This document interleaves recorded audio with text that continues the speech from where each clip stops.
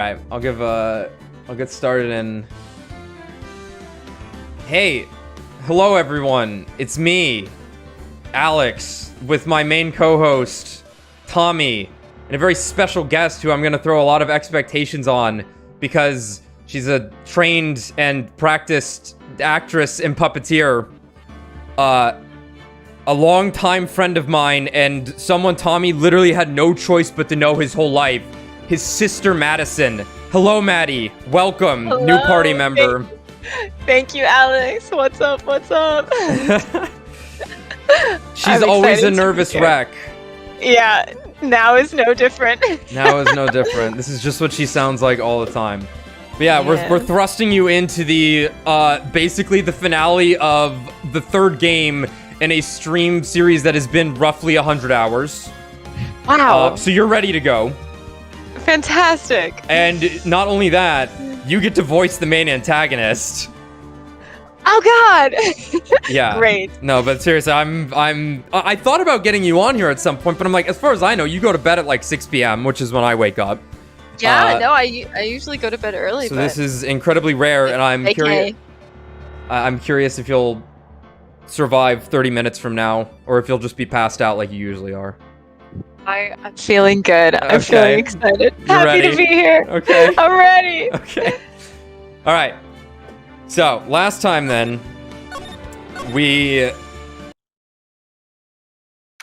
are in the past again, playing as Mia in the case that was alluded to in the first episode of this game, where we're now defending a death row convict that escaped from prison. Probably not going to end too well for us, but we got to do what we can and see where the fuck this goes. We have accused the witness of the current crime as the murderer. And this character, you'll see, Maddie, is also... She was in the first episode and was attempting to accuse our hero, Phoenix Wright, of murder that she committed. Oh. She was also dating him. It was also dating him for like, God, it was like, what, 8 months or something ridiculous? Yes! Yeah, and every time it was just like, I don't know you. Go away. Go away. Give me the poison bottle back. I'm sorry, the poison bottle back that I gave you to hide. And presumably, you're going to see a character here in a second that she had poisoned.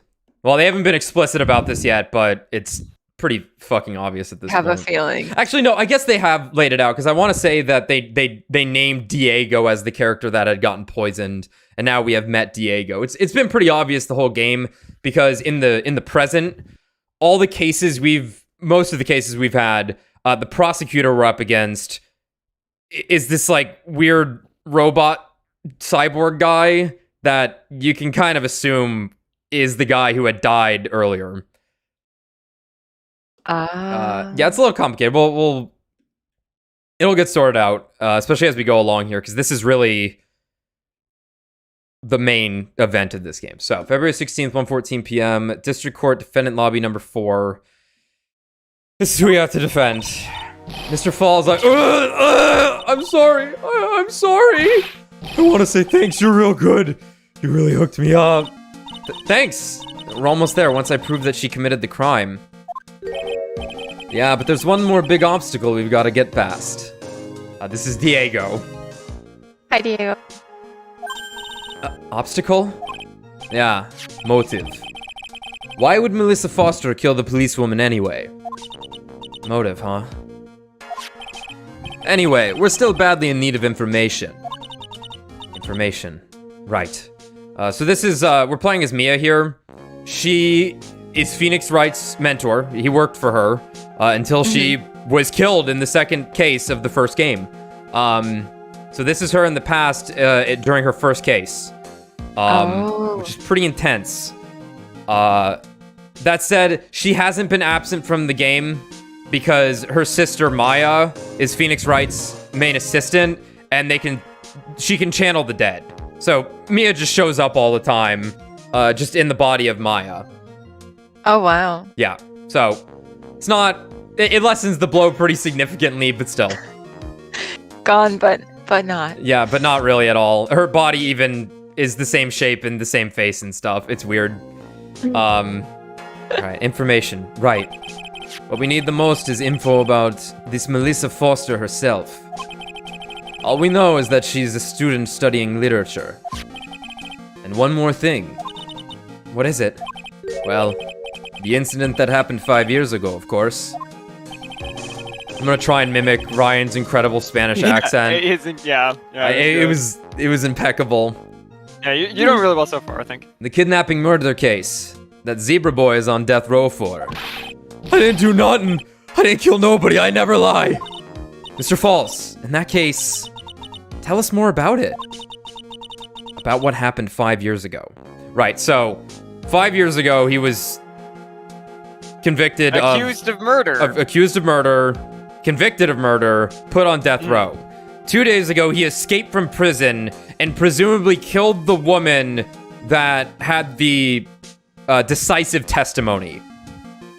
Oh my god. That convicted him. Yeah, so you can actually see.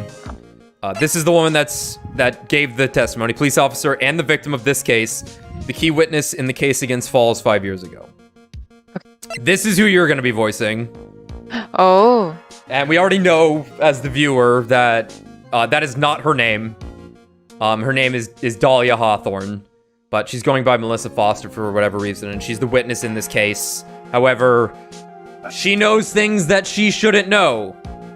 And we've kind of especially considering the victim seems to be related to her, as their last name is also Hawthorne. Yeah, there is evidence leading to that. So we have no idea. This case is gonna lead into the following case as well. So this is easily the biggest it's been for the game so far, because there's gonna be 3 episodes out of the 5 that all have to do with Dalia here. As well as the prosecutor guy.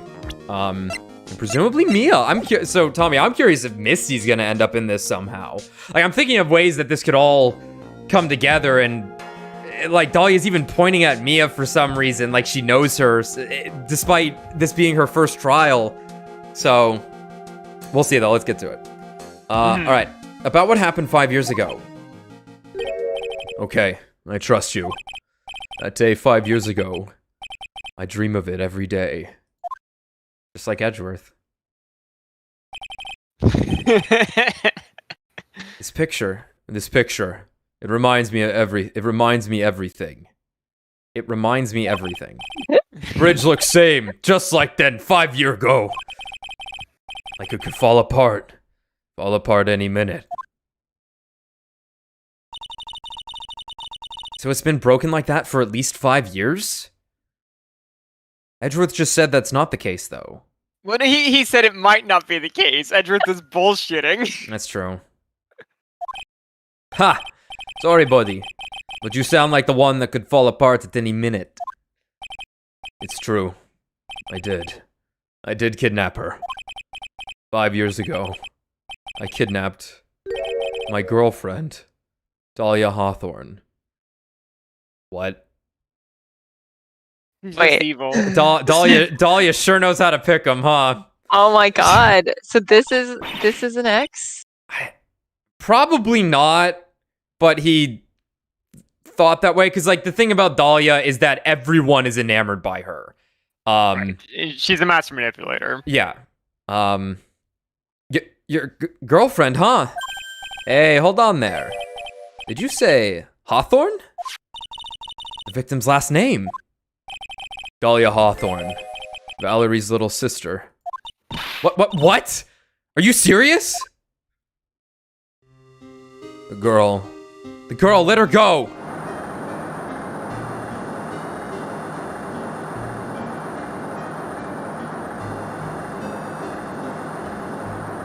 Shut up! Come closer and I'll kill her! Sorry. But you're not going to get the chance.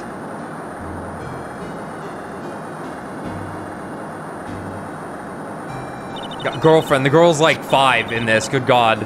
The detective back then was Valerie. The detective back then was Valerie Hawthorne. Yeah, she would be 14 here, because yeah, they said he was 14. So he. Oh God, how old's he? Oh god. Oh god. Well, like I was saying though, she was probably manipulating him in some way. Yeah,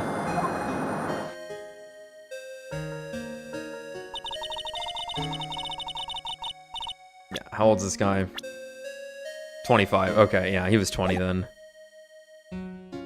Hopefully that was... I imagine that was not the case, that they were actually boyfriend and girlfriend. He was just enamored by her, I imagine. Okay. At first I thought shooting someone for a kidnapping was crossing the line, but... if it was to protect her little sister, I can understand why she did it. Wrong! No protect sister, Valerie betray me! Betray us! What do you mean she betrayed you? Everything. All lies. All make-believe, kidnapping too. A make-believe kidnapping? Dalia. My girlfriend. My love. My teen angel. Big yikes. Did he actually say my teen angel? He's seen one too many soap operas. I do anything she says. Anything Dalia says. Anything Dalia says. Hold on a minute. What you're saying is that the kidnapping 5 years ago was planned by... yeah, me and Dalia. And Valerie, too. Valerie was in on it? Dalia's family rich. Jewelry business. We get one jewel. That's what we thought. Me and Dalia wrote kidnap note. We send to her dad. Ask for $2 million diamond. Tell him make exchange on Dusky Bridge. Wow. We tell him Valerie make transfer because she knew detective. Having a police detective in your pocket is a useful thing, alright. In the end, you are planning on splitting the 2 million 3 ways, huh? Yeah, but that woman...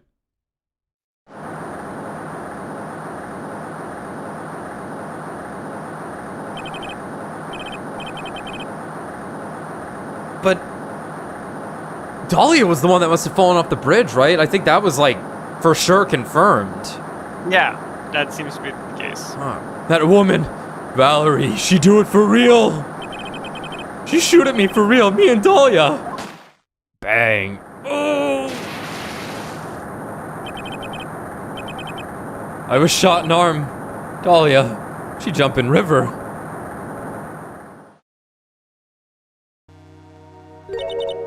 Jump? You don't mean she jumped on purpose, do you? I couldn't do it. I could never push her. Anyway, I blacked out. Wake up with police all over. And that's when they decided to give you the death sentence. I couldn't believe it. That woman, she betrayed me.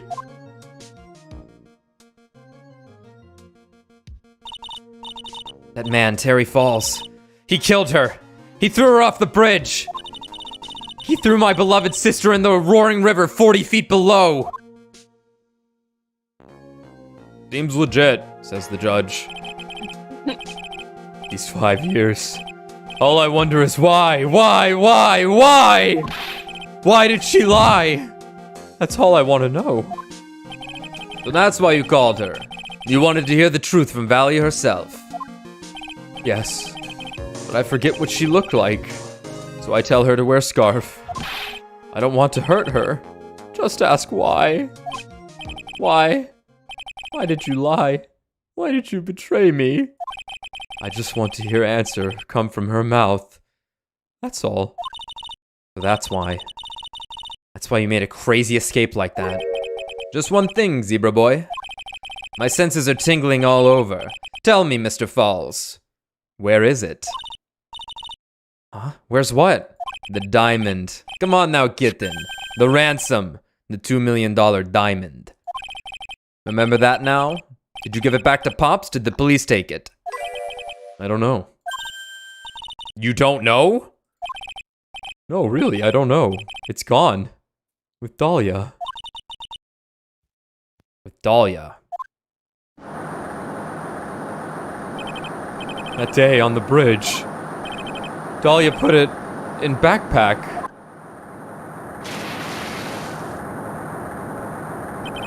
Now gone. With Dalia. Gone forever. into Eagle River. I was gonna say, you think he would recognize Melissa as Dalia, but I guess if he couldn't even remember, he couldn't even remember Valerie. You grow a lot in They gave us a 14 to Dalia 19. profile. They sure did. Dalia Hawthorne deceased. Valerie's younger sister. Victim of the kidnap/murder at Dusky Bridge 5 years ago. Wrong. It disappeared with Dalia, huh? Wait a minute. You can come back in now. We're ready to go. Mr. Falls, just one more question. When you said with Dalia, do you mean the diamond is still missing? Along with the body of Dalia Hawthorne? Never found her. My sweet Dalia. They never found her. Swallowed by the river. Gone, Dalia. My teen angel. Your teen angel. How old was she anyway? Oh, the big question. Just 14. Oh! 14? I guess you were robbing cradles before diamonds. Jesus. Jesus. Lock him up. Well, he was. Well, More. we're defense attorneys, unfortunately. No! She plans a fake kidnapping and disappears into the river with a rock worth 2 mil. Man, oh man. Angels these days. Falls takes the fall and gets a one-way ticket to death row. I could be your angel or your devil. Is Dalia Hawthorne an angel? Or is she really a... It's time, kitten. It looks like we have a few more aces up our sleeve now. You bet. Diamond added to the court record. A $2 million gem used as ransom for Dalia, lost to Eagle River 5 years ago. The training wheels come off now, Mia. You gotta strike while the iron is hot. That's one of my rules. Remember it. Oh, it's him. It's Godot. He said the line. Oh my god. Oh my god, it's Godot. God. That's I didn't know. Oh my god, it's Godot. Wow. I can't believe I missed that. Unbelievable.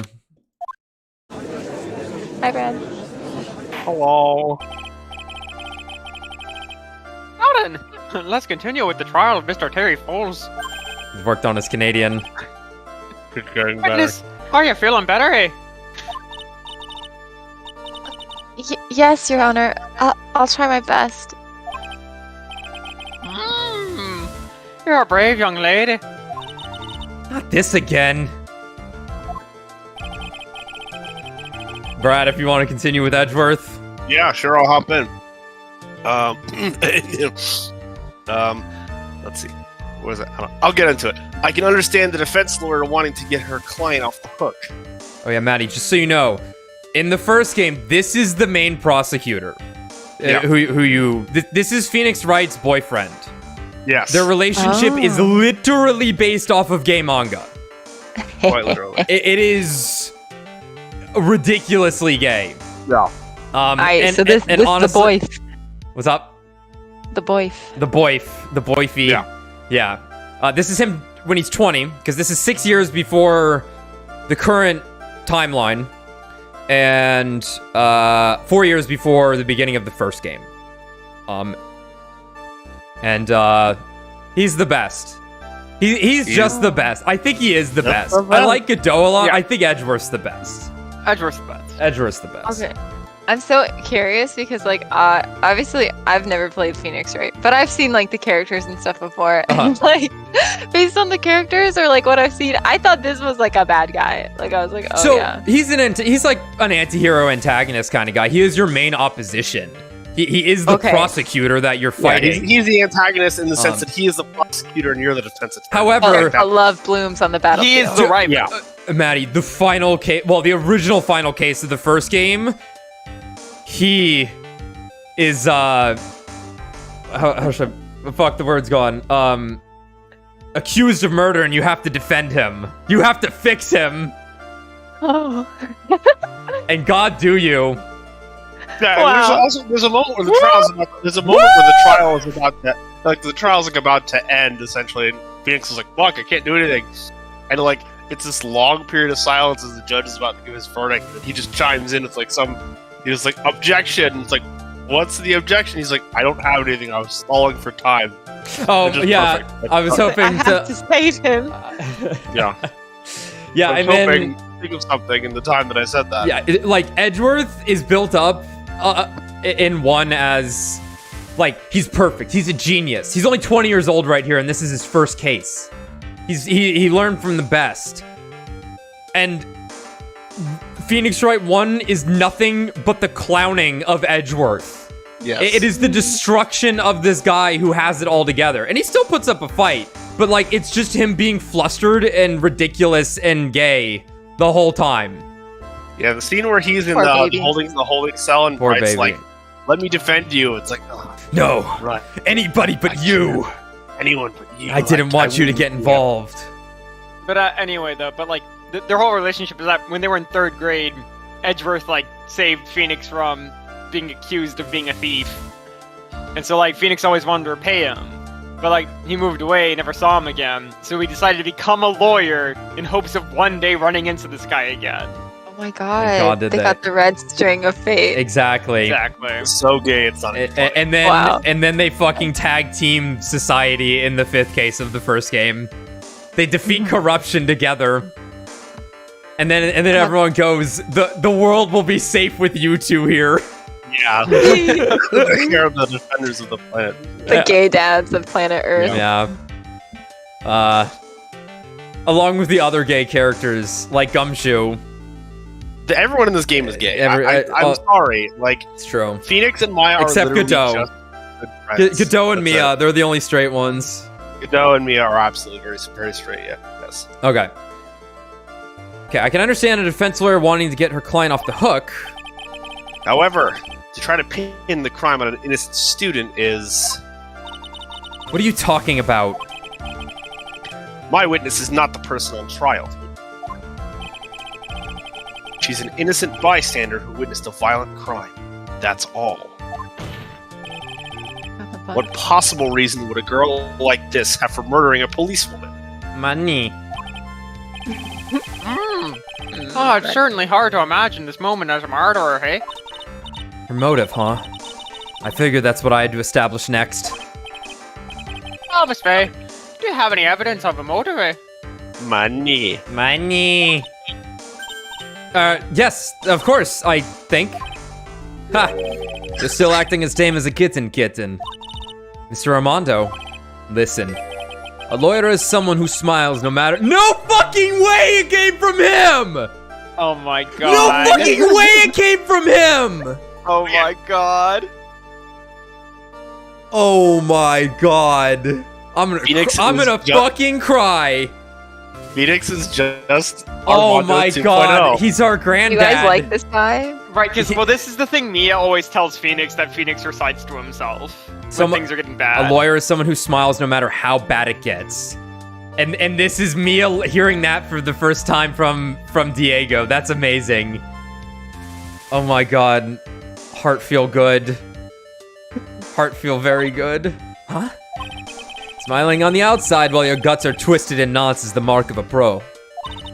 Maybe so, but I wish you would quit grinning at me like that. That's you, Maddie. Alright, here we go. Excuse me? May I speak, Mr. Judge? Oh, of course. Mr. Judge is ready anytime you like. Mr. Judge. Okay. Mr. Judge! I'd like to say something. Some people here are suspicious of me, right? That's why I at least wanted you, Mr. Judge, to know that it's not true. Wow. I see. You're such an honest and upstanding young lady, eh? Looks like this witness is a real professional. What do you mean? Look at the 100-watt smile. Just when things are darkest for her, click. She lights right up. Very well done. Let's hear what the witness has to say, eh? Witness testimony. Witness testimony! That's all I need Matt here for is the Yeah, we witness testimony. Woo! I was out of the country until the year before last. Until I entered college, I had never even been to Eagle Mountain before. And I certainly don't have any reason for wanting to hurt a police officer. Holding a grudge and killing the officer who testified against you 5 years ago? Or kidnapping a poor girl? I just think the defendant is a terrible, horrible monster. Thank God Maddie's here. Good lord. Out of the country, eh? To visit Canada, the judge says. Precisely. Furthermore, she has no possible motive for committing murder. Money. Money. Indeed. Oh, his eyes! Yeah, I They're know. horrifying. This guy's horrifying. You're up to He's a bat, kitten. creepo. Sharpen those claws and put on your best smile. Meow. You bet. Somehow I have to tie her to this case. Alright. So during these cross-examining sequences, whenever you see green text like this, you don't have to repeat this, because this is the That's what you gameplay just said. moment where we need to find contradictions. Oh, okay, so you're just cross-checking. Yeah, so we can Now- press now- them for more info, and that will a lot of times like change the testimony or bring to light contradictory info. Or Okay. on the individual lines, we can present evidence to back up our statements, or present people. There hasn't been a lot of people presenting in this game. There was a lot in 2, but not in this game. So now we're gonna press her whole testimony, and that's how we'll progress. Hopefully find a contradiction there. But let me... Before we continue, Yeah. Madison, Yeah. can you do Alex's YouTube channel a favor and read this line for us? Oh my god. Okay. Oh my Let's god. see. Let me pull it up. Wait. Oh my fucking Oh yeah, God. put your heart into it. Wait, I have to find it. I clicked Hey, it and it's just the last thing I saw. Okay, so I just scroll to the bottom? Yeah. Yeah. Okay. Okay, how do you want me to say this? Exactly as it looks. It just Exactly Okay. as written. Okay. Fine. I guess you are my little pog champ. Come here. Wonderful, thanks. That's it. We can flip that and we'll get million views. subs. We're ready to Million fucking subs. go. That's well. You don't understand the impact that has yet. That's okay. I don't. Okay, I'll be honest. Okay. I don't understand PogChamp. I know you just explained the Yu-Gi-Oh thing, but I knew Okay, less. so there's a I know what a you passion just fruit is? explained the Yu-Gi-Oh thing. That has nothing yeah, I know to do with I know the PogChamp. passion fruit. Alright, Wait, so- wait. What? Wait, what were you saying, Yu-Gi-Oh? Oh, Okay, just explain PogChamp first. Okay, so you have there is a juice called Passion Orange Guava or Pog juice. That in the 80s and 90s decided to get into like the milk cap like collectible business. So it's like you would collect the caps, similar to how Okay. you would collect milk caps. So a game came out of this called Pog, where it's like the thing where you put all the chips in the ground, you throw the ball and you try and flip as many Pogs as possible, and the winner is the one who flips the most Pogs, and then they get to keep the winnings that they flip or whatever, right? So, you know, just an old 90s game, whatever, went into the wayside. Eventually, there was this like YouTube video of like a guy who's up on YouTube who made a really funny face while playing Pog. Became known as PogChamp. Became like the face. This eventually evolved into just like people posting this face of this guy making like this funny face this guy's making everywhere and just calling it like So PogChamp. it's specifically a popular. Well, I think they got rid of it now. A popular Twitch emote. So like in a Twitch chat, this would be thrown up whenever something exciting happens. Also, I don't know if they were playing Pog in that. I think No, they were just just like- promoting yeah, their channel. I think. No, I have a historical correction here. Yeah, because It's Brad watched them. It's specifically a moment. It's a moment from. They're not playing anything. It's Mike Ross. Yeah. And Brian Gutex. Whatever the hell his last name is. They're just sitting in Pog. No, it's Gutierrez, I think. But they're sitting in front of a green screen, just like doing waiting for like a promo video, and a boom mic falls over, and it scares them. And Ryan makes that face, like the the Pog Yeah, champ, he- like the why. He looks over to he looks over to his left at Mike and is just making Yeah. that face. I'm Yeah. pretty sure Pog was involved. It might There is no have Pog- been. There is no Pog involved. I'm pretty like, sure they were playing Pog. I can literally send you the video right now. My evidence is irrefutable. Yeah, I they know- are sitting on stools in front of a green screen, in front of a Oh, camera. yeah, in I front see of- the picture. It's in front of a green screen. So he must be the Pog champ, though. Like he must have been good at Pog or something like that. But I have that's no idea why that face is called PogChamp. All I know is that is the origin of that face in particular as a across. Okay. We were doing a Capcom like Pro Tour like promotional stream for whatever that channel used to be, the Capcom Fighter, YouTube channel. Yeah. They played Street Yeah. Fighter. That I used to watch like literally every day. Yeah. Yeah, so. because when they played a lot of Street Fighter 4. Okay, so that's a Pog champ, and what you just recited is what every gamer wants to hear. It's true. Oh, okay, A girl okay. begrudgingly saying, "Ugh, fine, you are my little Pog champ. Come here." We're trying to grow the channel. Sure. I understand. Thank you for your contribution. All right. Yeah. So- Sacrifice really. Anyway. Okay, I was out of the country until last year before. All right, where were you? So, what country were you living in then? We were all living abroad, but after my parents were killed. Killed! Killed. By me, obviously. Yeah, seriously. Brutal civil war. She had to try to make her way back home. Alone. Holy shit! Okay. All right. I lost everything. I didn't even have any personal identification. Officer, I literally don't know if she's legal or not. I'm sorry. What kind of sob story is this? What do I do? Should I press her for details? Yes. Witness, answer my question. I'll even repeat it for you. What country were you in? Your Honor, this line of questioning is childish. What country she was in and how many languages she may speak are irrelevant here. What we're here to evaluate is whether this witness has any connection to this case. I've lived abroad ever since I was a little girl. That's why I could never have known Mr. Falls or Detective Hawthorne.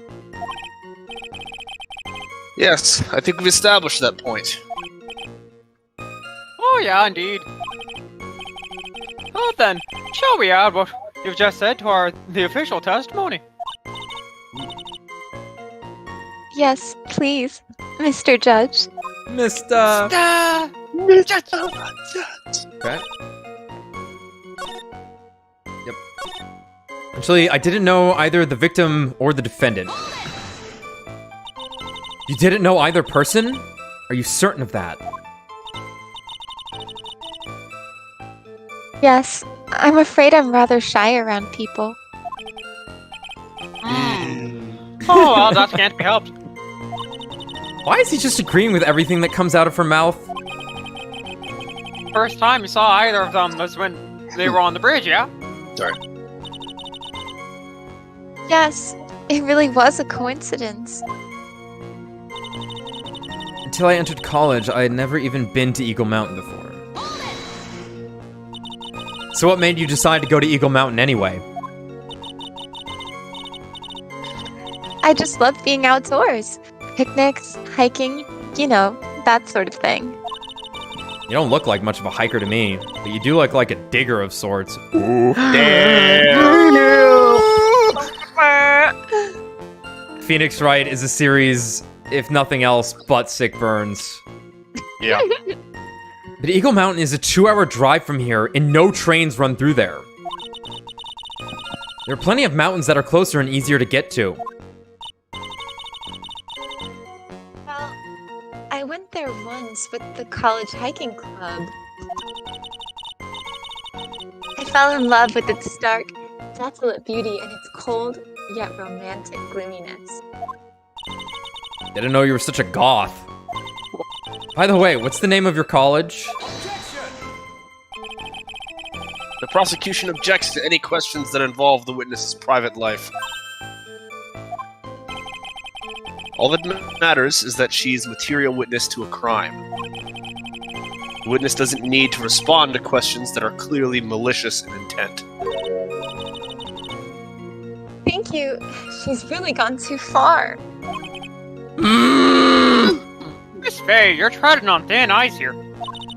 I hardly said anything. Talk about sensitive. Alright, and I certainly don't have any reason for wanting to hurt a police officer. Perhaps, but your behavior that day was very suspicious. Not only have you contradicted yourself here in court, but you know things you shouldn't. For example, the scratches on the trunk of the car. Well, that's... Unfortunately, Miss Faye, your last statement proves nothing. Oh, really? And why's that? The witness came to the police station once to identify the suspect. It's entirely possible that, at that time, an officer showed her this photo. That seems to be... That seems like a rather mysterious mistake. Ha! That's the oldest trick in the prosecutor's book. That's not fair! That wicked inmate. I'll never be able to forget that horrible day. God. Holding a grudge and killing the officer who testified against you 5 years ago.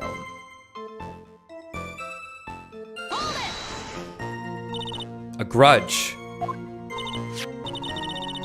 Well, policewoman's testimony was crucial, wasn't it? Crucial in getting the defendant sentenced to death. Yes, and that's precisely why he harbored such deep anger against her. So much anger that he forgot his own guilt. My client has always maintained that he's innocent of those charges. He seems rather forgetful. Your client, I mean. Not only did he forget about what he did, but he forgot the poor policewoman as well. What do you mean by that? Your client. He forgot what the detective looked like, right? It's too bad for her that he didn't forget about her testimony as well. Well, she's right about that. Mr. Falls is kind of forgetful.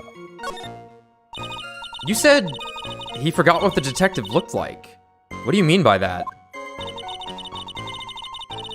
Well, he couldn't tell who she was without some kind of identification, right?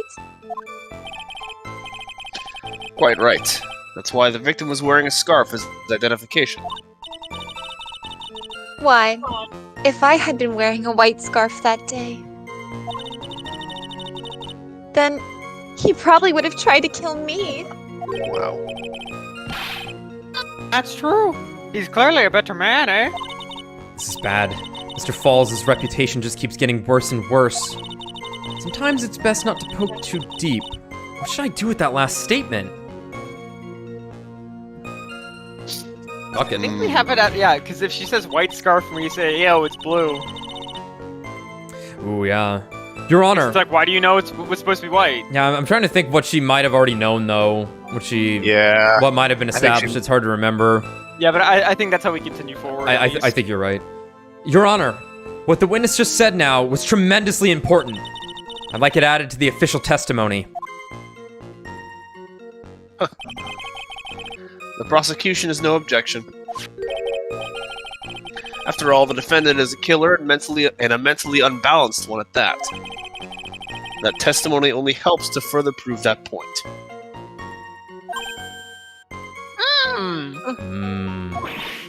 No, that's not why I... Enough, guilty. Witness if you would. My pleasure, Mr. Judge. Mister!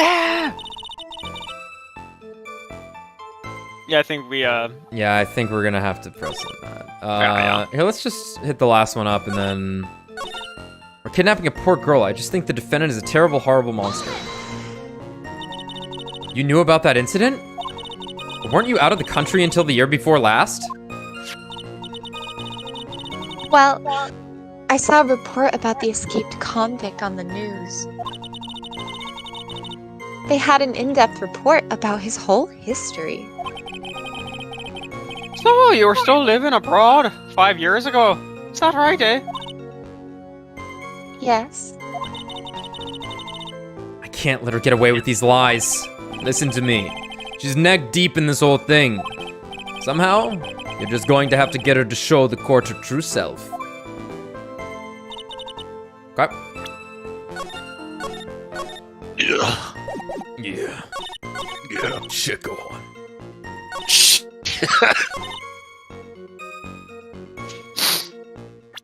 Okay, well, I didn't press her on this yet.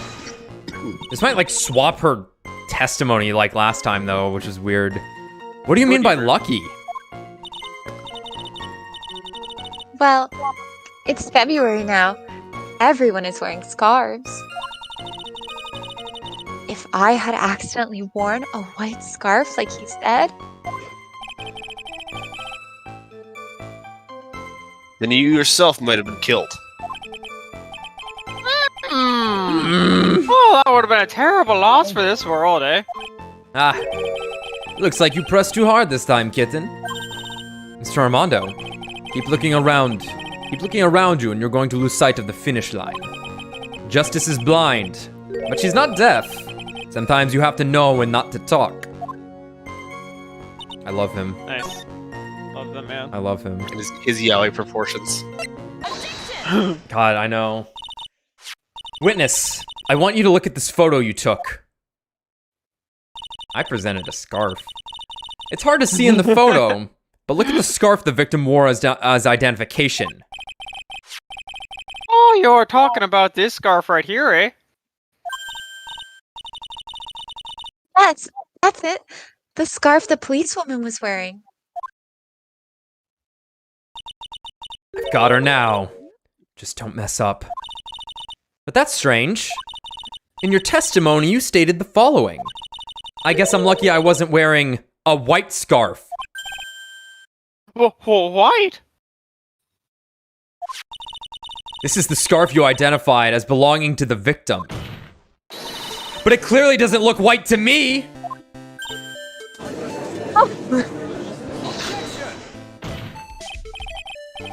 Well, it was foggy that day, and it was raining as well.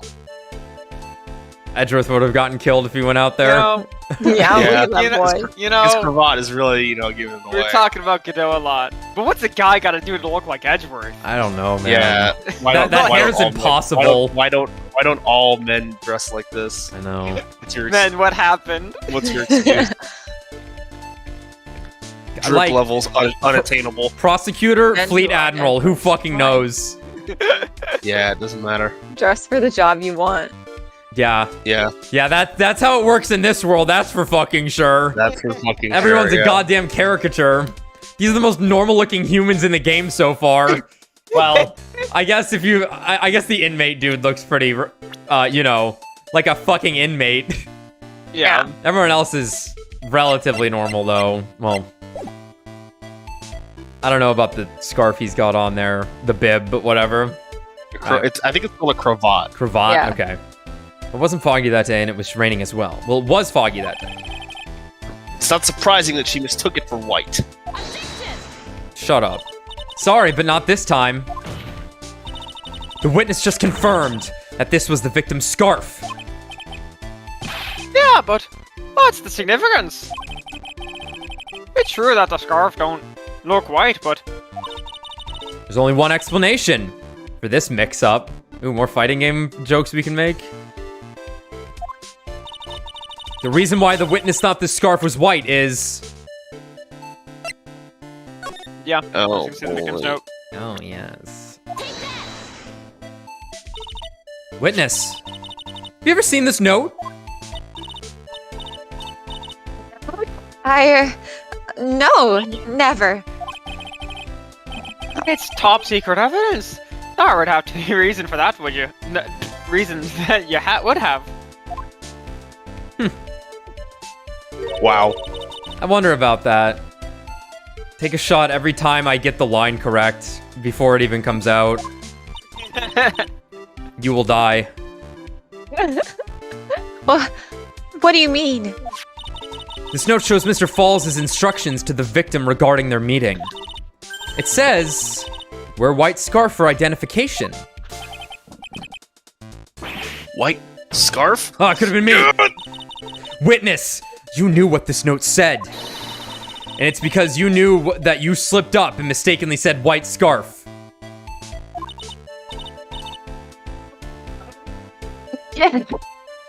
Just noises. Burger. Well, Miss Foster, Oh! Harder in the cart. Oh, Mr. Edgeworth, I'm waiting for an explanation. I'm quite sure this note wasn't leaked to the public. and yet, this witness knew exactly what the note said. At the time of the murder, the number of people that knew were quite limited. Harry Falls is one. The person who wrote the note, Valerie Hawthorne, is another. And finally, one more person. Did you say one more person? That's right. A person that no one would have suspected. Have you figured it out, kitten? Yep. The third person that knew the contents of the note was... Dalia Hawthorne. And that person is... Dalia Hawthorne. Dalia Hawthorne? I've heard that name before. I've never heard that name before. I've never heard that name before. Look at the victim's note. This is what it says. Talk to Dalia. Tell her this time. There is her name. Right there. What's this? So who is this person? This is Dalia Hawthorne.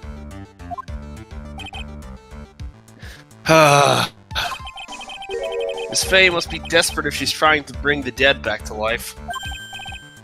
The dead? Ironically, Oh my God, she literally dead can body? do this. Yes. She can channel the dead. This is possible. Yeah, that is funny. Dalia Hawthorne was the victim's deceased younger sister. Though I don't know if they've ever mentioned how strong Mia's spiritual prowess is. Shouldn't she? Maya always talked her up.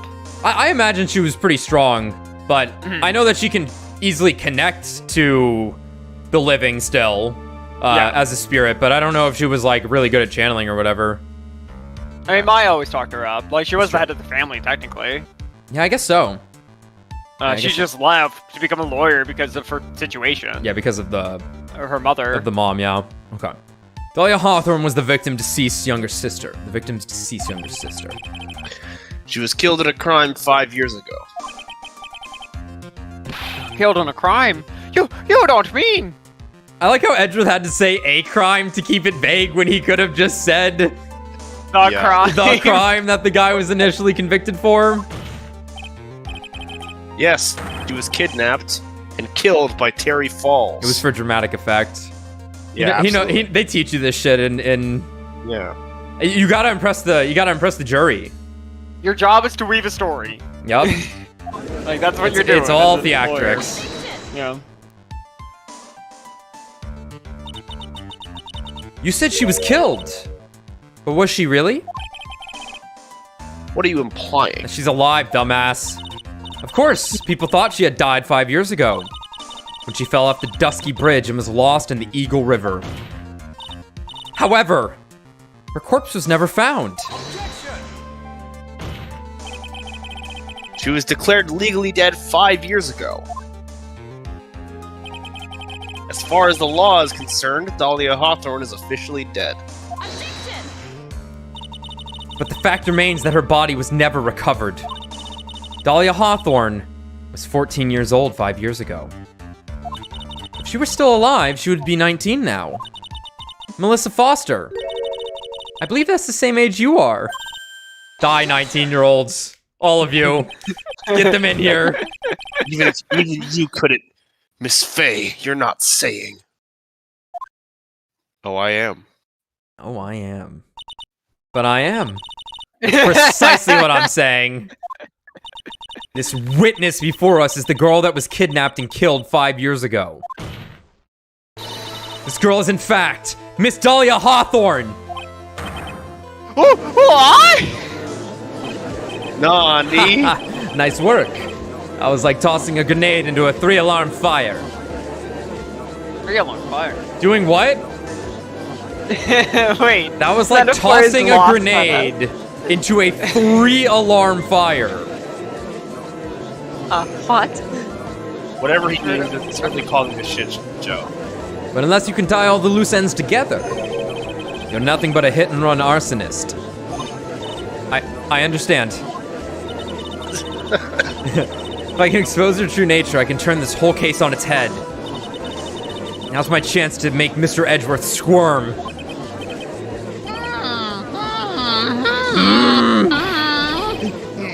Witness, just who the hell are you anyway? What was that? I can't fucking hear you. Yeah, this judge doesn't control the court. He just lets the chaos roll. Yeah.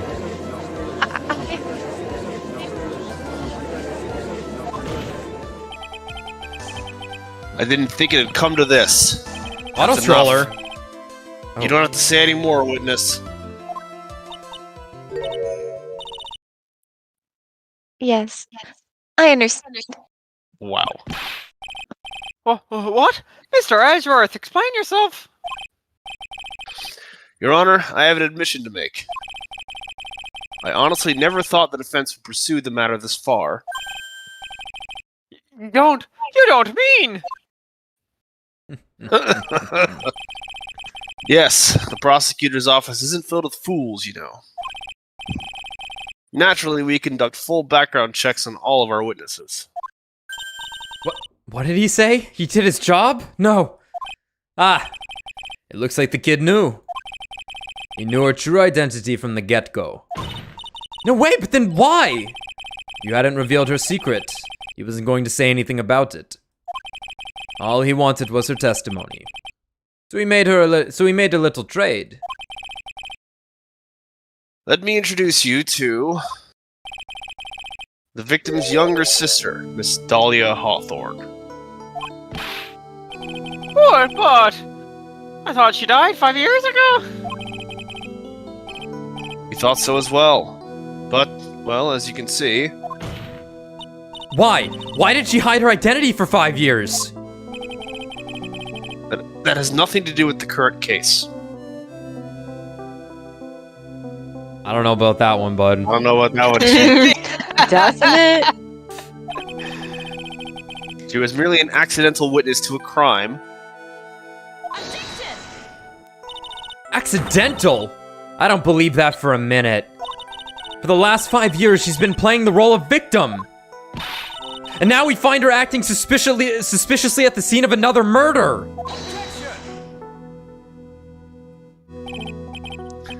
Really, Miss Fay, I must say your strategy here is painfully obvious. You're trying to pin your client's crime on an innocent witness in order to win. At any cost. How dare you? Please, let us take a moment to think. 5 years ago, this girl was kidnapped and nearly killed.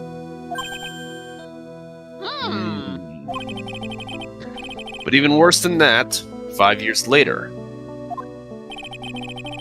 Dalia Hawthorne lost something much more precious, her big sister.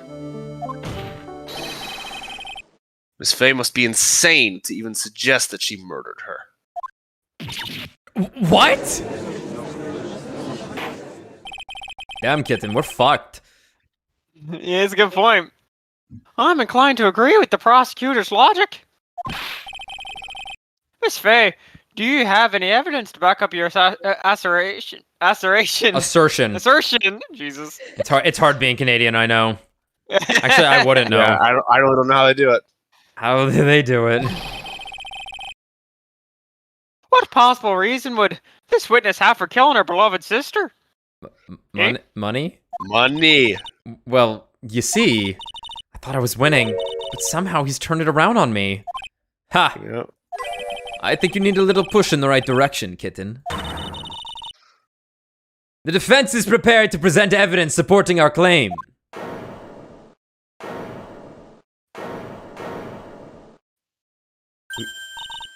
That wasn't me. It was this guy, this crazy coffee addict. I think we've heard enough empty threats from you, old man. What makes you think they're empty, boy? Oh my god, the fight you never thought you'd get. Because your protege looks like she's sweating bullets. I am sweating bullets. This shit sucks. You think you're in a tough spot, huh? Of course, aren't I? No. You've just arrived at the moment of truth, and that's all. Whether you win or lose, that's up to you, kitten. Up to me? The rashness of youth. How charming. I'm 20 years old. I'm 20 years old, by the way. You two over there, older than 25, might as well be dead. This coming from someone younger than me. Now then, let's not waste any more time, Miss Faye. What motive would this witness have for murdering her own sister, Valerie Hawthorne? Money. Money. Pretty sure it's gonna be money. Hello, I like money. Oh, money!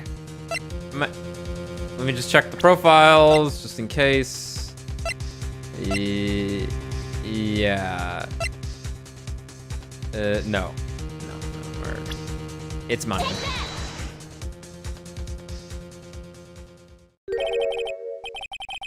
What is this? Is this the defense's idea of a joke? So, I certainly don't get the punchline. Well, Miss Faye. Oh, that was the rashness of youth. The rashness of youth! I have died. It wasn't money? It wasn't money? And what was your point in furthering such a stereotype? Witness stayed hidden for 5 years, kitten. No, she already had the money. There must be a good reason for that. And somehow it must involve Valeria Hawthorne. Okay, one more time, Mia. Okay. Okay, so she had to kill her because she knew who she was. She had to tie up a loose end. So it might be a profile. It might be... It's not gonna be the scarf. It's either gonna be the note, because it's not gonna be anything else. Oh, it's the note. Yeah, it's either gonna come out. The whole. Tell her okay. this time. Tell her this time the whole truth must come out. But it's specifically talking to Dalia about the truth. Why would that incite murder? Because Dalia didn't want the truth to come out. She was happy where she was, you know, with her money and whatever. And now her sister's like, no, we gotta confess to the fact that we framed a guy for murder, which would put them in jail. Of course. It's just just the way that this is worded. Like, yeah. You gotta tell her the whole truth must come out. Yeah, I guess I just read that as like Valerie has to tell Dalia the whole truth. But yeah, I got you. No, it's we gotta. I have to convince Dalia to tell the truth. Right. It's fair. Yeah. The story starts after Terry Falls escaped. He called Valerie and told her he wanted to meet. This is the note she left. It says, "Talk to Dalia. Tell her this time the whole truth must come out." Valerie Hawthorne gave Dalia a warning. She told her she was going to reveal to the world the whole truth. The whole truth? There was a dangerously important secret between Valerie and Dalia. That's the reason Dalia felt she had to kill Valerie. To keep her mouth shut permanently. See. What a crazy story. This A shit's terrific not- story, Miss Faye. if you like fiction, that is. Oh, I do. Enlighten the court, Miss Faye. What was the secret that was so important? Money. Where is your evidence? Dalia and Valerie Hawthorne. And Terry Falls. There's only one important secret that connects them all. Oh yes, I know this secret. I accidentally presented it before the last piece that I should have presented. Your Honor, the defense would like to request further testimony. Ooh. Oh, what testimony? Regarding the kidnapping 5 years ago. We believe it will explain a lot of things, such as the nature of the important secret between the Hawthorne sisters. Ugh. Ugh. Fine. Very well. I'll grant your request for further testimony. I know it'll be painful for you, but can you enlighten us once more for little maple? My little maple My leaf. little maple Teenage Ugh, leaf. angel fine. maple leaf. Oh, Enlighten us once fine. more, I guess my you are little my maple little leaf. maple leaf. Yes, I'll try, Mr. Judge. Putting on the old charm one more time, Dalia. This will be the last time you hide behind your womanly wiles. Not true.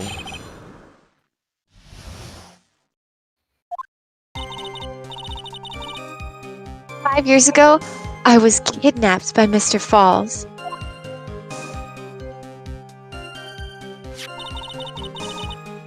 The ransom price was a raw diamond.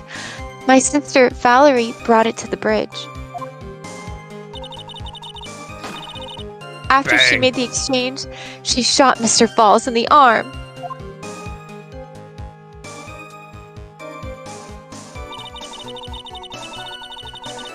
That's when Mr. Falls tried to kill me by shoving me off the bridge from behind.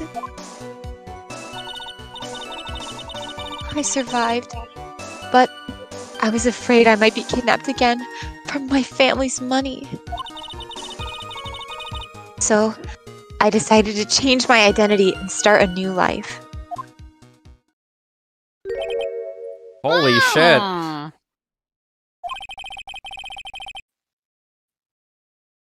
The kidnapping left her emotionally scarred. With her sister's help, she left the Hawthorne family and started all over again. And we're to believe after all that, she murdered her sister? Preposterous! Yeah, but she still knew where this was going to happen. And Yeah. she was still in a note with Valerie. And she still knows things that she shouldn't know. Thank you, Mr. Edgeworth. Miss Faye, Yes, Your Honor. as you've heard, the witness is still traumatized from the kidnapping. I don't care, Your Honor. I'll ask you again to be extremely gentle in your cross-examination. No. Mr. Edgeworth got the jump on me again. Ha! If we're not allowed to fight, then let's twist some arms. Listen up. We've still got that info. That ace up our sleeve. What info? Come on, get in. Don't say you've already forgotten. The fact that the kidnapping 5 years ago was staged. That's right. It was a fake kidnapping. Terry Falls told us that in the lobby. I do anything she says. Anything Dalia says. What you're saying is that the kidnapping 5 years ago was planned by... Yeah, me and Dalia. And Valerie, too. Yes, that's it. The fake kidnapping is your best shot, Mia. That's your secret. Alright.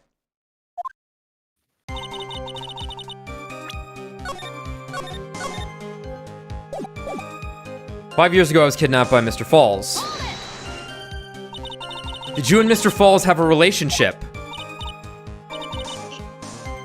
Yes, as a tutor. You were tutoring him, Mr. Falls? Be right back. No, of course not. Don't be ridiculous. Mr. Falls came to the house to tutor me. Him? That makes sense. 5 years ago, she was only 14. He probably came up with the kidnapping plan during that time. The Hawthorns are in the jewelry trade and are quite wealthy, you see. Quite the clever fella, that Mr. Falls. No. Did I hear him right? Did he just call Mr. Falls a clever fellow? The ransom price was a raw diamond. My sister Valerie brought it to the bridge. I heard the diamond is valued in the neighborhood of $2 million. $2 million? It was still uncut, so it was about the size of a pint of milk. Holy shit. Wow! Holy Wow. shit. Holy fuck.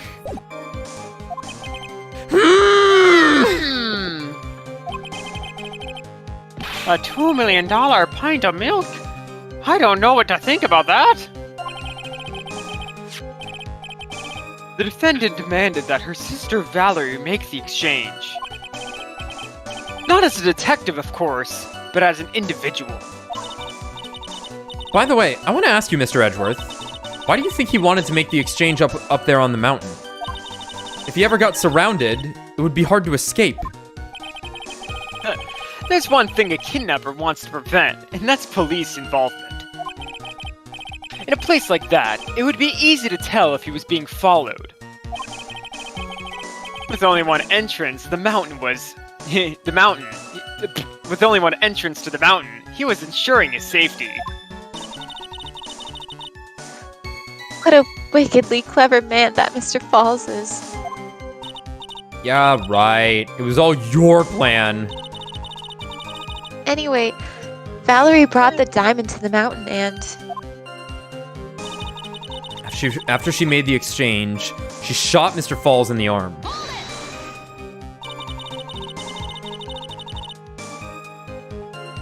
That was a dangerous thing to do considering you were being held hostage. Yes, but actually, that saved my life.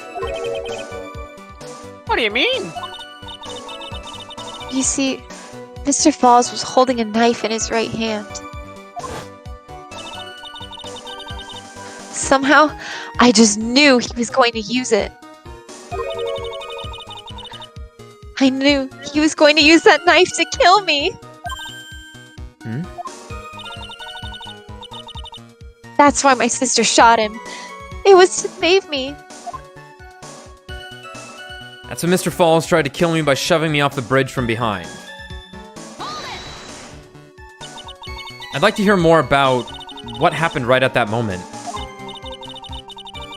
Well, Mr. Falls was shot in the right arm. He let go of me. I was dazed. I turned to try and run away, but Mr. Falls turned to grab me as well. As I ran past, he and I locked eyes for a second, and he gave me a large, bloodthirsty grin. Bloodthirsty grin? Ooh. Oh. Oh. And in the next instant, Oh. splash. Flash. Did you do a sick cannonball at least? I advise the court to remember that the river is 18 feet deep and incredibly swift. I was a strong swimmer, but I was knocked out. Oh, we know you're a demon, so that doesn't really matter. She also had Gan as a swimming instructor. Oh my god. Oh my god, she would get anywhere. She could get anywhere. When I came to, I had been carried away by the river to a strange place. I'll never forget that day. Strange place. The crumbling bridge, nowhere to run. Then just one little shove from behind. That was it. Before my sister could catch me, I fell into the river. I survived, but I was afraid I might be kidnapped again, so for my family's money. Okay. And that's why you hid your identity? Yes. I only told my sister. Valerie Hawthorne, eh? Yes, she's the only one who knew about me.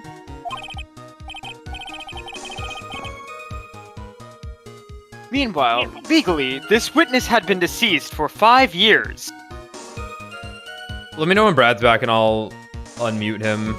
Because I'm hearing double from his side. So, gotcha. I'll let you know. Okay. Meanwhile, legally, this witness has been deceased for 5 years. I can't ever want something like that to happen to me again. So I decided to change my identity and start a new life. And that new identity was Melissa Foster, right? Yes. My My sister helped me get the official paperwork taken care of. Maddie, bring the mic a little bit closer to your mouth. You're a little quiet. Oh yeah, sure. Perfect. That makes sense. Without an insider's help, doing all of the paperwork would have been impossible. She was the only person left in the world that I could count on. And you think I killed her? There's no way I could.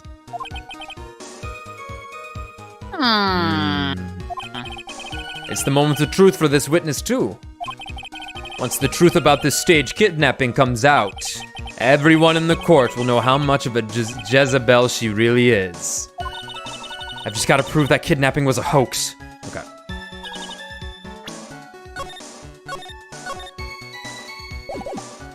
Okay. You know, Mr. Father as well. My sister Valerie brought it to the bridge. Shot him in the arm.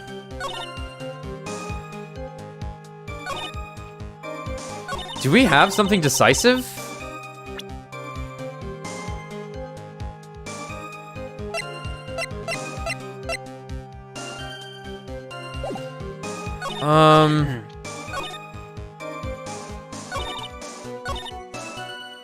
She brought it to the bridge. After she made the exchange, she shot Mr. Falls in the arm.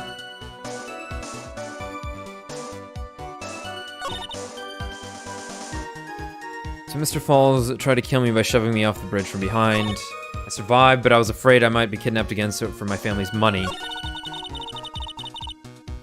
So I decided to change my identity and start a new life. God, maybe I was afraid I'd be kidnapped again because it's like the family lost the jewel, but that's kind of weak.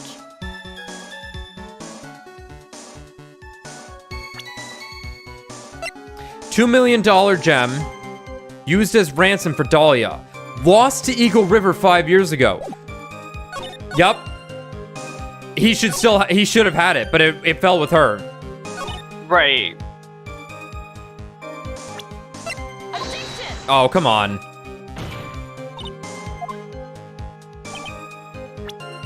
Really?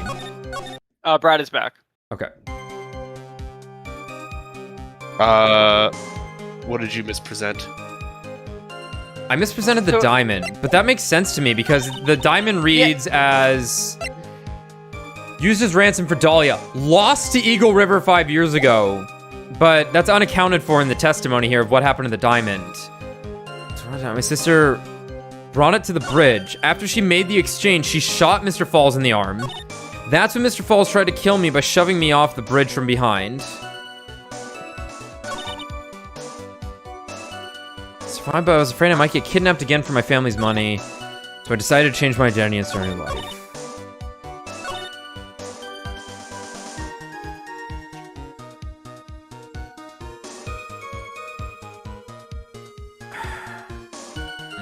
Why would he try and push her if he had a knife?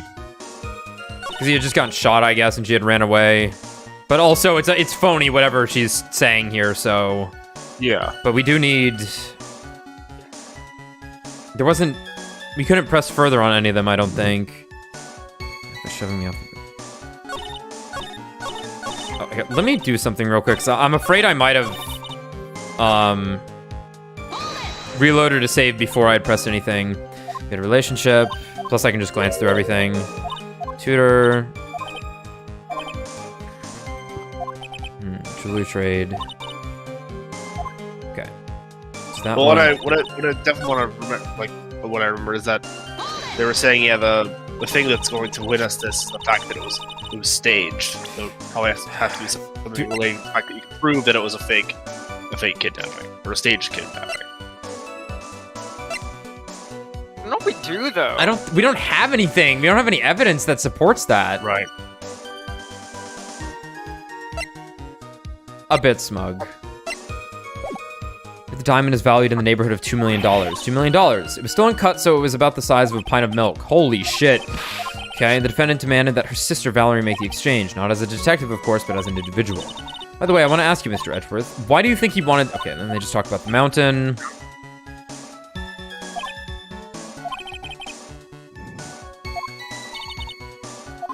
Uh-huh. brought the diamond to the mountain, and after she made the exchange, she shot Mr. Falls in the arm. That was a dangerous thing to do considering you were being held hostage. Yes, but actually that saved my life. What do you mean? You see, Mr. Falls was holding a knife in his right hand. Somehow, I just knew he was going to use it. I knew he was going to use that knife to kill me. That's why my sister shot him. It was to save me. God, that's still like, We have something that says that... What? Alright, autopsy report, that's for this case. 40-foot drop, that's for this case.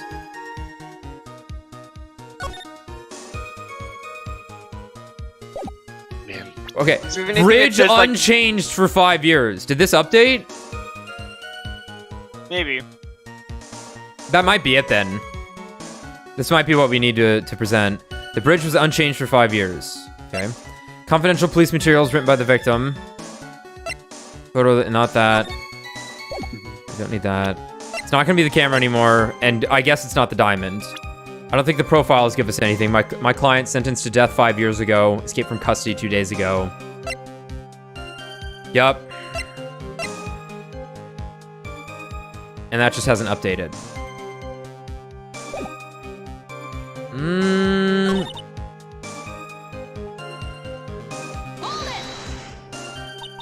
I'd like to hear more about what happened right at that moment. Well, when Mr. Falls was shot in the right arm, he let go of me.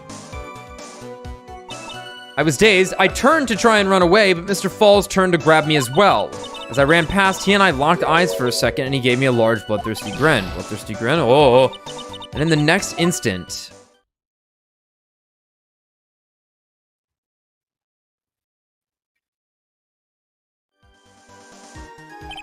I advise the court to remember that the river is 18 feet deep. Yeah. I was a strong swimmer, but I was knocked out. When I came to, I had been carried away by the river to a strange place. I'll never forget that day. Crumbling bridge, nowhere to run. Then just one little shove from behind. That was it. Before my sister could catch me, I fell into the river. Survived, but I was afraid I might be kidnapped again for my family's money. And that's why you hid your identity. Yes. I only told my sister, Valerie Hawthorne, eh? Yes, she knew... She was the only one who knew about me. Meanwhile, legally, this witness had been deceased for 5 years. I didn't ever want something like that to happen to me again.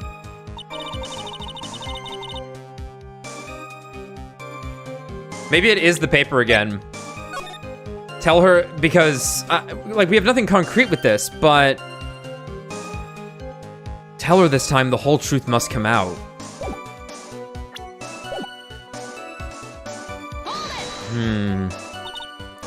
That new identity was Melissa Foster. Yes, my sister helped me get the official paperwork taken care of. That makes sense. Without an insider's help, doing all the paperwork would have been impossible. She was the only person left in the world I could count on. And you think I killed her. There's no way I could. It's the moment of truth for this witness, too. Once the truth about this staged kidnapping comes out, everyone in the court will know how much of a Jezebel she really is. Okay. Save again, just to be sure. So I think it has to be... I think it has to be this line down here. Tell her this time the whole truth must come out. Because I don't think anything else holds. Yeah. If the diamond's not gonna work... I think it has to be the victim's note again. Okay. Suppress is Rhonda.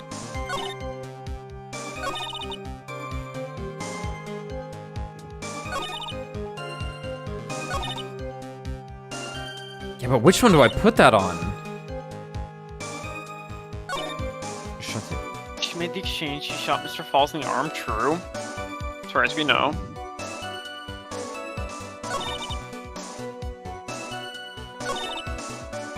Survived, but I was afraid I might... That's why you hid your identity. Yes, so my sister. Yes, she's the only one. She's the only one that knew about me. You didn't use the rock on this one, did you? No, but I can try if you want me to. Because this is the line I was thinking the rock was going to be on. No, okay, no. I don't think we're there with the money yet. We got to point to the fact that it. I'm just gonna try the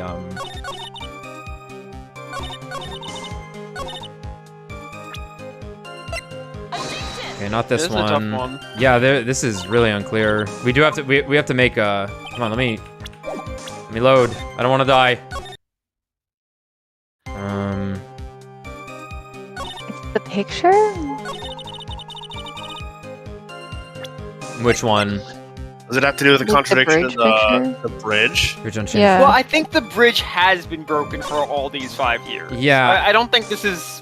She made it How are sound they all like. meeting in the middle of a broken bridge? I was gonna say.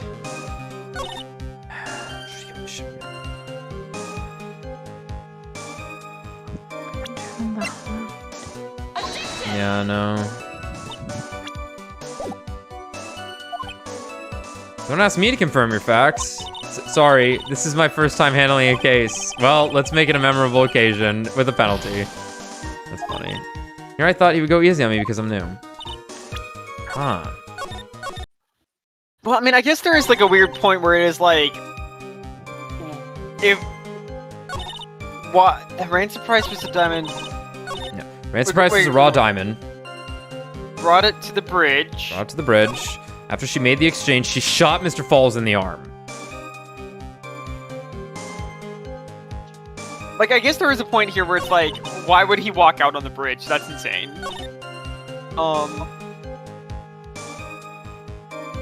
A lot of this is insane. Yeah, after she made the exchange. That's true, as far as we know. Like, a lot of this is, like, kind of true, though, is the issue. Well, but it isn't. Because remember, Valerie betrayed them, it was the idea. Right. Yeah, like, I think we need to... I think it's the diamond on one of these. I just don't know which one, though.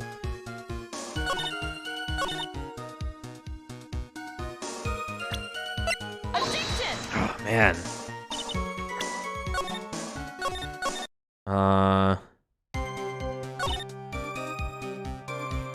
Oh, it could just be this one. I mean, we have nothing to disprove that. Like, she kind of was. Well, we don't really have anything to disprove anything here. Yeah, No, but that's it was staged. It was a staged kidnapping. I was kidnapped by Right, Mr. right. Falls. No, you weren't. Fuck. Do we have anything that, like, really conclusively mentions that? No.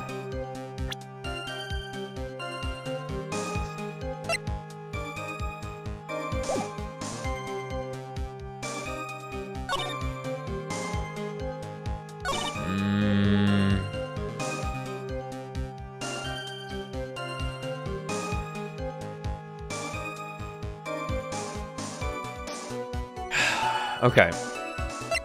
I'm gonna check one more time. Autopsy report, not gonna be of any use.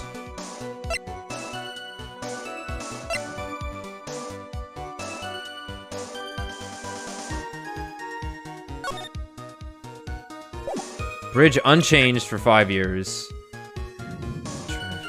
From behind. Bridge. Survived, but I was afraid. I feel like I've read this 10 times. To hid your identity, yes. I only told my sister. Yes, she's the only one who knew about me. Meanwhile, legally, this witness has been deceased for 5 years. I didn't ever want something like that to happen to me again. Change my identity and start a new life. This wants to foster it. Yes, my sister helped me take care of the official paperwork. That makes sense. And you think yeah. There's more truth to this witness too. Once the truth about this staged kidnapping comes out, everyone in the court. I've just got to prove that that kidnapping was a hoax.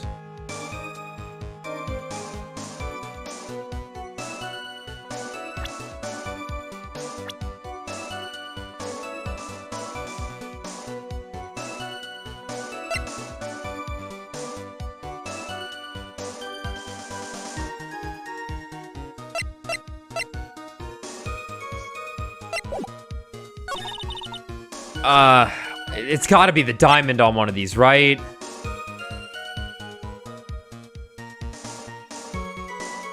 I'm just not sure. I just don't know. Alright, I'm gonna check, but it is. Yeah, you might as well at this point. Yeah, take a look. Okay, it is the "That's when Mr. Falls tried to kill me" line. God, it is the map, the bridge map. I thought It is the bridge map. the map. I don't see how, but The okay. map. We didn't even look at the map. The map. I think the idea is, because in that photo, or like where she's saying she's standing on like the edge where the bridge is broken, right? I guess the idea is that there's a bunch of rocks over there. Yeah. Okay. Okay, sure. Oh, okay. Gosh, I see. Okay, But I didn't brain even- interpreted it as like an angle. But yeah, I get. Yeah. So sure, I'll sure. say when on one of these they do it did cross my mind for just a split second, but I didn't think anything of it. That like I guess there are like rocks over there, but I figured she was still just over it because of how they've showed it so many times. Yeah. Right. Oh, that's tricky. Yeah, she had to have gone off the side if she had wanted to get in the water. Okay. Okay. Well, Once that's again, good. I just gotta look at the completely evidence. disregarded the map. Completely disregarded the map there. I was so focused on the jump. Okay. All right. We gotta look at the evidence. I just have to look at this Damn it. evidence. We're always this ahead of every time. ourselves. I think we are pretty smooth through these for the most part. We've had a couple of stumps, and that's just gonna happen. That's just part of the game. These kinds of games. Okay. You say that Mr. Falls pushed you into the Eagle River. However, that's hard to believe. But it's true. I felt a push on my back. I'm certain of it. It was Mr. Falls. No. I'm sorry. I guess I wasn't clear enough. Yeah. I shouldn't have said that's hard to believe. I should have said that's impossible. Impossible? I asked that the court recall the condition of Dusky Bridge now and 5 years ago. You know, that's funny too. You actually have to recognize two pieces of evidence there. The witness photo that says it has been unchanged in 5 years, and then the map. Yeah. That's tricky. Okay. I asked that the court recall the condition of Dusky Bridge now and 5 years ago. That bridge hasn't changed one bit in these last 5 years. If someone had pushed you from behind, as you have claimed... Oh! Instead of being carried away by the river, you would have been smashed by the bedrock below. Unless you had a parasol to float down with. A most certain death.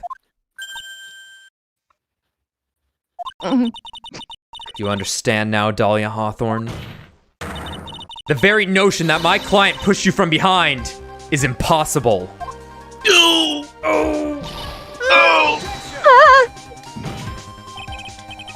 Your Honor, this event occurred 5 years ago. Plenty of earthquakes have made more rocks. We went over this about the last time with the rock wall blocking her eyes. I would know. I'm an expert on earthquakes. I'm traumatized by them after all. Why, for all we know, the water level in the river may have been higher back then.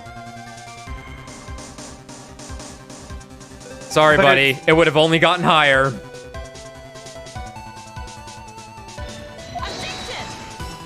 Would you suck out all the water?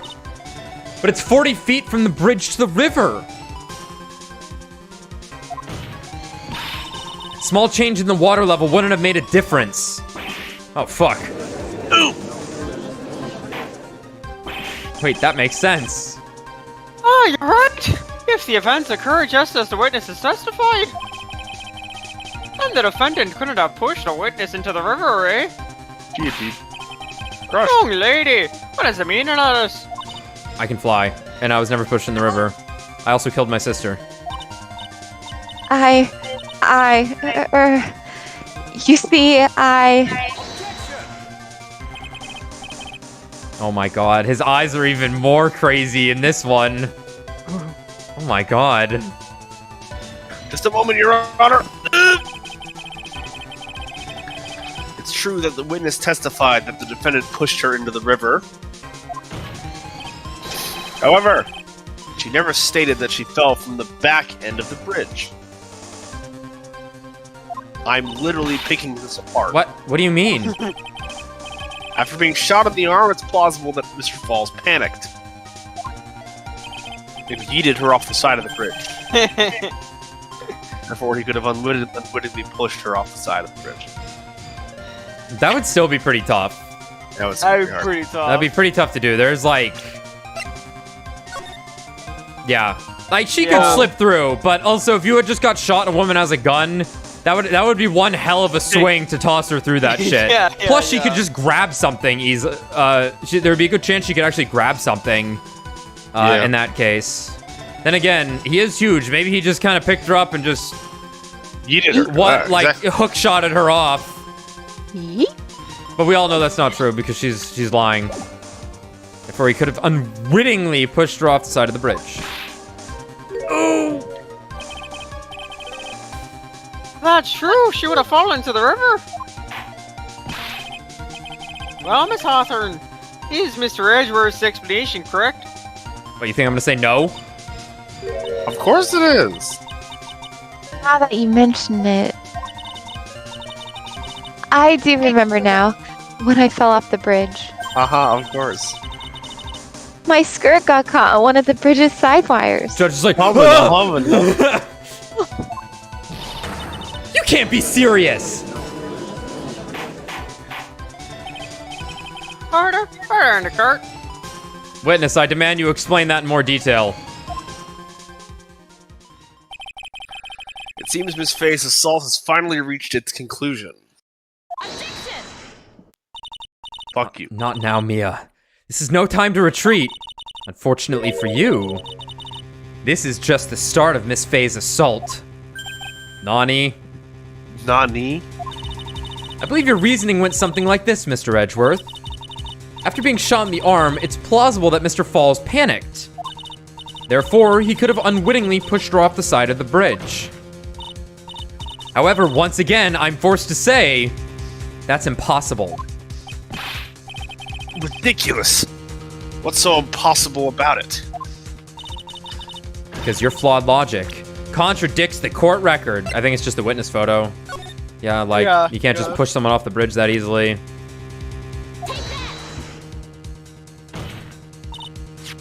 Your Honor, all of the answers are right here in this photo. Take a look at the wires supporting both sides of the bridge. They extend up to about 5 feet off the ground. It would be impossible to push someone off from there.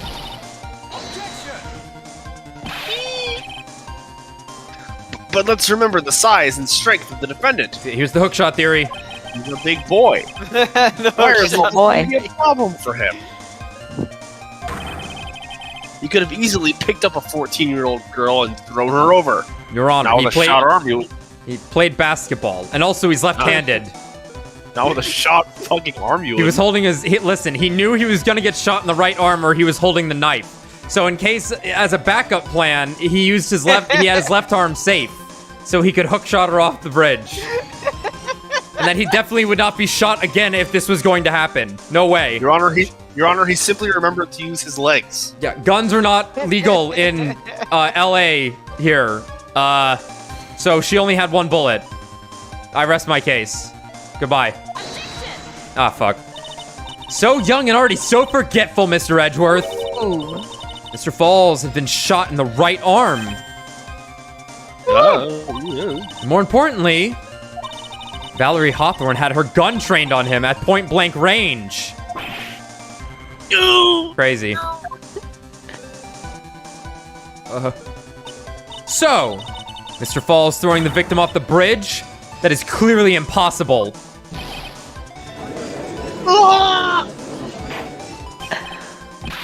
Harder.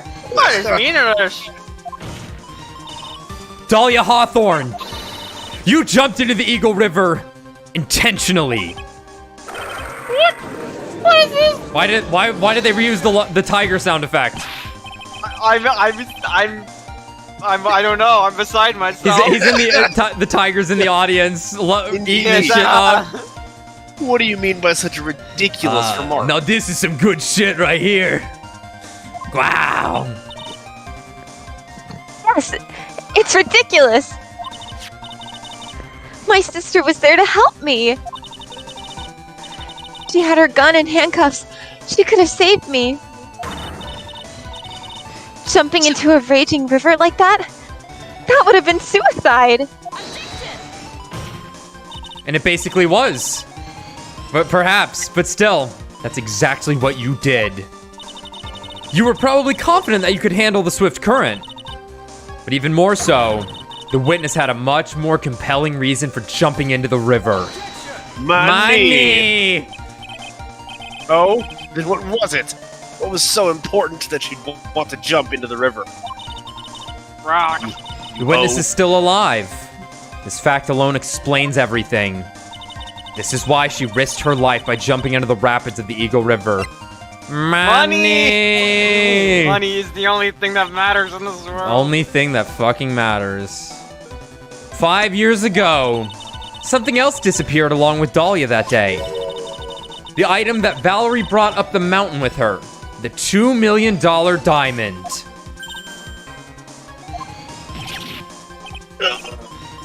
No, it can't be. Yes. Dalia had it all planned from the beginning. The $2 million, she was gonna keep it all for herself. Wow.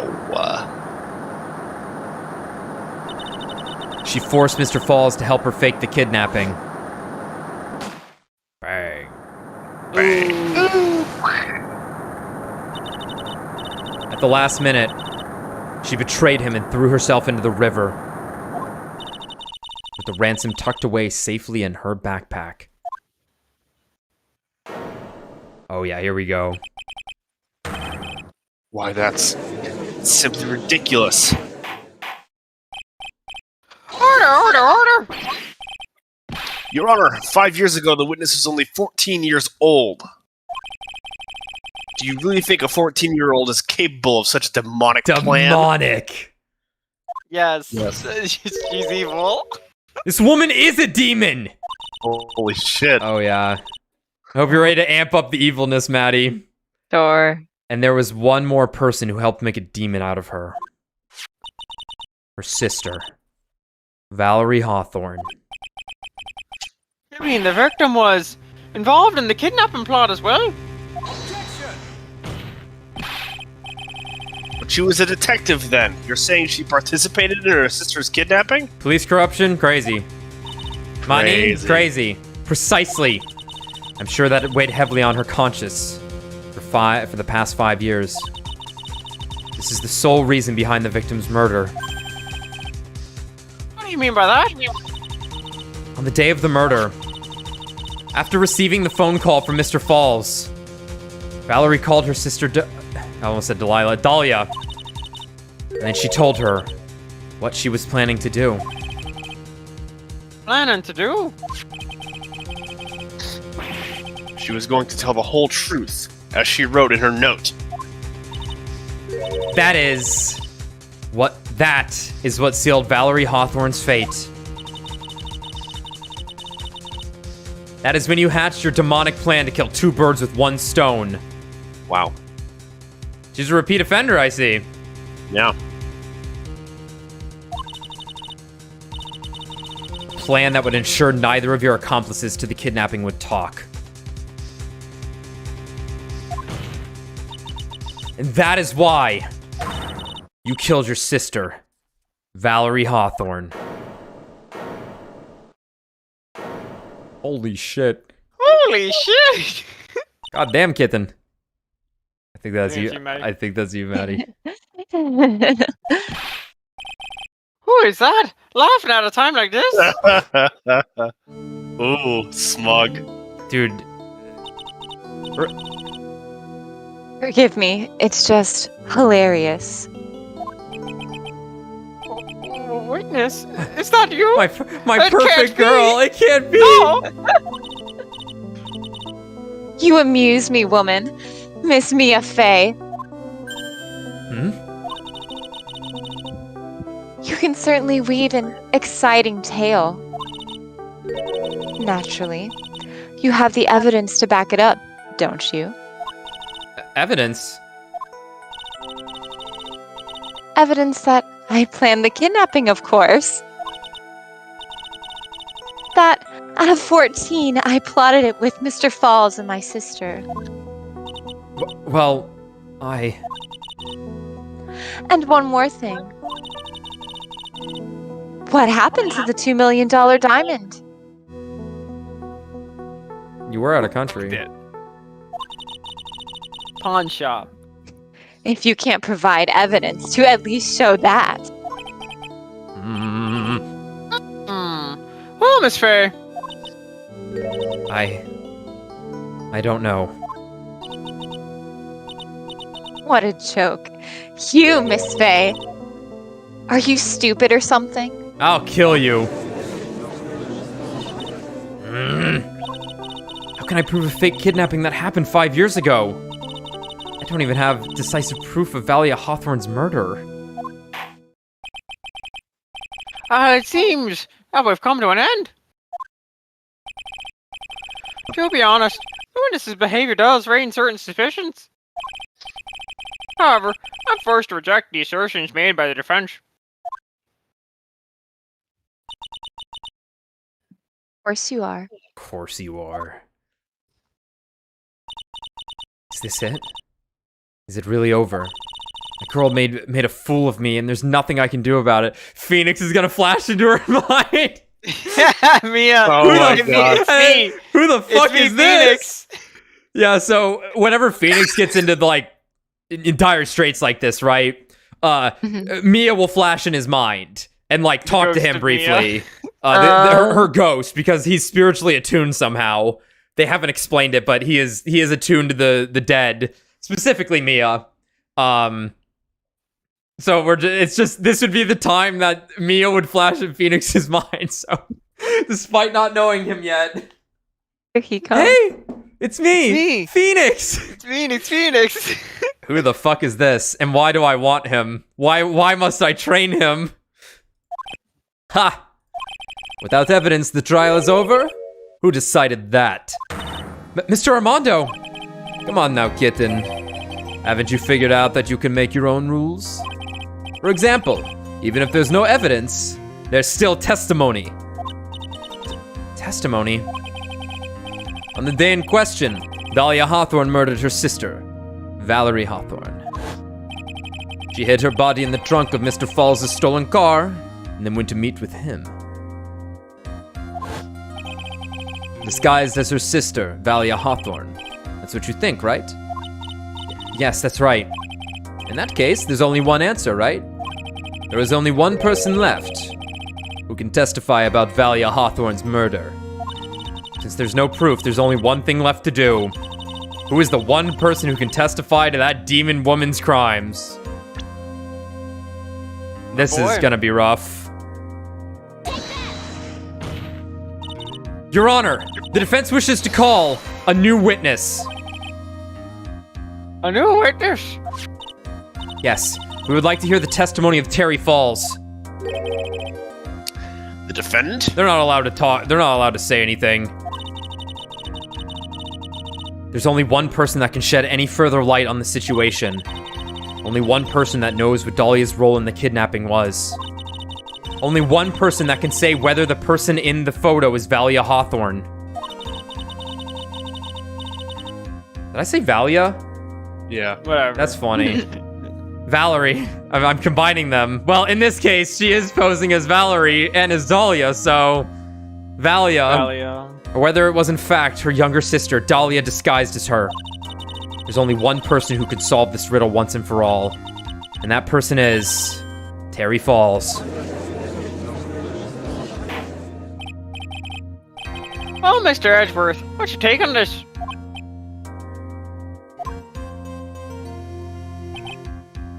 Why not? The prosecution has no objection. Fucking kangaroo. Oh, very well. Bailiff, bring in the defendant to the witness stand. And whack his pee-pee. And Rock's baby. This is my last chance, Mr. Falls. My last chance to establish Dalia's guilt. You're all I have left.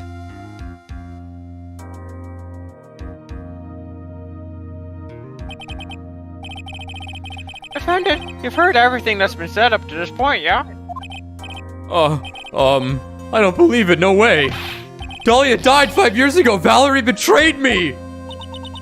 Mr. Falls, I don't know what she said to you 5 years ago, but one thing is clear.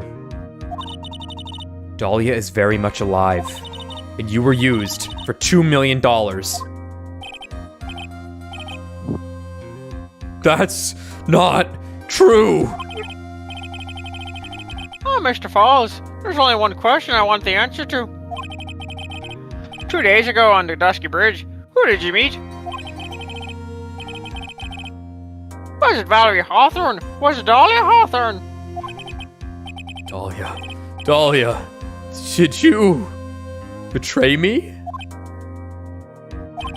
5 years ago, she promised never ever betray each other. Oh boy. Harry? Dalia! It's true. It's true, you are alive. You don't trust me anymore? That makes me sad. Tell the truth, the real truth. I believed in you. I shouldn't need to say it. You should already know. Huh? But there is one thing I will say. My life is in your hands right now, Terry. Wow. Arf. Dalia. I'll allow Mr. Falls to testify once and once only. Well then, Mr. Falls, yours will be the final testimony in this trial. Ah!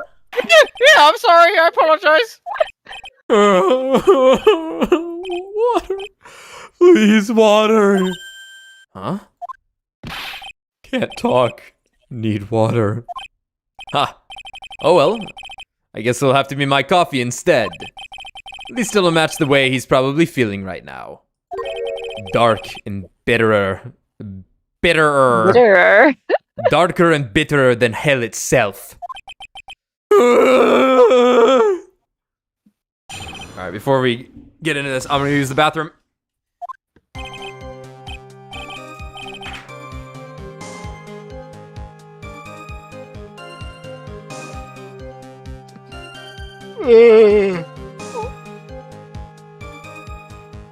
I'm surprised you're not already asleep. Because I thought your bedtime was like 8 p.m., Maddie. Oh yeah, I'm off of work this week because it's a holiday week in China. So vacation. That's nice.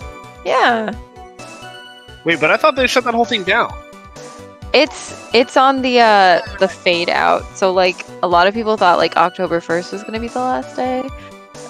Because that was like the start of the holiday. But today I got some like classes scheduled for the week after. I don't know if they'll stay, but for now they're there. They could end up canceling them. But yeah, it's pretty like I just don't know what's happening. It's just fading away and I don't know when. That's super frustrating. Yeah. But so far it's been like mostly normal.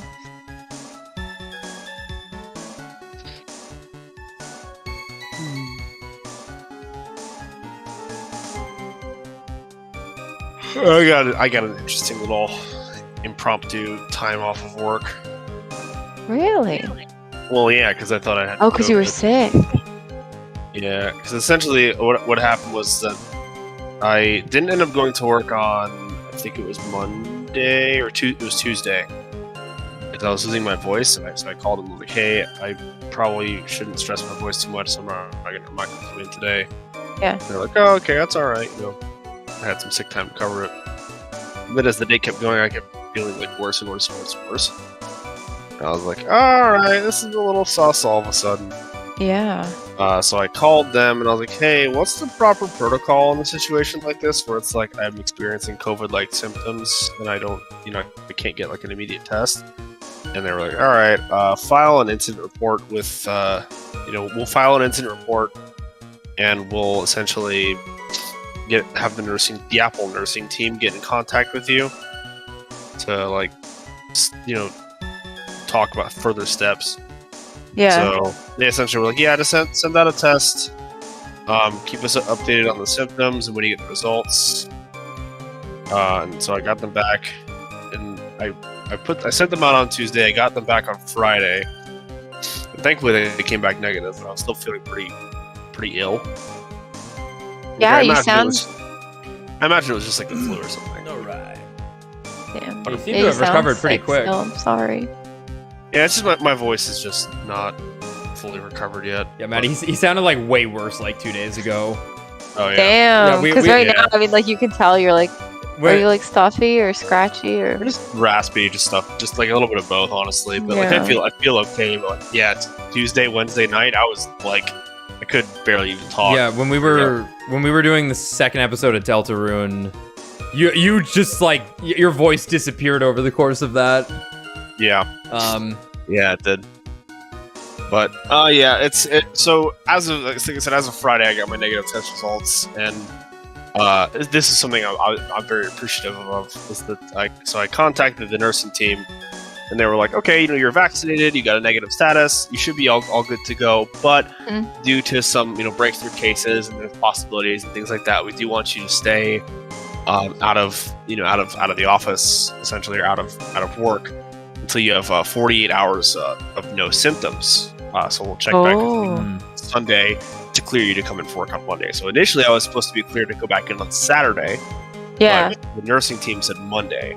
And I was like, should I contact my leadership team about this? And here's the nice part. They were like, no, because they're probably going to try to tell you to go back into work. Oh, And that's we don't nice. want you to do that. I was like, fuck yes. Wow. Thank so you, they got thank you, your back. Thank you, HR, or Yeah, whoever. they literally were like, yeah, they'll probably try to tell you, yeah, you're trying to come back into work. We want you to feel like your health takes priority over that. We don't want anyone to tell you otherwise. And it's paid time off. Like I get paid for this too. Like, and essentially I can do Yes, training sir. and stuff, log my time. Amen. Yeah, which is nice. So after the launch of the new iPhone, that was something that I needed. And then actually, so I'm only back at work for about a week, and then Caitlin and I will be in New York. Oh, that's right. That's That's right. You're right. going to New York. Yeah. Cool. Oh, that's so exciting. How long are you guys going? 6 days. Oh, good, good. Yeah, it'll be a nice good old Nice. vacation. All right. Let's get back to it. Okay. That day, 4 p.m., I stopped the car. I was in front of the bridge. I throw rock. Kill wife. Kill wife. Kidnap wife. Life good. Wife fight back. Throw wife off bridge. Think about wife. In prison. Sentenced to death. Sentenced to death. Yeah, wife not fight back. Wife jump off bridge. She wasn't there. So I waited on bridge. I watched my car from bridge. I never put no body in that car. Finally, one woman came. She stood front of me. Somehow on the opposite end of the bridge, but whatever. We talked. Then she left. That was Valerie. Not my Dalia.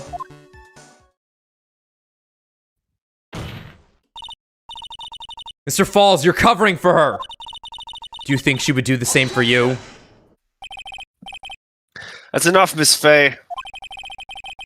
His last statement was a fitting way to end the final testimony of the trial. No, I'm gonna cross-examine him.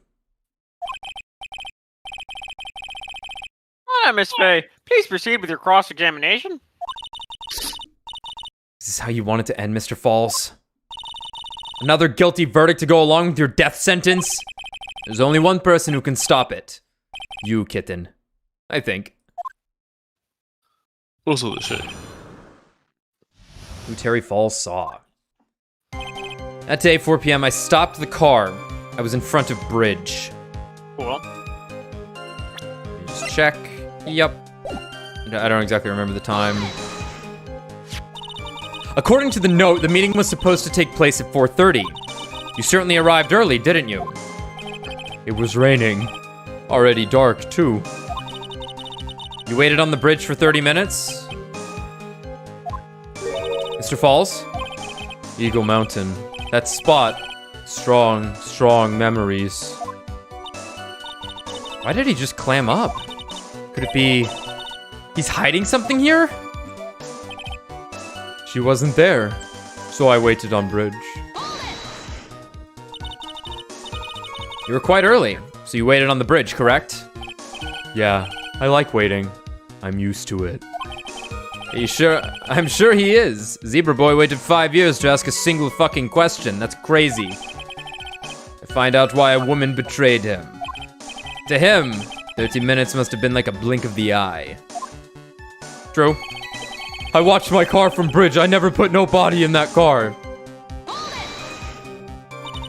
You were watching the car? That bridge. Other side is broken. Nobody can come from there. So, I was watching car. What else were you expecting him to do? I suppose that's the obvious thing to do, but... something's bothering me. I'm getting the feeling that... A contradiction? Huh. Oh, but it's on the other side of the broken bridge anyway.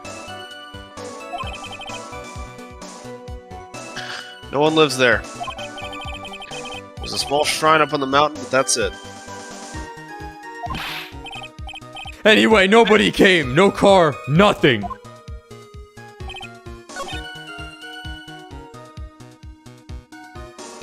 Huh. Finally, one woman came. She stood front of me. Mr. Falls, think carefully now. Are you certain that it was Valerie Hawthorne?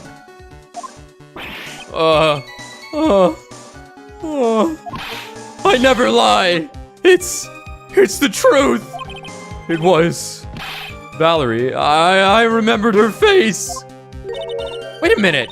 If you had remembered her face, then why did you make her wear a scarf as identification? Sorry. I told a little lie. But the woman I met, she was different from woman standing here now. She was different. It was Valerie.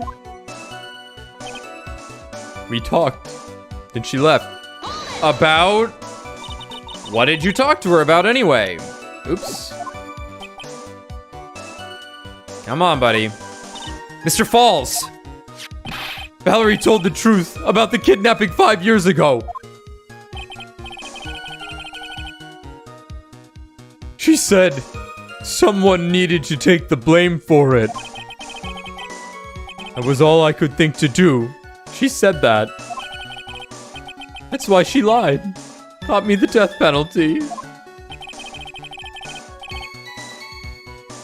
And you were satisfied with that answer, witness? Dalia died. It was my fault. But I don't really remember. Maybe I did push her in. Uh-oh.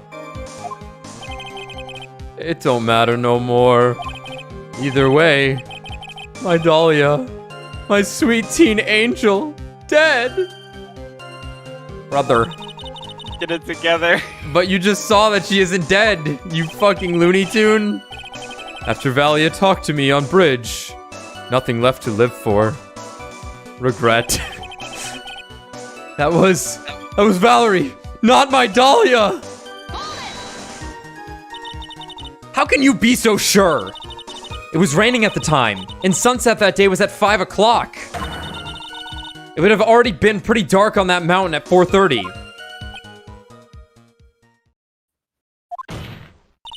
Please, Mr. Falls. This is your last chance. You've already taken the fall once for something you didn't do! Oh. Ball good. Ball Woman. That woman. It wasn't Dalia. Stop right there. What more needs to be said? Even if it means the death penalty. Even if it means taking the blame for murder. You'll still do whatever is necessary to protect her, won't you, Mr. Falls? I have my verdict ready. Simp. Simp. I know it's obvious, but he's clearly lying. He's been cursed by Dalia Hawthorne. He'll probably go to his grave still believing in her. Mr. Falls, even if you can show he's lying, the poor guy will still be cursed. You'll still have to point out the contradiction anyway. That's the curse of being a defense lawyer, I guess. Oh boy. Well, do we have proof on the last one? Because that's the one that's wrong. This was the one that she like had an inkling on, remember? I watched my car from bridge. I never put no body in that car. Oh, I'm gonna tell you what it is. I'm gonna tell you what it is. Look where she's coming from. It was the thing I already pointed out. How could she have come from behind then if he was standing there watching the car? It's this. Right. Yeah, totally. But, like, the last line is the thing that he says that is blatantly incorrect. Well, yeah, but I don't think we have anything to work with on that one. Okay. It's more so the thing. Okay, let's do this one again. I watched my car from bridge. I never put no body in that car. You were watching the car. That bridge. Other side is broken. Nobody can come from there. So I was watching car. What else were you expecting him to do? I suppose that's the obvious thing to do. Yeah, see? She's like... No one lives there. There's a small shop.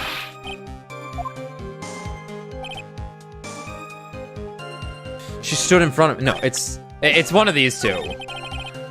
She stood in front of me. Mr. Falls, think carefully now. Are you certain that it was Valerie Hawthorne? Okay, she's just gonna bring that up. I never lie. It's the truth. It was Valerie. I remember her face. Wait a minute. If you had remembered her face, then if you had...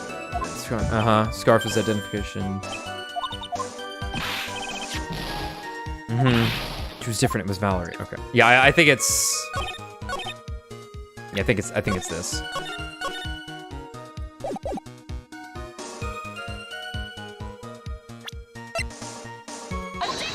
Yep. So when you got to the bridge, no one had arrived, right? So you waited on the bridge. You're sure of that? Yeah, I'm sure. You're sure, huh? Well, then I'm sure too, Mr. Falls. I'm sure that you're lying. Huh?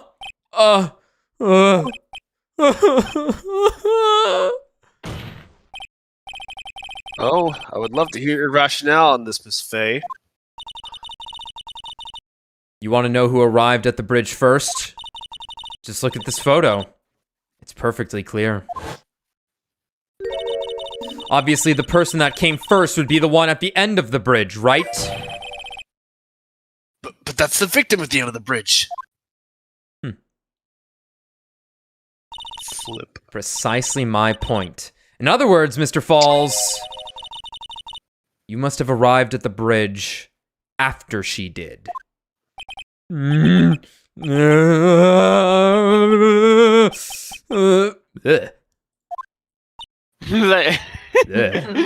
bad. Ball not life.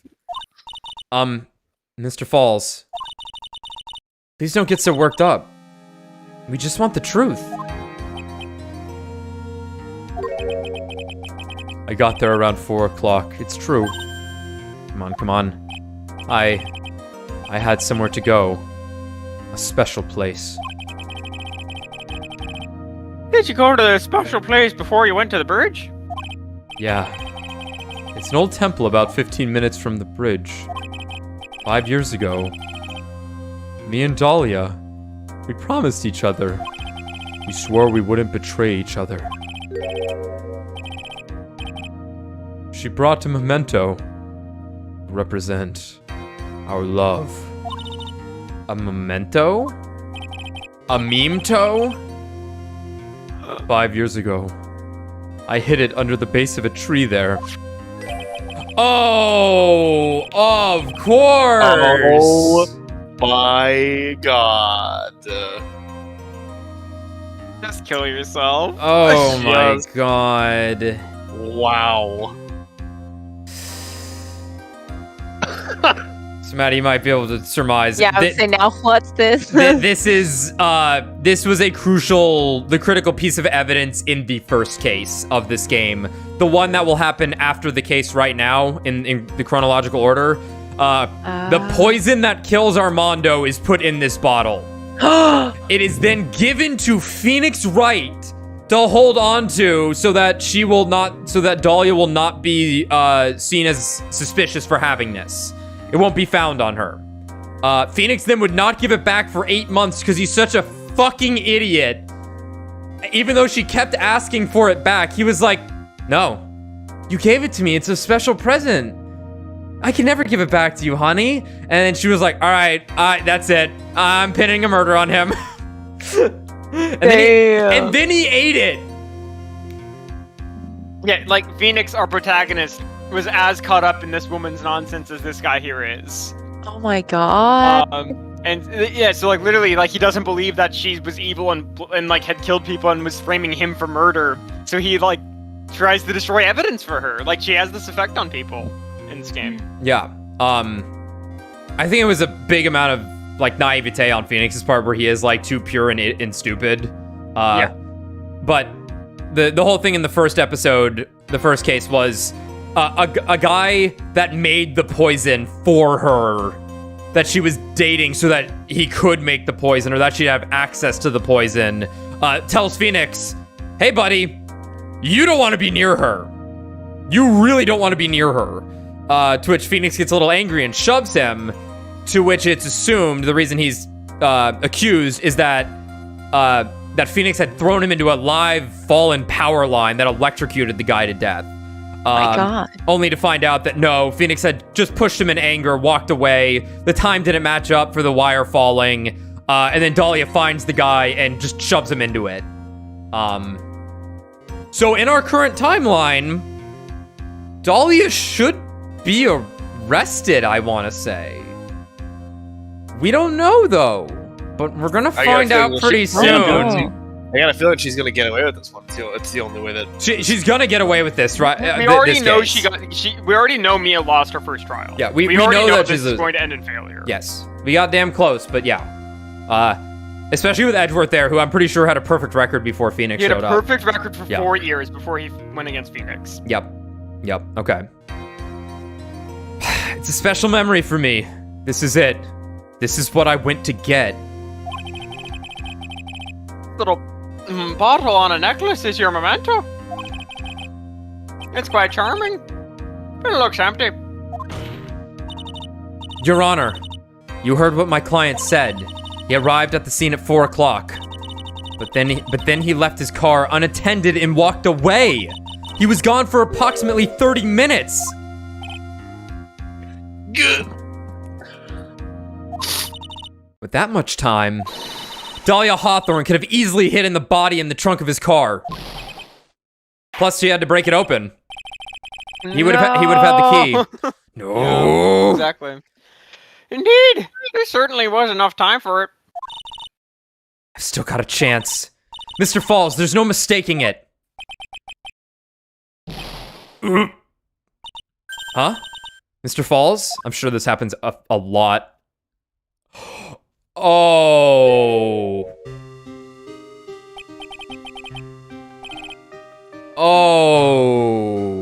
Wait, what just happened? Dude, he's poisoned. Or killed himself. Because that was the memento. It's like, if it's gonna be something like, drink this if I'm ever in danger to protect me. That's enough. Please. Witness! Yeah, I guess he bit the cyanide pill. Exactly. I promised her 5 years ago, if it ever happens, we can't trust each other no more than we're supposed to drink. Bottle. No! Stop the trial! Your Honor, we need a recess! And some paramedics. I was stupid. Couldn't keep promise. So I did it. I drank this. No, you're so close, just a little more! I was gonna prove your innocence! No. Don't want that. Don't trust self. Maybe kill again. Kill sweet Dalia. Again. This man is Mr. mind Falls! Mr. Armando. Thanks. For the coffee? He put the poison in the coffee. No. I think it's just, or maybe he did put the poison in the coffee. Yeah. Because he wanted water earlier. Oh, He- so yeah, he was wanted like, something to mix it with. Yeah, yeah. Thanks for the coffee. Oh! Mr. Falls! fell. He falls. He sure did. Damn, son. Shit, son! He drank the poison 30 minutes ago when he asked for the water, yeah. So my first trial ended suddenly. And tragically.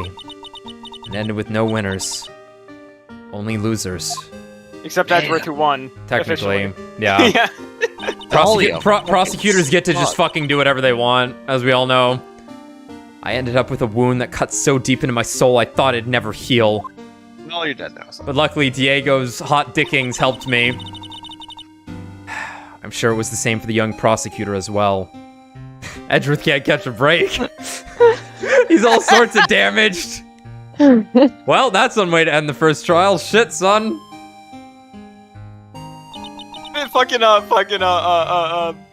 Karma's like, excellent work, Edgeworth! Yes, my boy. How did you think to poison him like that? Yeah, Von Karma. when I he couldn't realized have done it that- better Bro, myself. Von Karma, when he sees that Edgeworth is losing the trial. Yes! Kill! One person. The true criminal, Dalia Hawthorne. She left the courtroom with a secret smile on her demonically sweet face. Man. Literally Satan. The smug look doesn't go away. He has no other expressions. Damn, this Botox won't let me move. It's Botox. Unforgivable. It's 27. That witch! Mr. Armando! We were so close to the truth. It was right there in front of us. You were just a little too soft, kitten. It's my fault. It's all my fault that Mr. Falls killed himself. Don't cry, kitten. You're going to make my coffee all salty. That's how we know. Oh wait, no, this is the same. Drink the coffee!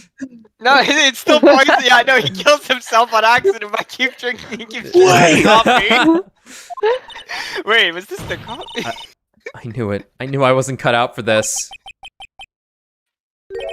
Mia.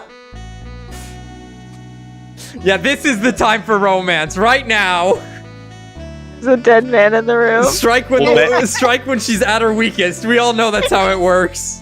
Bang. Okay. Well, bang. Okay. Oh, shirts ripping, Diego, straight men go. turning gay. Mia. Don't you get it? You can't cry yet. Oh shit! Oh my god, he's so fucking cool. He's so fucking cool. Oh my god! The only time a lawyer can cry is when it's all over.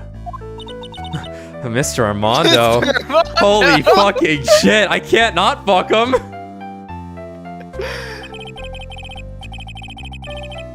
No matter how tough the Wow. case, no matter how bitter the memory. How strong is he? He's a cyborg. Coffee mug? A coffee fucking mug in coffee your mug. bare- Man broke hand? ceramic with his bare hand. That's insane.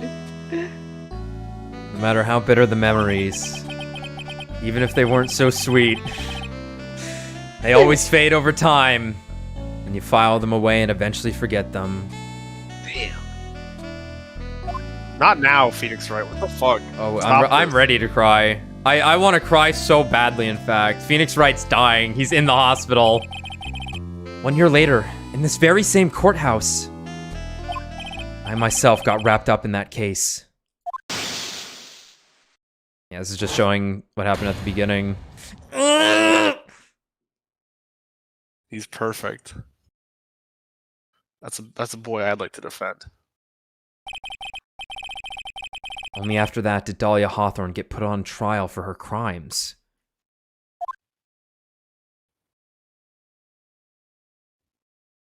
This old film effect's amazing. I fucking love this shit.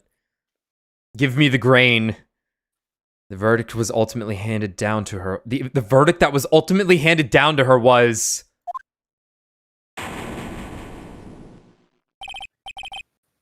guilty, of course. Naturally, when the verdict was read, she had a perfect, angelic smile on her face.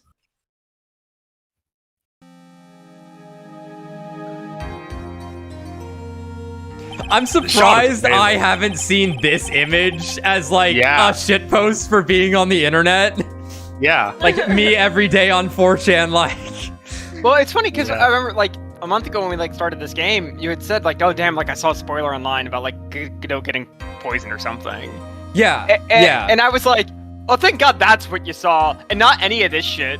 Yeah, yeah. Like, if anything, I was like, man, I hope he never sees anything about, like, Dalia or, like, this scenario with Phoenix. No, and I still have no fucking clue what's going on here. Yeah. It was finally all over. At least that's what I thought at the time.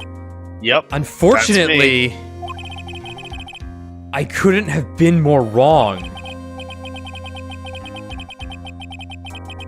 It's been 5 years, but now something has happened that's made me remember all this.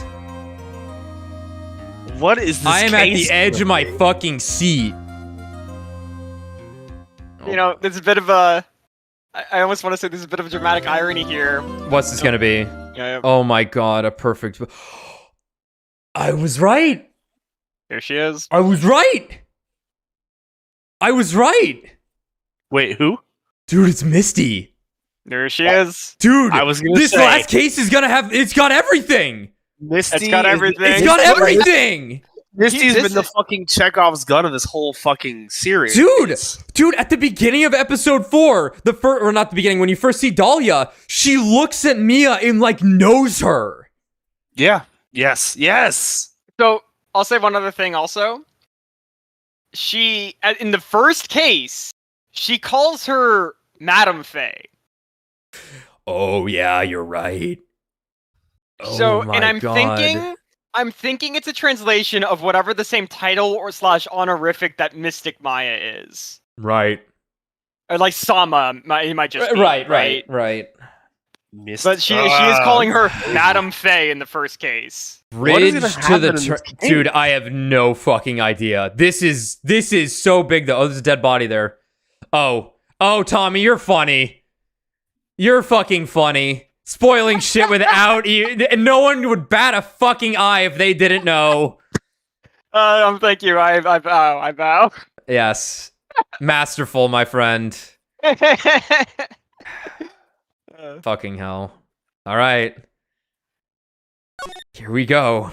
I was just gonna say, there's a bit of dramatic irony that Phoenix would have already...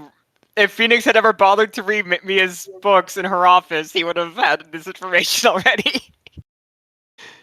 About what? He's talked about he's never read any of the files that Mia kept in her office. Wait, information about what exactly? What he was like just he looking just up on that case, right? Okay, yeah. But it's like, he had never read any of the files, that Mia had. It's just so many. Right. All right, here we go. Bridge to the turnabout. It's been a long fucking journey to here.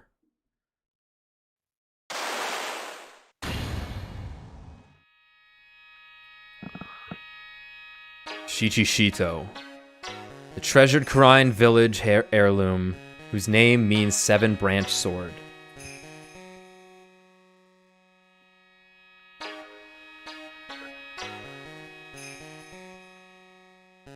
It is said that this sacred sword represents life itself.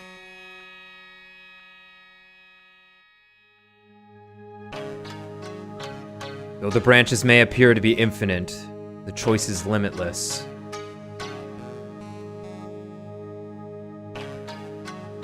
Like our destinies, the sword comes to but one end.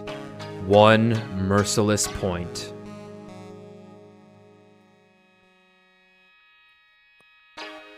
And when the silver cord, the fragile thread that binds us to this world, is severed. Who is gonna be at the bottom of this story?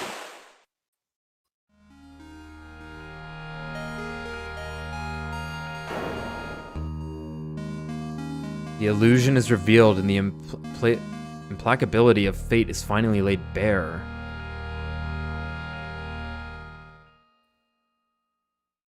Who the fuck is that?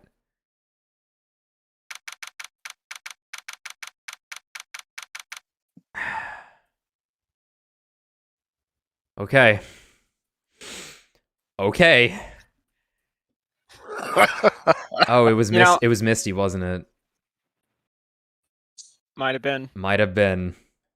What was I gonna say? I meant to bring this up earlier. But in 10 days, as per tradition, is the 20th anniversary of Phoenix Wright. Oh. We'll have to wait for the final episode. Let everyone catch up on the streams. But we're in the right month. Yeah. It was October 12th or 10th. Something like that. Hey, Nick. Yeah, what is it? You know how I've got spiritual powers? Unlike you? That's Not true. That's what you think, Maya. Sure. You are a spirit medium after all. But just like you, if I don't keep my powers sharp, they get dull, right? I guess so, yeah. Glad you agree. Okay, Pearly, you're up. Pearls? So, that's why we need to go on a special spiritual hotspot tour, Mr. Nick. Oh no. I see her. Oh, yes. Oh, no. Huh? I'm lost. What's this magazine you're shoving in my face? So, really quick, Maddie, generally for the, this game is split up into 2 parts, the trial and the investigation. For the investigation, we generally, Alex just reads everything, it just goes faster. We'll generally just do the voicing for the trial and stuff. That said, if this is the final case and you all want to do voices, by all means, like if there's a special moment and you all want to like kick in on the voices, I am all for that. Also, just to fill you in, Maya, she's our main assistant. I literally have she lives in my head now, as I'm literally Phoenix Wright. I had a moment in one stream where I literally thought to tell her something in real life, and almost went crazy. And I've been going crazy. Oh my god. I love her. I've never seen Alex simp for a character so hard. Dude, it's not even simp. It's it's destiny. I have no choice. Like, I simp for Godot. I don't simp for Maya. She's just there. She's just a part of me now. Yeah, and that's what Armando looks like in the present time.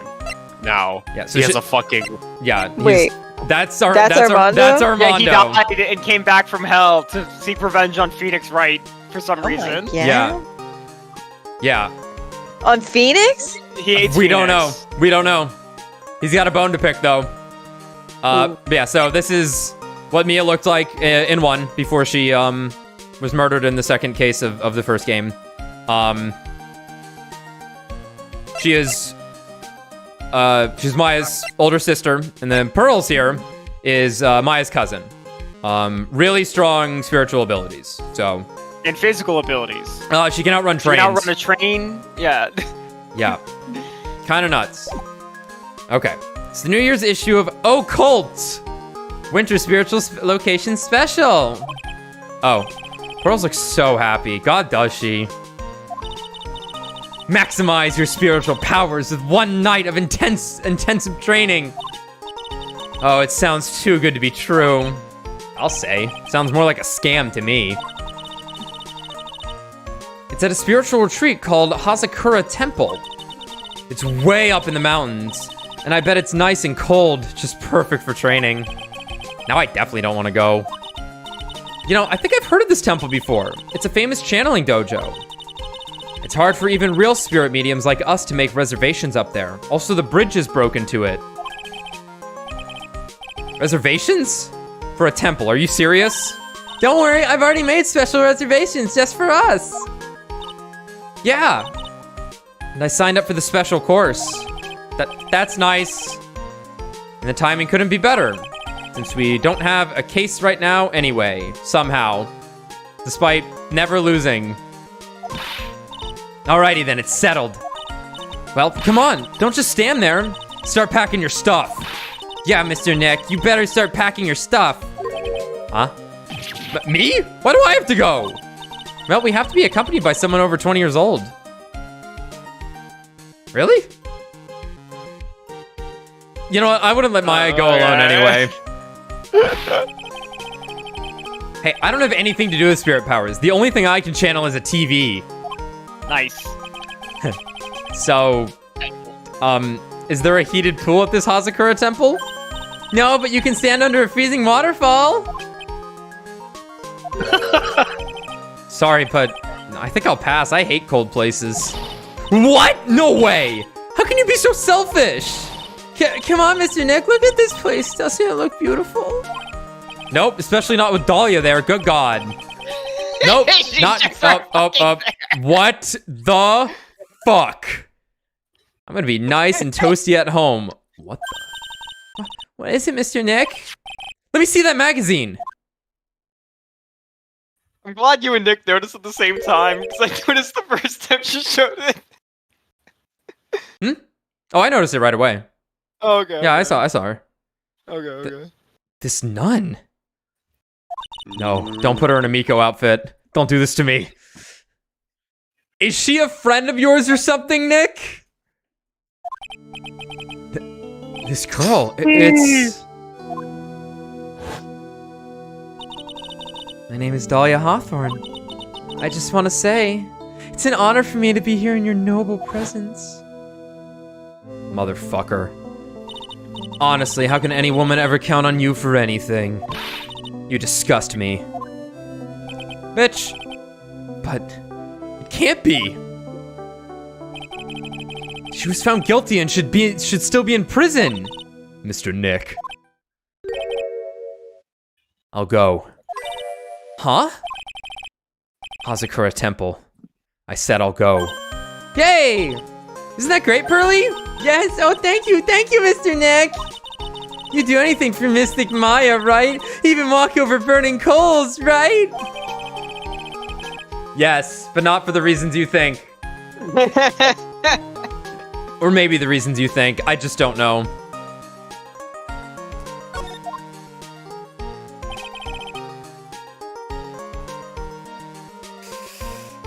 Dalia Hawthorne. I knew there was no way she could possibly be at that temple. But I just had to be BC for myself. That's a typo. A typo in the official translation. But I just had to BC for myself. He's just, this is not, so it's not a typo, it's just he goes nuts when he sees a Dalia. Yeah, seriously. No, he's gaining my... See, now I've become him. He's becoming me with my inability to talk. Oh my god, the echoing into Maddie's mic. Oops, open my... You've killed him, man. It was perfect. Oh boy.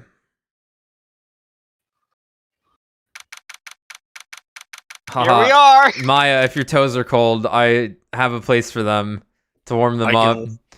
But then you'll have to leave them in there because then if you take them out, they'll be all wet and they'll get even colder. It's so cold here, Nick.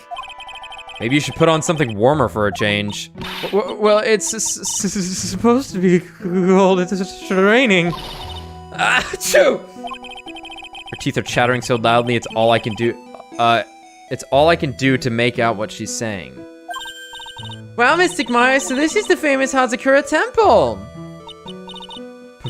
Pearly. Achoo. I'm gonna pass.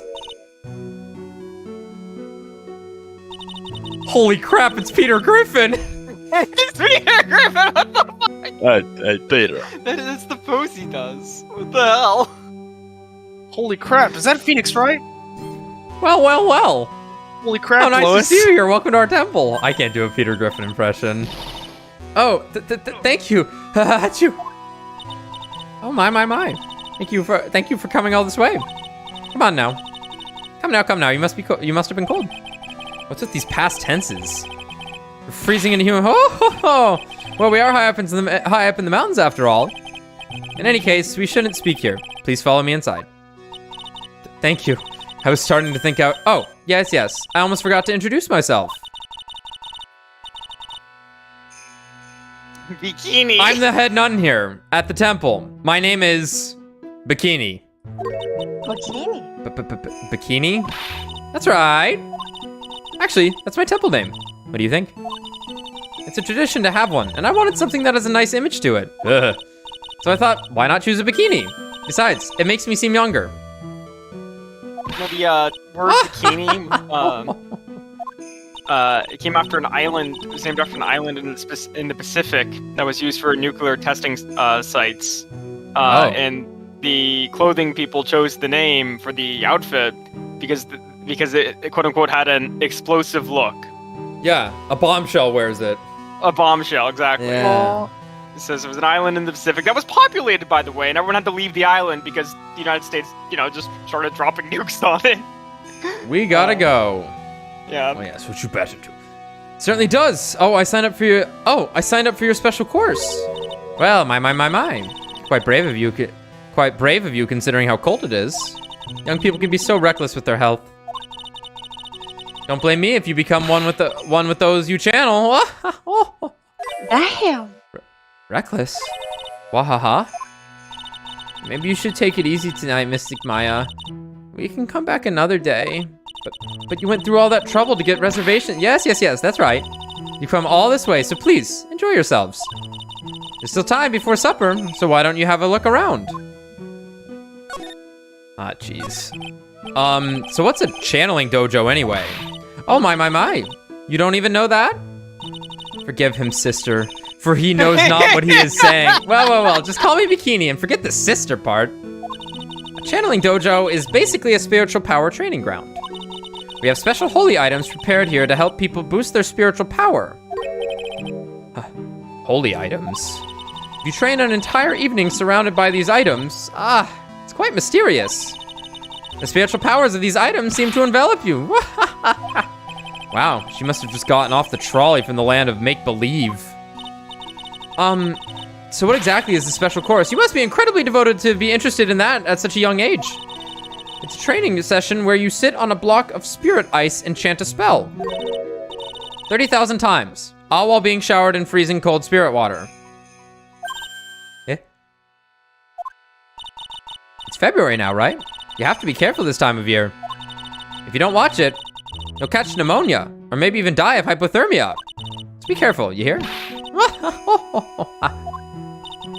How am I supposed to be careful? Oh no, I knew I shouldn't have signed Mystic Maya up for this. You think they know him? You think they know that they are from the Kurine channeling village? Yeah. Sister, about this picture. Well, look at that. I must say, I look rather divine here, don't you think? Oh, yeah, unforgettable in every way. You mean it? Oh, I knew it. The makeup was pretty tough, but Iris helped me out. Iris? The cute little girl in the photo. She looks just like me, doesn't she? She can't keep getting away with this. We're just a small temple here, so she and I run the entire place. Really? Sorry to cut in, but this Iris, where is she right now? Oh, just listen to you. You haven't come all the way up here just to find a girlfriend, have you? I have come all the way up here to find a girlfriend. An ex-girlfriend, actually. No. That's not what I had in mind at all. Trust me. Anyway, Iris is in the inner temple preparing for this evening. Inner temple? Yes, that's right. Iris will be back this evening. Why don't you go have a look at the main hall for now? Wahahaha. So she's in the inner temple, huh? Never go anywhere alone with that girl. Actually, don't even be near her. Phoenix, we should leave. Phoenix! We gotta go. Oh look, it's one of those snow motorcycle things. Most people call it a snowmobile, you know? Snow motorcycle thing. Snow blow meal. Same thing.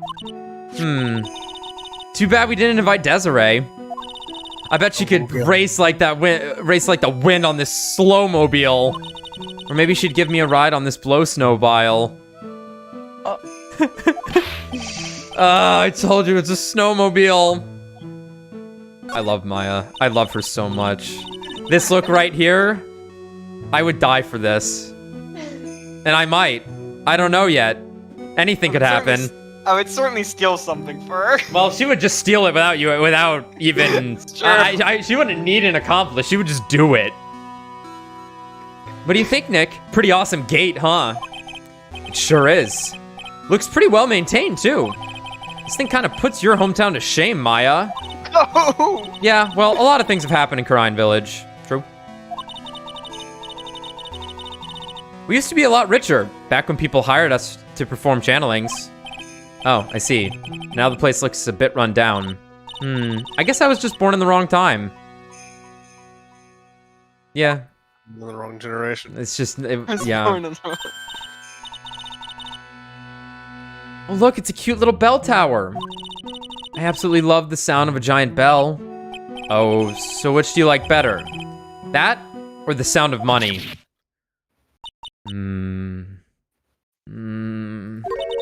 Sorry, but I'll take money for the win, Nick.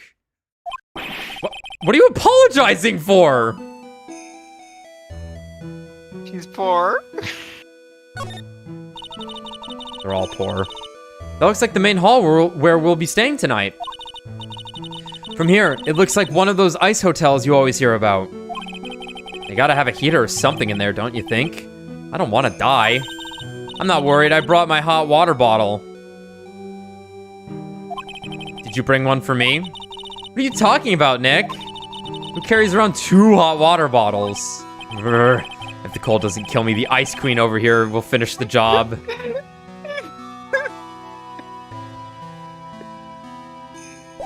I'm so nervous to move forward. Yo, check this shit out.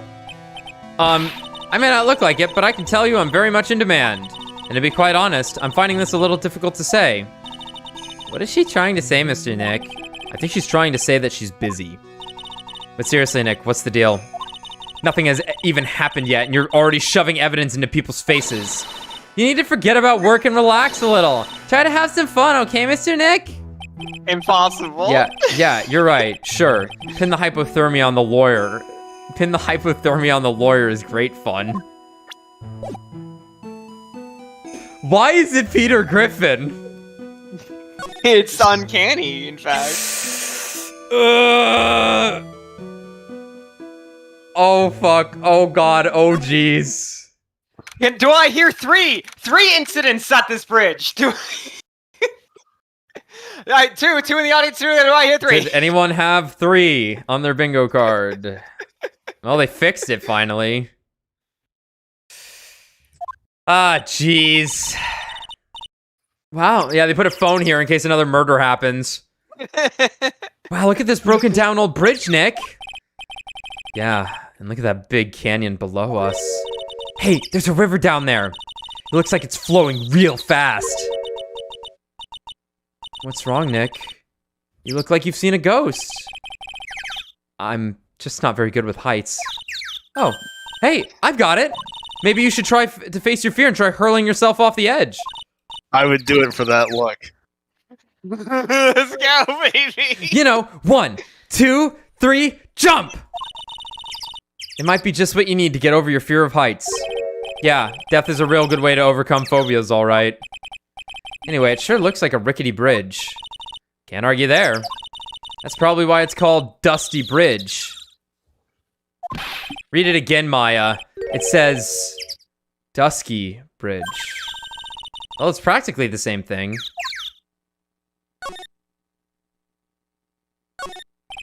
There's a narrow path going off in in a different direction than that of the main hall. The sign here is so old, the text seems to have vanished.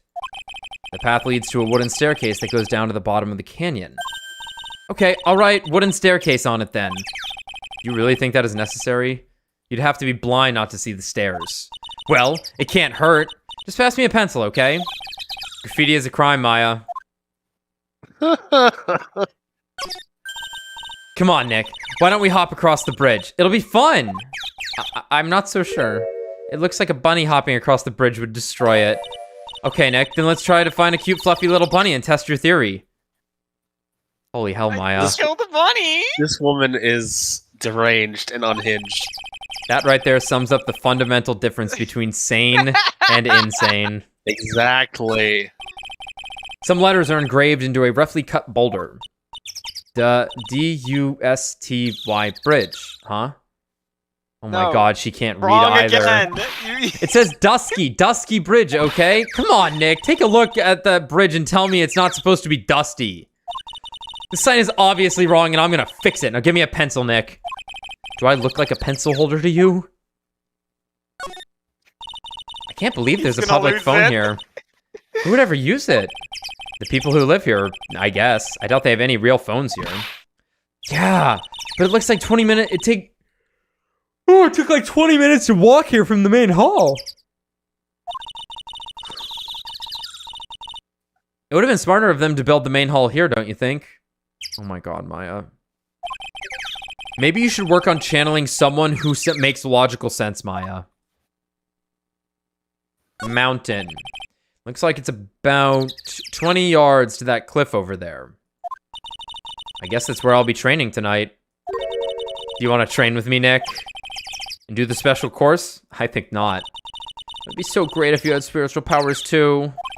Really? I see dead people sounds more like a cause for alarm to me. Okay. I'm so nervous to walk into this fucking building. Ah, yes, LA. Los Angeles!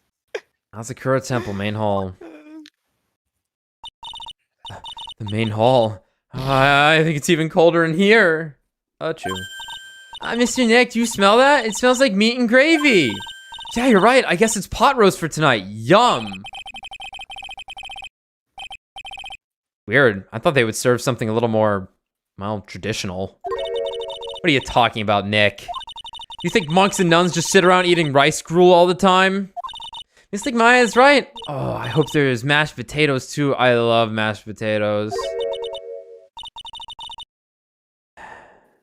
Here, Maddie, you want to read the character again? Wait, for the little girl? No. No, I think Dalia is about to show up. Oh, yeah, sure. Unless this is a different character. I'm assuming it's... Could be Misty. Let's see. Haha, what a cute little acolyte. Oh, shit. Okay. Oh. Greetings to all of you. Oh, hello. Wow. This lady makes Maya look like a 6.8 out of 10 on the weirdness scale. How exact? Your outfit. Did you come here for the special course too? Unfortunately, no. Actually, I'm... You're Miss Elise? Dunim? Donim is how you say it, I think. Donum. Or denim, I don't know. Don't. Wait, Dua. Dwanum. Wait, Doi? Doinem? Duoxnim. Wait. Miss Elise I think it's- Doman.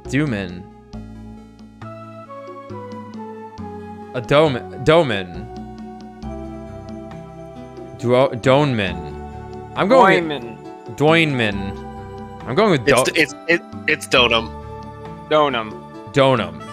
Okay. Donum. Donum. Oh, listen. Dunum. Dunum. Dunum. Denim. Dunum. You're Miss Elise Dunum. Dunum. Dunum dirty! Yeah, maybe. Damn. Yes, that's right. You know of me? My name is Pearl Faye. I'm your biggest fan. Who is she, Nick? I see it now. Zvari! A fortune teller? Wow. I've got all your books, Miss Dunham. What a sweet thing to say. And please, call me Elise. Books? Mr. Nick, don't you know anything?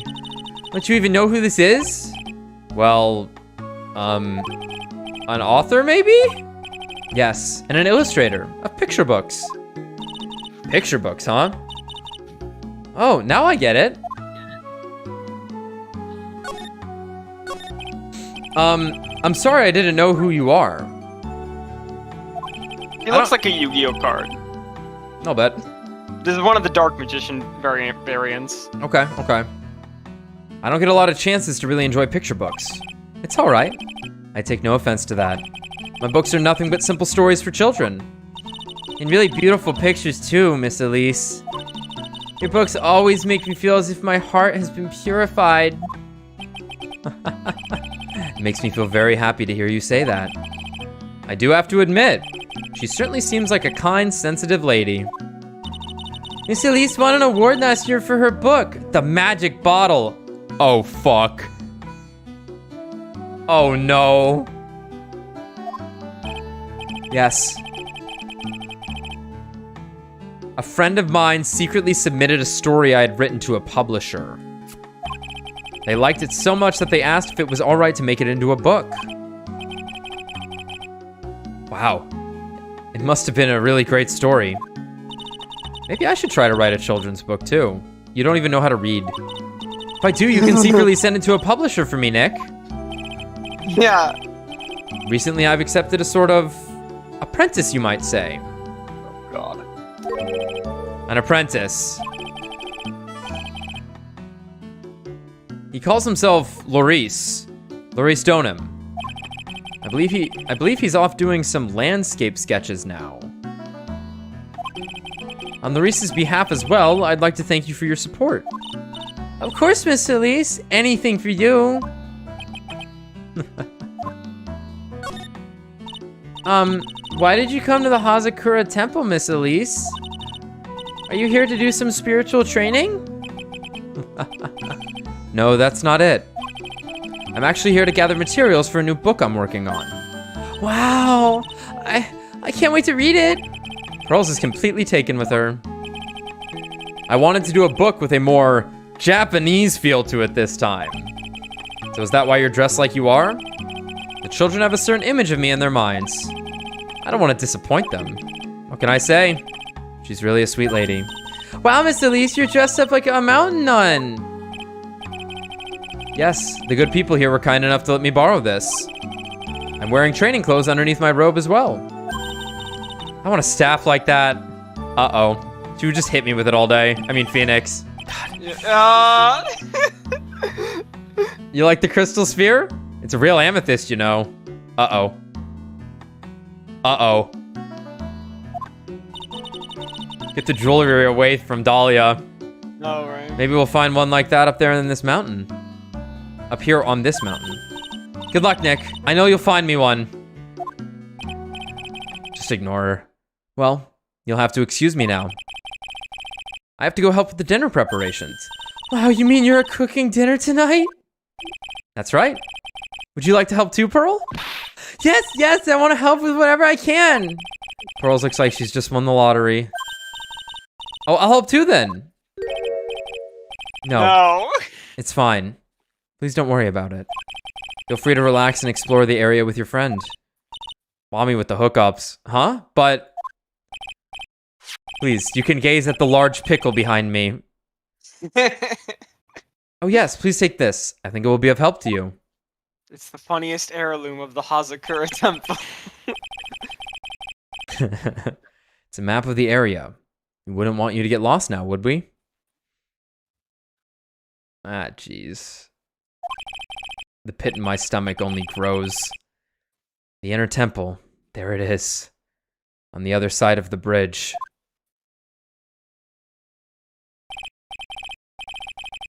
Well, if you insist, I guess we'll take this chance to go check out the other temple. Okay, I'll see you later then. Have fun. Remember, you're not allowed to fight. By the way, Pearl, heavily ships Maya and Phoenix. Oh. Your special alone time. She knows. They're basically married. Come on, Nick. Let's go. At least we'll stay warm if we keep moving. Pickle. There's a laughably large Magatama on the altar. If I can see Cyclops with this tiny Magatama I've got, I can only imagine see God with that one. I can see the lies of the world. I can only imagine what kind of power this bad boy has under his hood. I turned myself into a Magatama, Nick. There's straw Zabuton cushions arranged around a hibachi brazier.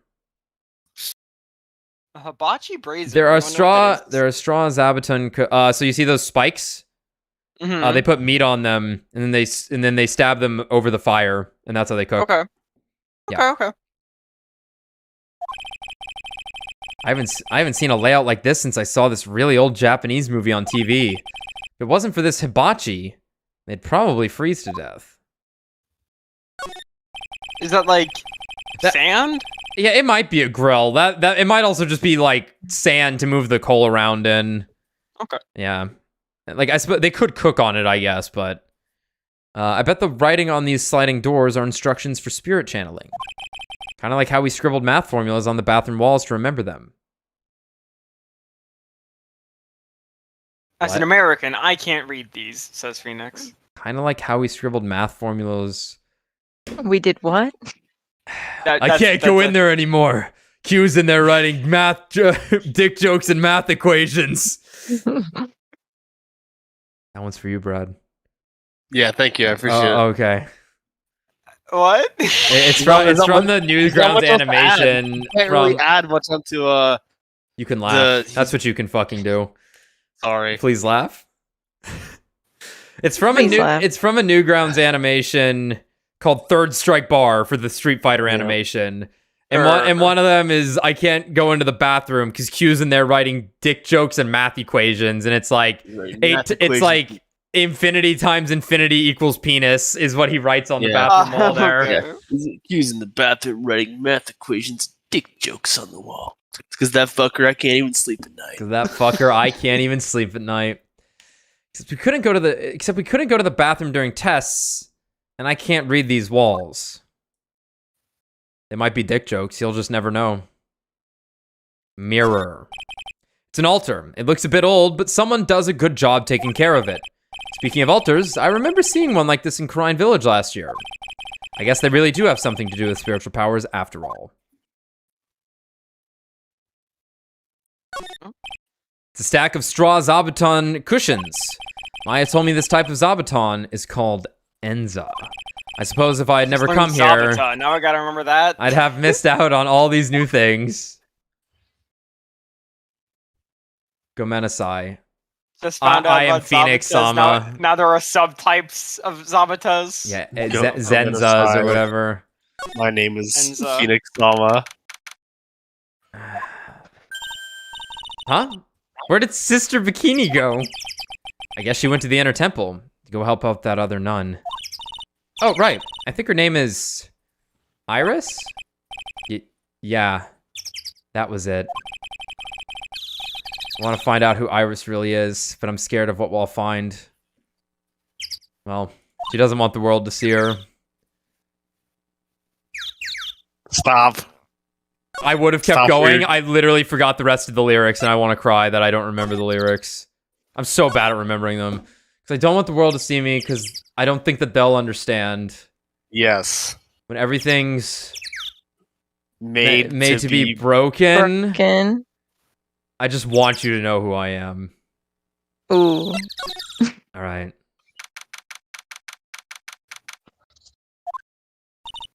Whoa.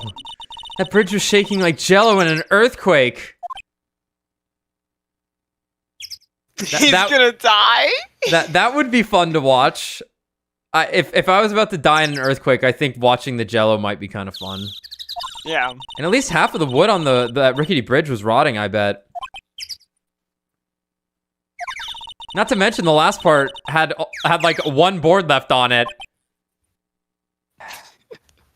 Yeah, like your best bet to get across that bridge safely would probably be to just like shimmy along the side grabbing the ropes.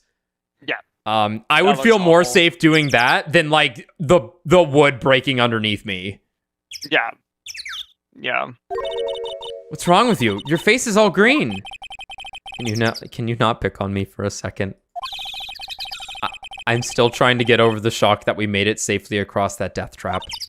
Yeah, I guess I'm a bit surprised too. Well, we know Maya doesn't fear death. Maya is ready to accept death at any time. He doesn't fear anything. She fears not eating. It's true. Yikes, that temple is in bad shape. It looks like it could collapse at any minute, at any time. I guess people don't use it too often. Is this really where you're going to train tonight? That has to be it. It's kind of creepy around here, like a ghost might jump out at you or something. A spirit medium afraid of ghosts? Isn't it ironic, don't you think?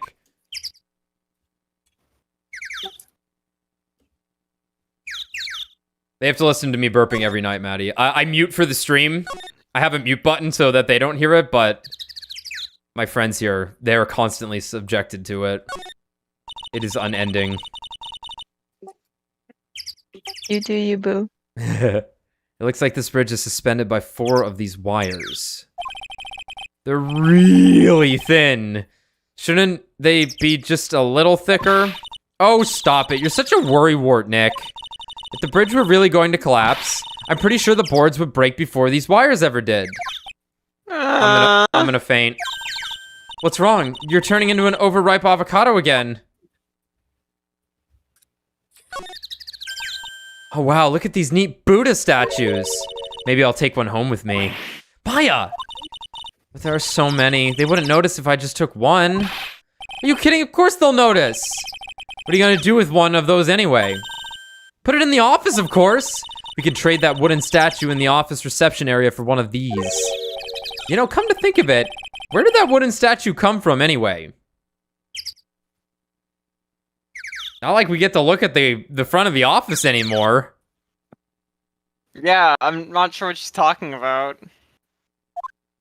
Was it the bear that he stole? He wanted the wooden bear. Hey, there's a giant robot buried in the snow! Well, there's something buried in the snow, but I think it's an incinerator. Oh, you gotta admit, it looks like a robot. Sure. Anyway, Looks like I don't think it Among gets Us. used. A little bit. Square, but yeah. Yeah, square mogus. Sure. Anyway, I don't think it gets used much. It looks pretty rusty. Hey, Nick, do you think this giant robo-incinerator can walk? I told you it's not a robot! And it's not especially big either. Ah, you have no imagination. I thought it'd be real neat if you had to beat it to advance. A fight between a lawyer and an overgrown furnace. Who'd ever pay to see that? Is there a furnace character in Marvel vs. Capcom? There's fire dudes and there's Sentinel. Right. Sentinel's in it. That counts. Yeah. It's funny though. Firebrand. Obviously Ghost Rider, but Ghost Rider. Super Scroll. He catches on fire. Yeah, yeah. Who would ever pay to see that? A lot of people, actually. it's funny that she's commenting on this furnace because, like, there's been a furnace in every case.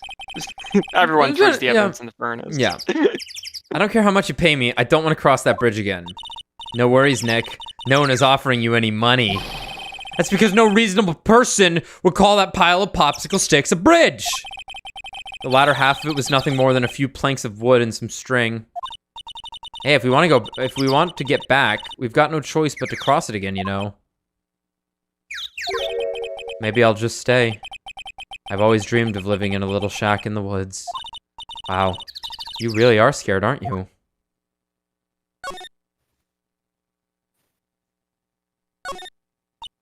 So that's the inner temple up ahead, huh? It looks kind of run down. Well, it wouldn't be very temple-like if it was all bright and shiny.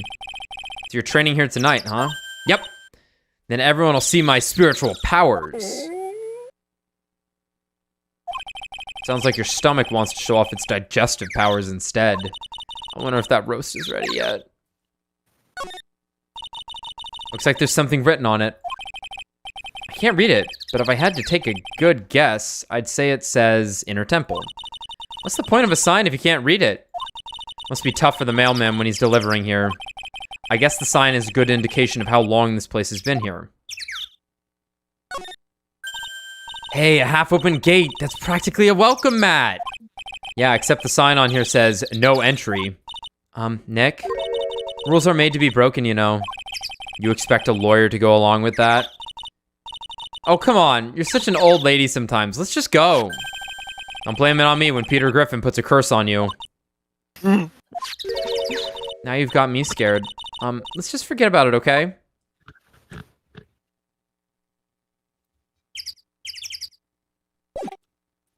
Oh boy.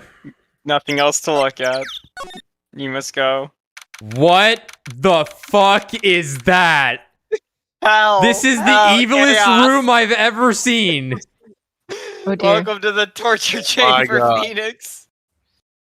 Why is it crooked? Hell. Is, So the, you will is the never be tautomy comfortable? floor crooked, or is the gate crooked? Oh, I'm not I gonna. think the floor is crooked. Or they're both crooked. Man, look at this place. It's just a tiny, freezing cold room. So this is where you'll both be training, huh? Huh? What do you mean both? I'm the only one. Really? But I thought... Pearlie just a little kid. She couldn't handle this kind of intense training. Yeah, she could. So says the girl who can barely hear over her teeth chattering. Anyway, the real training room must be behind that door over there. Yep, definitely getting the feeling it's back there. Even I can sense that there's something supernatural about the cavern behind that door.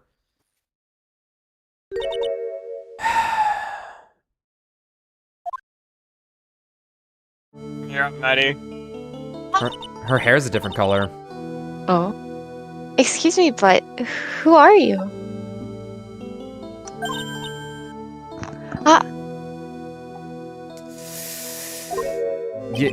You're... Hi there! We're just looking around since we're going to be staying here tonight.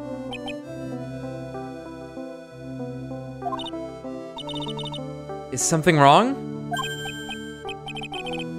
No, it's nothing. I wonder why she spaced out like that. Don't you, Nick? Did you say something, Maya? Not you too, Nick.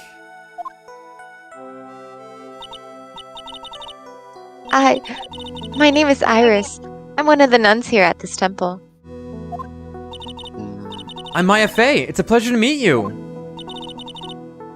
The pleasure is mine. Oh God.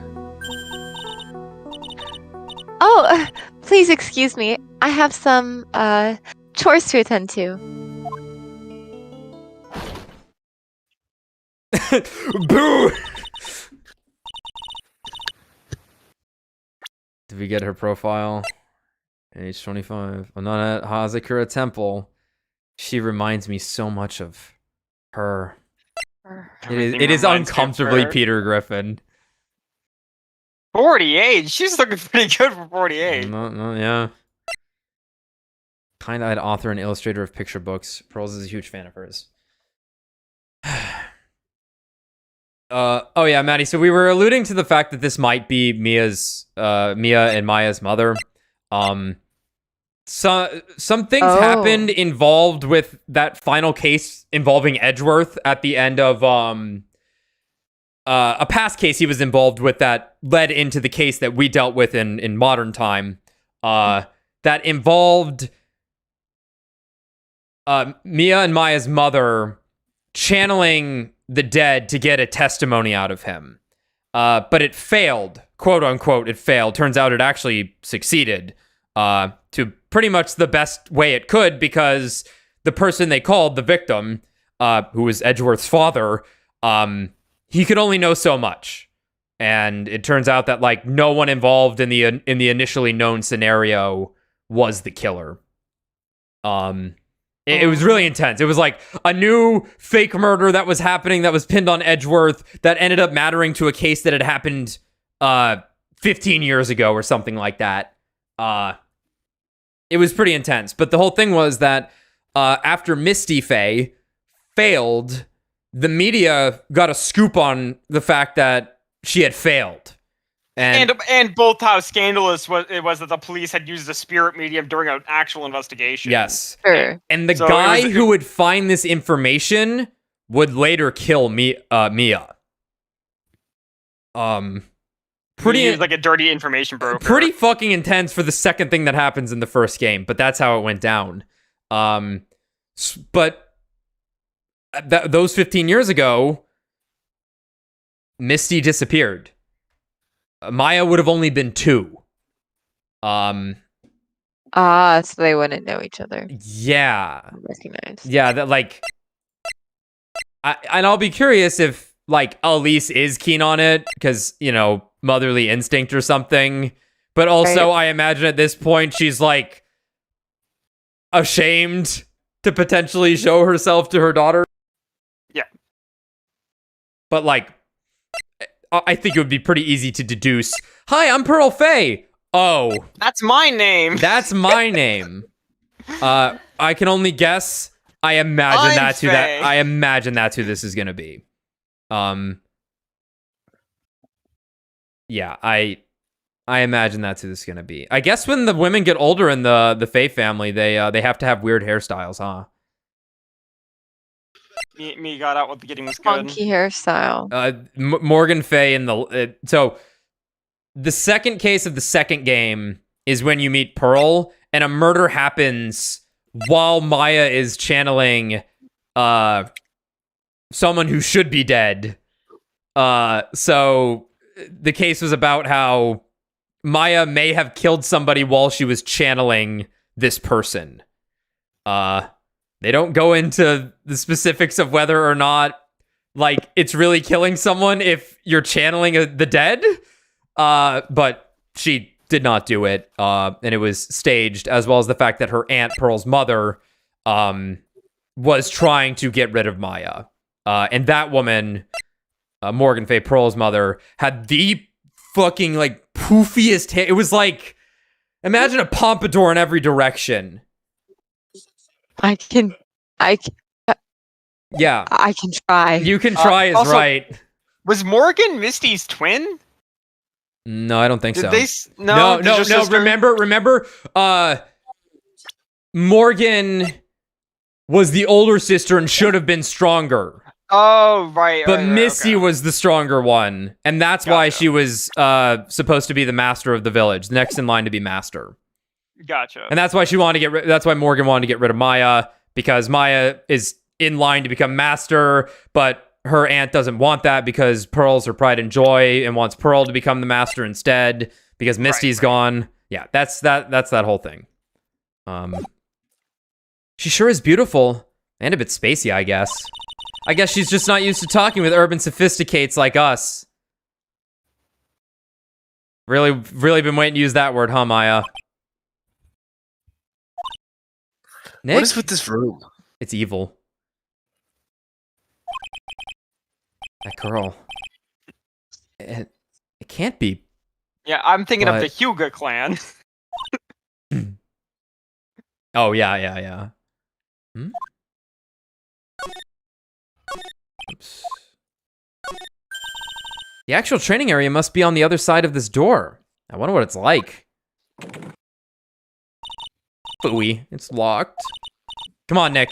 You know you want to open it for me. You know you can. You know you can. I can't. I can't. I can't. You've been in kind of a bad mood lately, haven't you, Nick? Zvari! I know what it is. IRIS. Good thing there was another I in there. Damn, it's the IR. Yeah, I wouldn't want the IRS.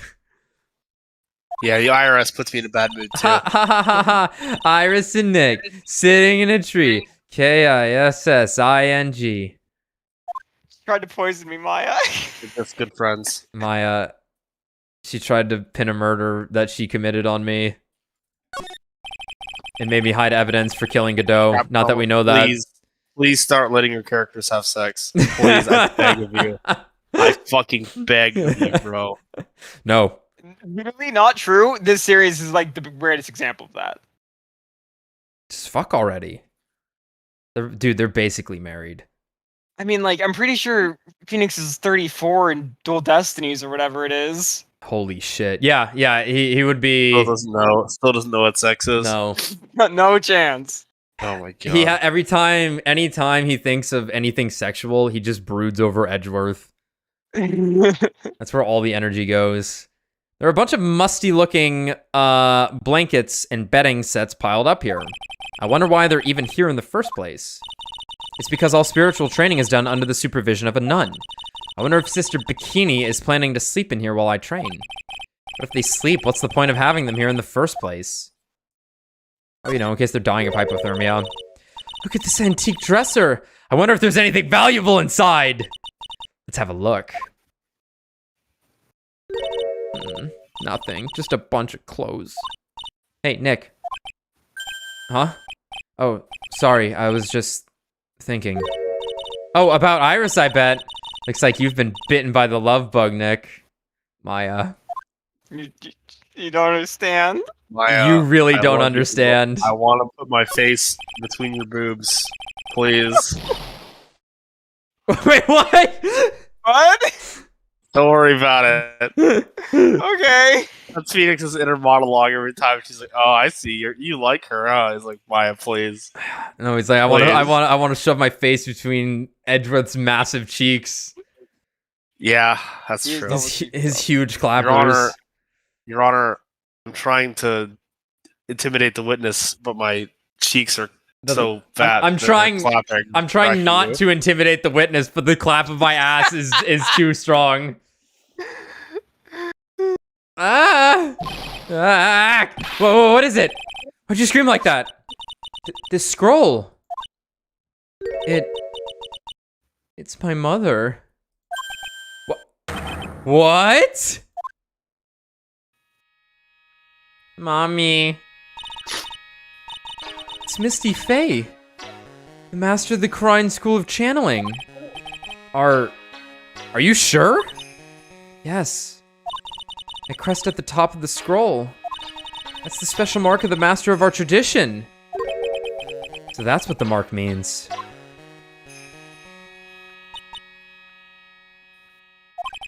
What is it? Nothing. It's just that I last saw her over 15 years ago.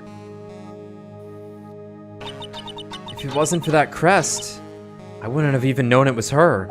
Yeah, see? My own mother. And I can't even recognize her face. This room has destroyed these two.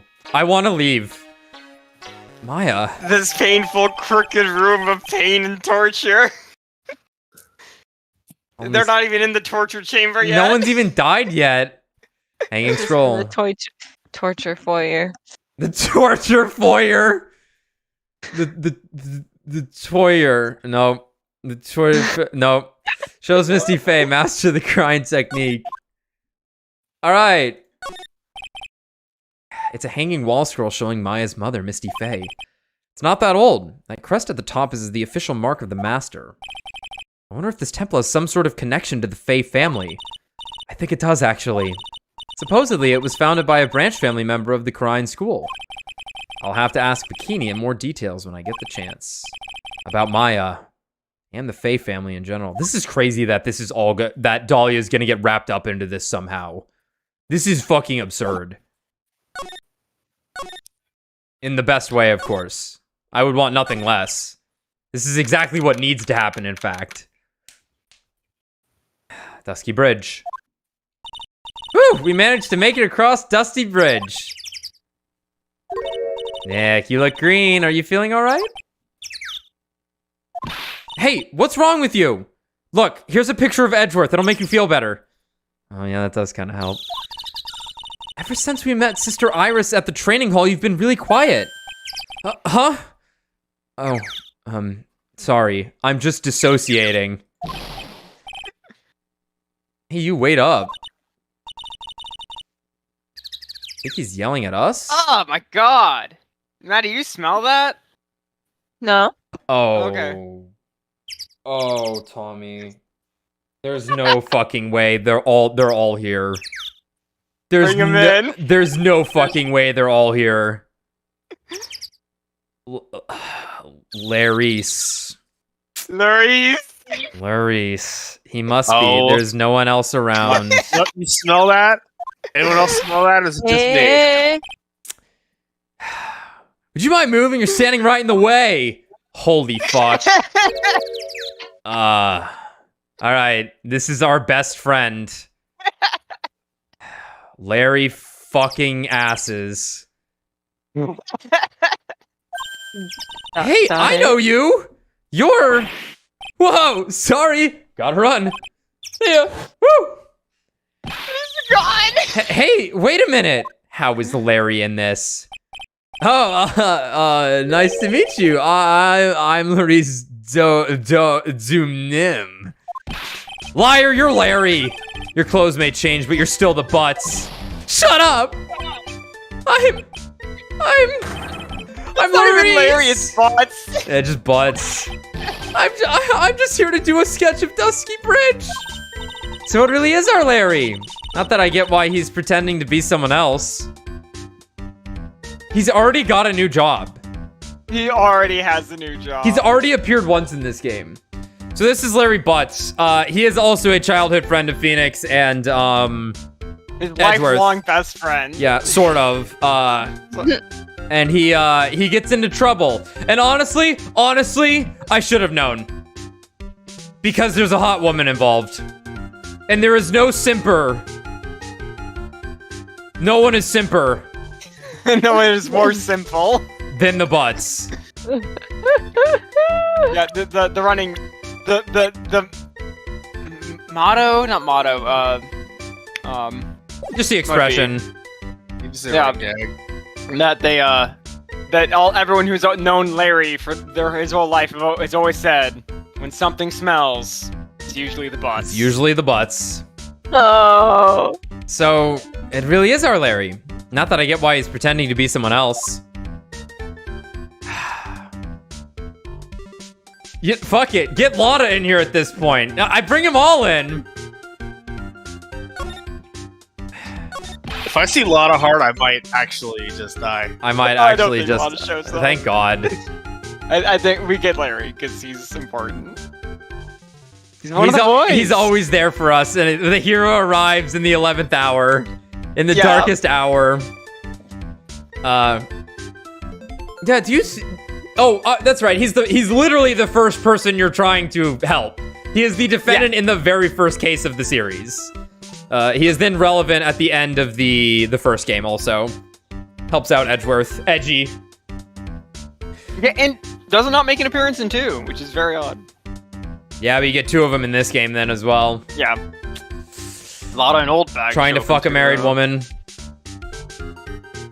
So what are you doing? The last name, Donim. Well, I wanted to start over again with a clean slate. A clean slate? You remember, don't you, last time? The Mass Day Mass case. After that, I started to realize I didn't like this guy known as Larry Butts. And that's Got when my I came boss across killed. it. The Book of Destiny. The Book of Destiny? Do you mean the Magic Bottle by Miss Elise Donim? How did you say this was pronounced? I don't remember. Let me check. Don't him. Donim. Think so. Yeah. Elise Donim.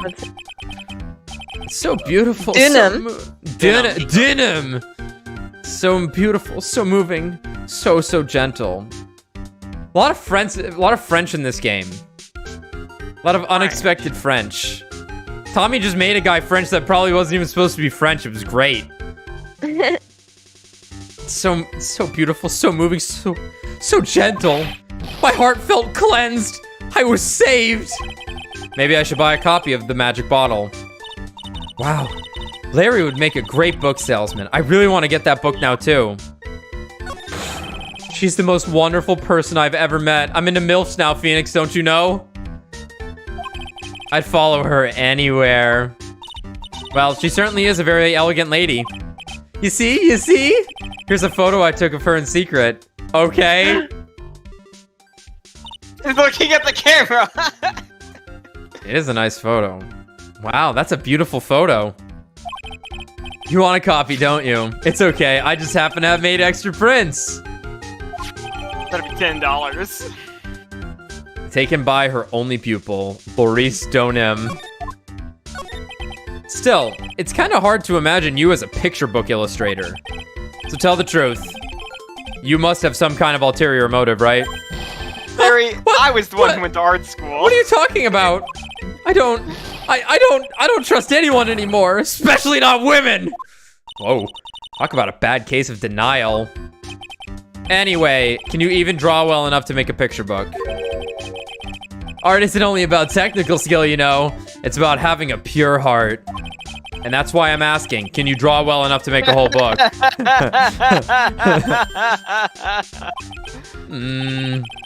Now that you mention it, I wonder. It looks like you still have some doubt in your heart. It's true, I do. When I first saw her, I felt it. Something inside me ended and something else began. Oh, Larry. It sounds like you've fallen in love with Miss Elise Donim. No way, you're wrong. It's not her. It's the other girl. Bikini? Oh, God. Other girl. Uh-oh. I got a bad feeling about this. Just push him off the bridge now. Yeah, no one would You know no he's- one would care. No one would care. You know he's gonna die anyway. Whoa, Just let him yeah. Her. My little Iris. There's a lot in that paint. He's done. He's too stupid to get sick. Too stupid to get lead poisoning. Oh, yeah. Yeah. Oh, yeah. Actually, wait. Larry made those statues. He's probably pretty artistically inclined, adept then, now that I think Sure, about that's it. true. Yeah. Maybe he did go to art school with Phoenix. Huh. She's really pretty. This girl, she's perfect. She's exactly my type. I wonder if she would model for me. I want to draw a portrait of her. Yeah, you always liked those model types, didn't you, Larry? Hey, wait a sec. Didn't you say you were swearing off women? Huh? Yeah, that's right. Of course I have. I have, basically, but, you know. But Iris is different. I feel like I still have one chance left at the dream. This guy will never change. Everyone! Hey, Pearly! Dinner preparations are complete. Please come quickly to the main hall. All right. I can't wait to dig in, Pearl. I'm going to go to the inner temple and call Sister Iris.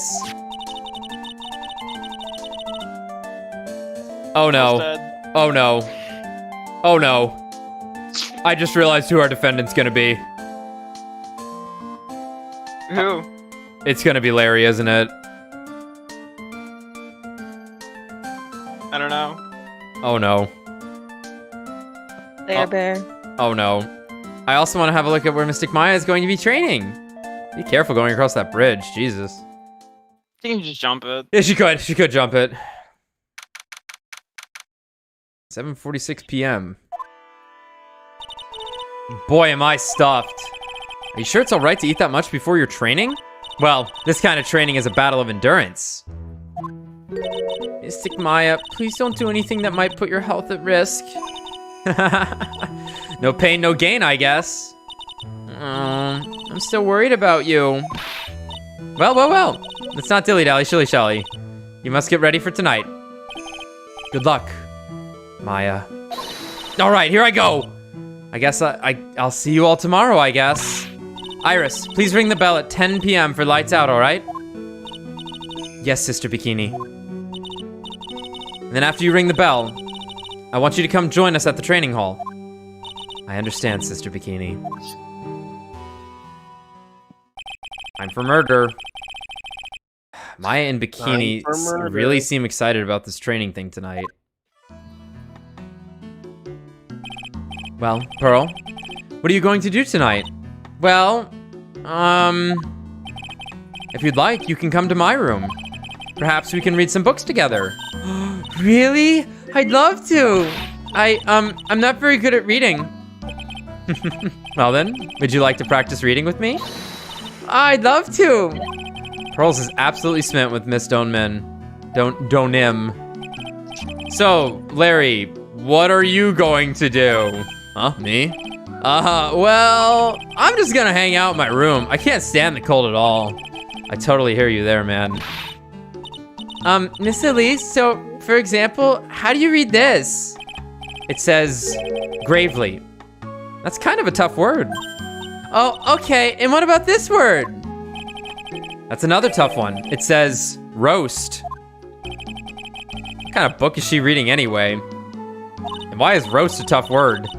Well, I'm going to go wash the dishes and help clean up. I'll go visit you when I'm done, Miss Elise. I love Pearl. Well, not much to do except head to my room and huddle under the covers, I guess.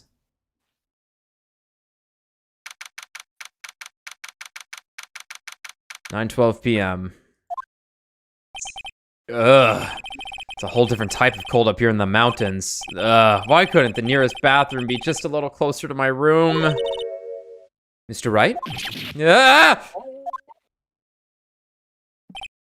Oh, Miss Tonem. Are you going to use the bathroom too? No, but have you seen Pearl? No, not since after dinner. I thought she said she was going to go to your room. I know, but she never showed up. I'm going to go look for her. Excuse me. Wait, I'll come help. It's Elise Donem. A woman as mysterious in origin as her last name. But the really mysterious one is...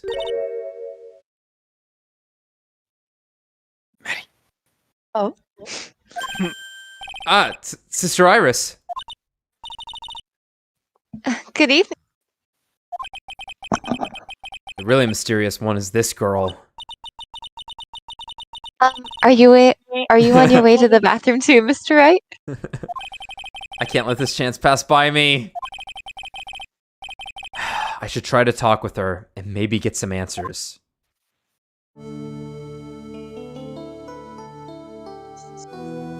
Her hair color's different.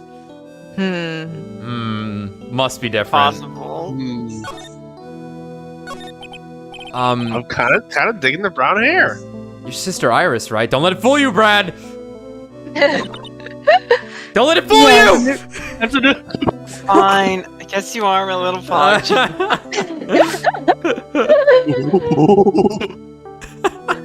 Lord. I'm sorry. I lost control for a brief moment. Larry, there. get it together. Orange hair is better always. I don't know, man. I'm. It's also the out. outfit. The outfit's a bonus too. Yeah. You put anyone in a Miko outfit, and I'm probably gonna simp. Well, well, Brad's dead, everyone. This woman's going to kill him. No. There he goes. Okay. Yes. So, that's what you get. You're poisoned. The poison taking it. Sorry. You just have to simp for her. It's the trigger to die.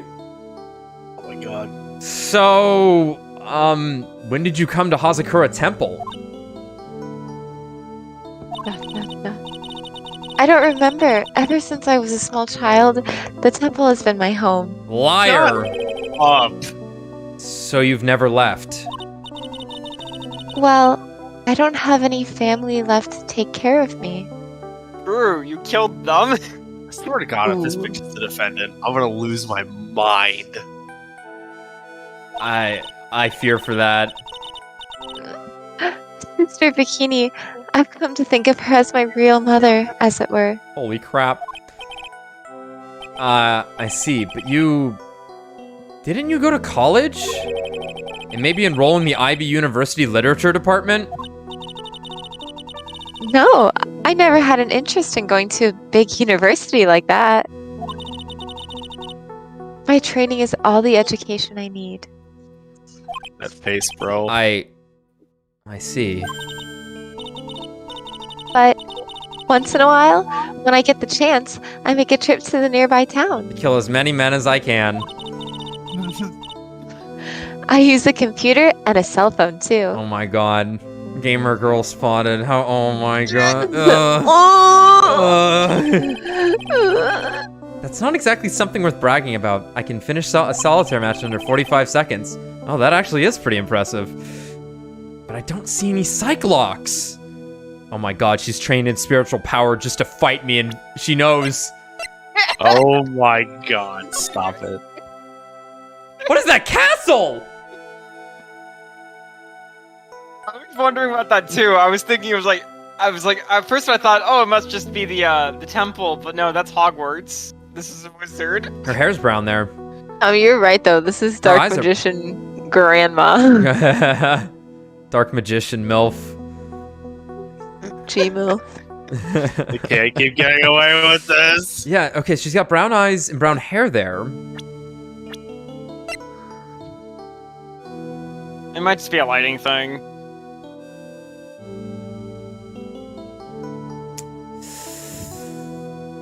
Maybe. Maybe, we'll see.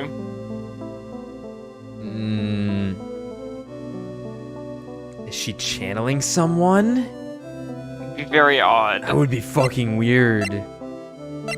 Actually, you know what? They're Californians. Their hairs change color in the winter. That's what it is. Okay. Yeah. Okay. That's all it is. But I don't see any Cyclocks. So I guess that means she's not lying.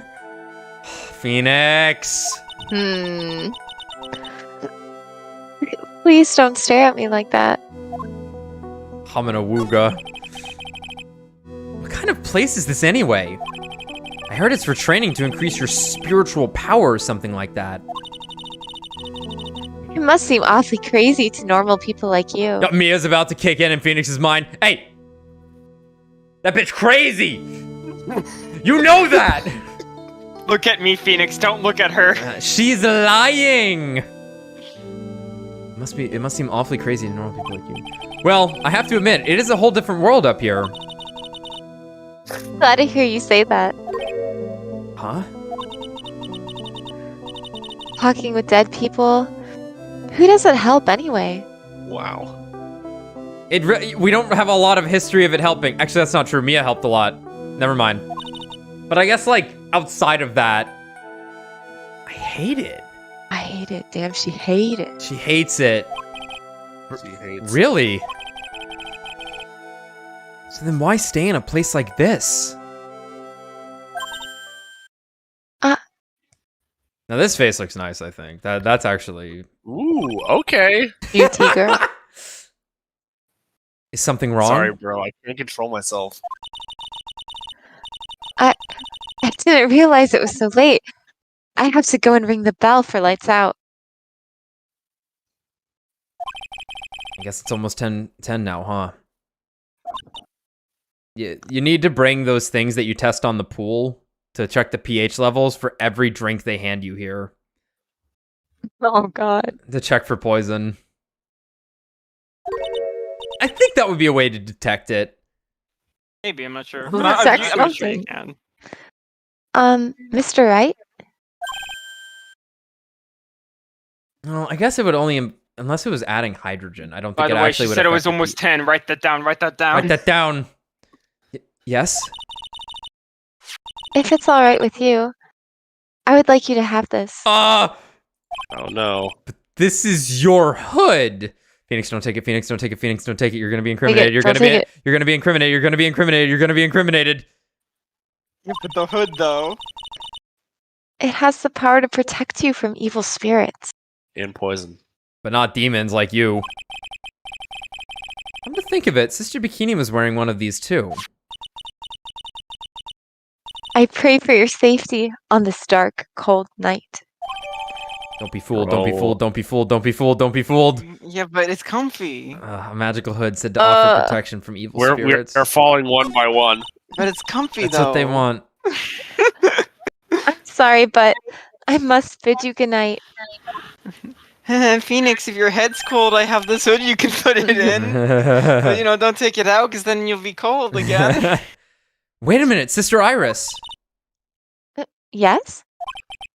Just now, you called me by my name. You said Mr. Wright. How did you know my name? I never introduced myself to you. That's... Sister Iris, please tell me the truth. You and I, have we ever met before?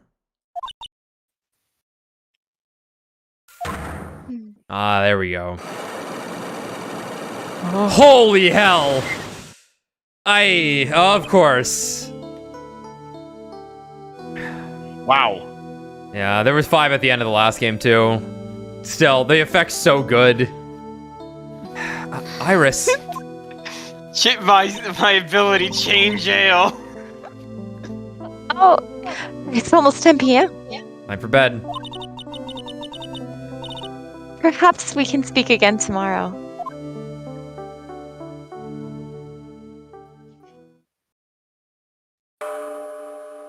Gong. Gong. Gong. You know, I was gonna say, I was hoping to see the other, like, angry animations that she had in the courtroom, because we didn't have her, like, really, really good breakdown. Yes, so Maddie, in the first episode, when you, like, corner her, when she gets cornered and is, like, you know, at the end of her rope, when you see her, how she drops her facade, right, and starts, like, flicking her hair up and stuff. Yeah. In that like, kind of, like, scornful manner. There's one where she actually, like, the butterflies around her burn up. Yeah, like, she actually gets this demonic aura. Yeah, like a demonic aura. Like, I was kind of expecting her to be more like, yeah. Yeah, because she had done that previously. Yeah, so maybe we'll get something else along those lines. But the butterflies burning up is the best part. So my hunch was correct. She does know me. 'Cause I know you. 'Cause I know you. I'll have to try and talk with her again tomorrow. Buddy, you ain't falling asleep.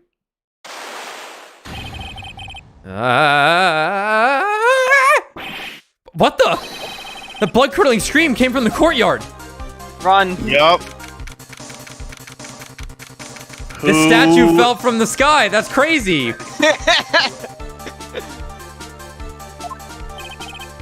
That scream. I'm sure it came from around here. What a specific way to kill someone. Like, what? Kinda insane. Like, you'd have to drop the statue on them after they've already been on the ground. Kind of insane. What? Someone's there, on the ground. Mr. Min! Squish. I just stepped on something soft. Hey, don't step on my tummy like that. What are you doing lying there in the snow? I was passed out. What do you think? Is that blood-curdling scream is you? Forget about that. Hurry up and call the police. Is there even a phone in the main hall? No, but we still get reception up here in the mountains. Oh, nice. You must have a cell phone on you, right? I didn't bring it with me. Oh, you're useless. I mean, even Iris had a cell phone. We've got no choice. We'll have to use the public phone by the dusty bridge. Hurry. Run as fast as you can. Hey, all I'm gonna say is last time a spiritual woman told me to go call the police when a murder occurred at a temple, she was in on it. So you're coming with me. Come on. Yes, ma'am. Fuck. I tried. Don't hurry. Iris will what? Iris will what? It's farther than I thought. The bridge is just up ahead. I have to go tell Maya what happened 20 yards, Phoenix. No, they said it was 20 minutes. yards? They said 20 minutes. Oh. Okay. Oh, shit!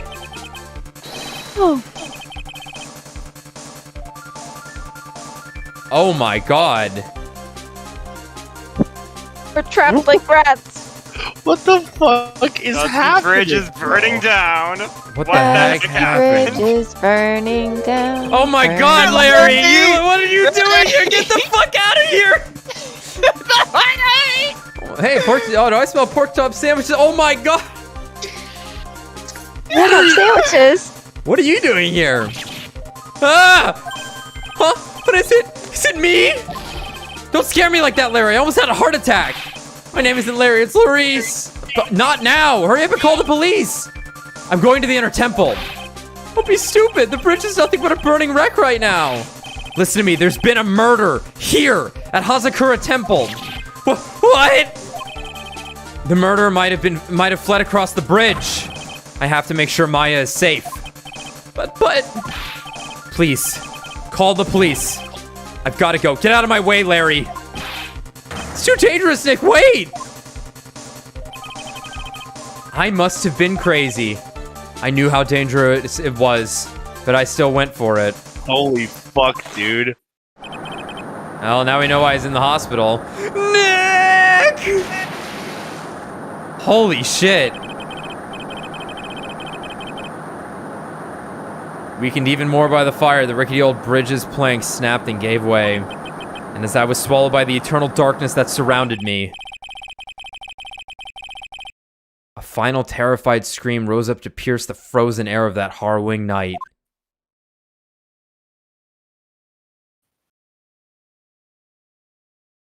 Holy shit. Well, that's quite the intro. Good stuff. Oh my god. What is gonna happen? You ain't from dude? Michigan. Damn. You haven't tried this. I'm gonna keep Heaven going. or hell. We don't even have to go to the next to be continued if you all want to stop soon. I need a little bit more.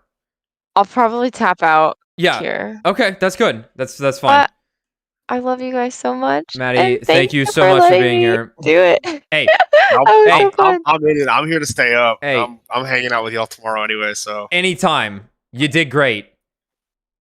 Thanks, Boo. You guys have fun and tell me what happens. What's going down? Yeah. Hey, you can just rewatch it. It'll be archived. Yeah, it's a stream. Oh, hey, true. Uh-huh. Okay, cool. All right, Maddie. Thanks a lot, girl. All right. Good night. Peace out, guys. Good night. See ya. Bye. Now, Maddie. Here, boys, I'm gonna pee. I'll be right back. Okay. Yeah, I need more. I need more. I must know. Now.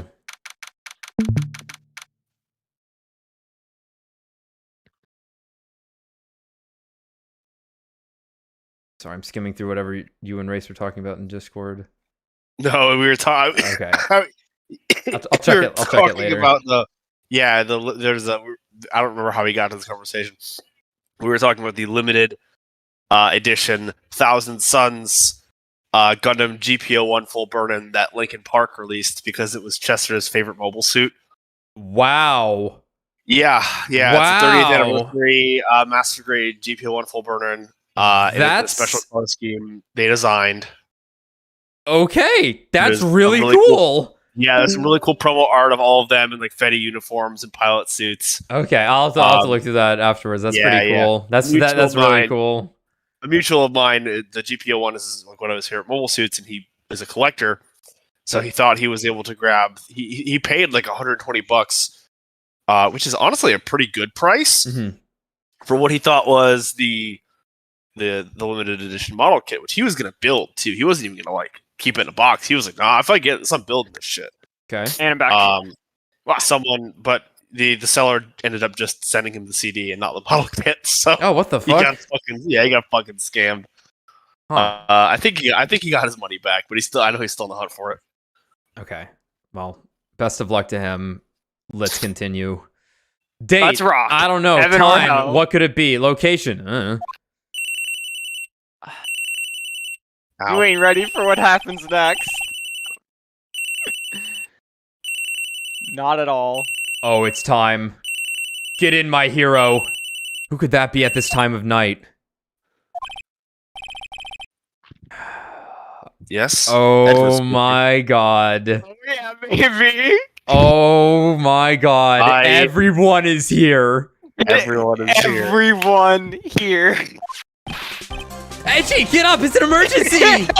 You called Edgeworth first? Larry? Absolutely, he called Edgeworth first. His boyfriend's in the hospital. What time it is? It's not Larry, it's Larice. Larice, don't him. Oh my god, we're playing as Edgeworth. Oh my god, we're playing as Absolutely. Edgeworth. Oh my We're god. absolutely playing as Edgeworth. We're playing as Edgeworth. Oh my god, we're playing as Edgeworth. Oh no. Nothing more than a terrible nightmare. I'll just roll over and... Well, wait, don't hang up! It's an emergency! It's Nick! He took a really nasty spill! Well, it wouldn't be the first time, so... I'm not joking, his life's in danger! What? I'll be there in What 10 happened? minutes. Tell me. I'll be there now, instant transmissions. He Talk about a guy with bad luck. He may already be dead. Anyway, you've got to come back. You're the only one that can help. My Iris, my beautiful Iris, she needs help. All right, I don't know what's going on, but I'll be there as soon as I can. Wherever that is. I'm at the detention center. Please hurry. I am beside myself. I cannot express the joy. You can go ahead and read for Edgeworth if we're playing as him. Like, go ahead. Yeah, you're playing as Edgeworth now. And I didn't do that much Edgeworth to begin with, so it's been 1 year since I left that country. Oh my, America. Dude, he's gonna teleport. I thought I wouldn't have to see him again for a while. Sounds like it won't be a pretty reunion. As if I expected anything to change.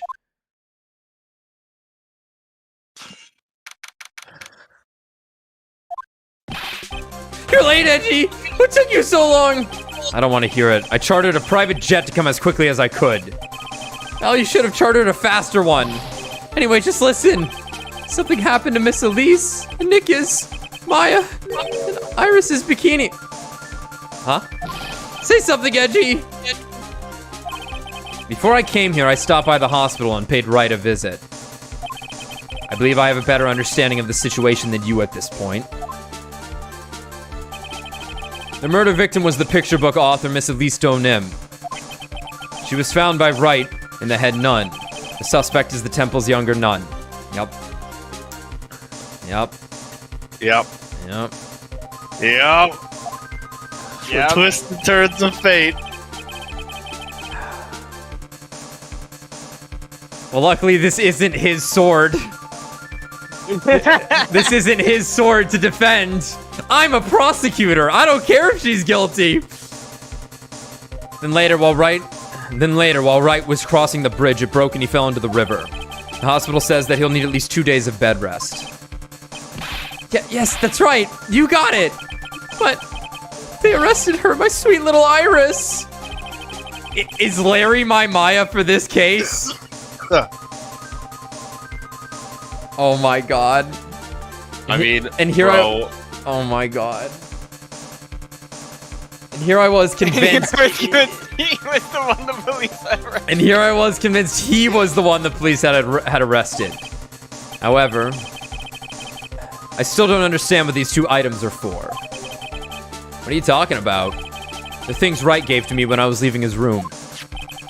This is the first. He said some nonsense about being able to see into people's hearts with this. And the other. Oh my god. Oh my fucking god. Let's go, This baby! is unbelievable. Let's go! I did not have Edgeworth as the defense attorney on my bingo card anywhere.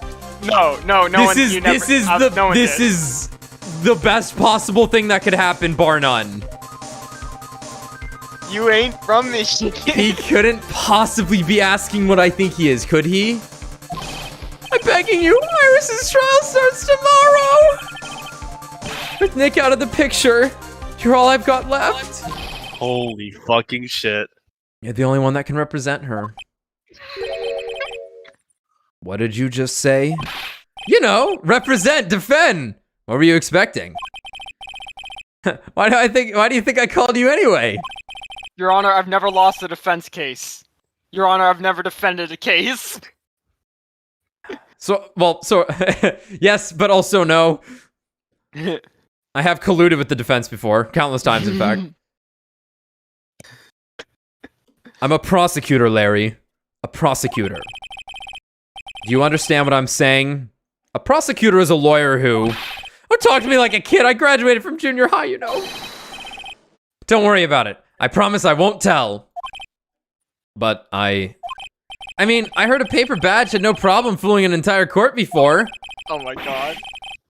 How could this country's judicial system have fallen into such decay?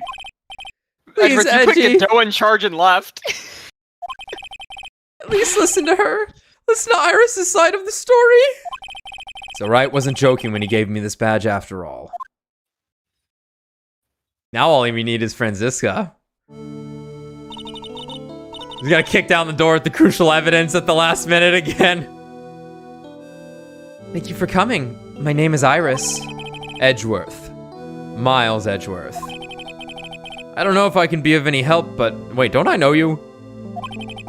I will at least hear what you have to say about the murder. My friend! My friend since grade school! Yep, homicide detective. My friend since grade school. I don't remember how we became friends, though. The victim of this incident, a picture book author of unknown age, Larry's teacher. Received from... Oh, yeah, hold on. Received from Wright. He wasn't serious when he gave this to me. Was he? Received from Wright. Something about reading people's hearts. What utter nonsense. Yep, that'll just be...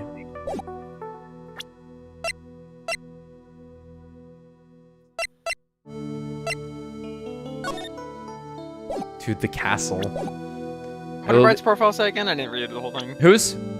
Oh, Wright's profile.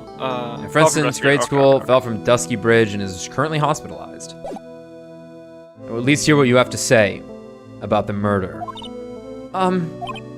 What? Mr. Wright, how is he? Mr. Larice said that he might even die. They did they're doing an insanely good job at, like, despite everything we know about this woman, the delivery is so good with her faces and stuff. Fortunately, he will be fine. Larry, you moron! How could you say something like that? He was badly bruised when he hit the water, but otherwise, he is unharmed. Thank goodness. But he's caught some nasty... He's caught some kind of nasty cold. A cold? He's running a high fever and is drifting in and out of consciousness. I must be imagining things. This woman, I feel like I've met her before.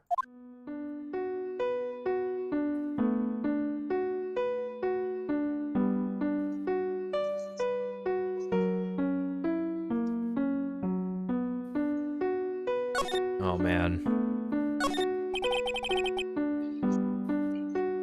The camera's glaring at me. If something glares at you, it's only polite to return the favor, is what I was taught. He's just staring at the camera! Is something bothering you? Oh, excuse me.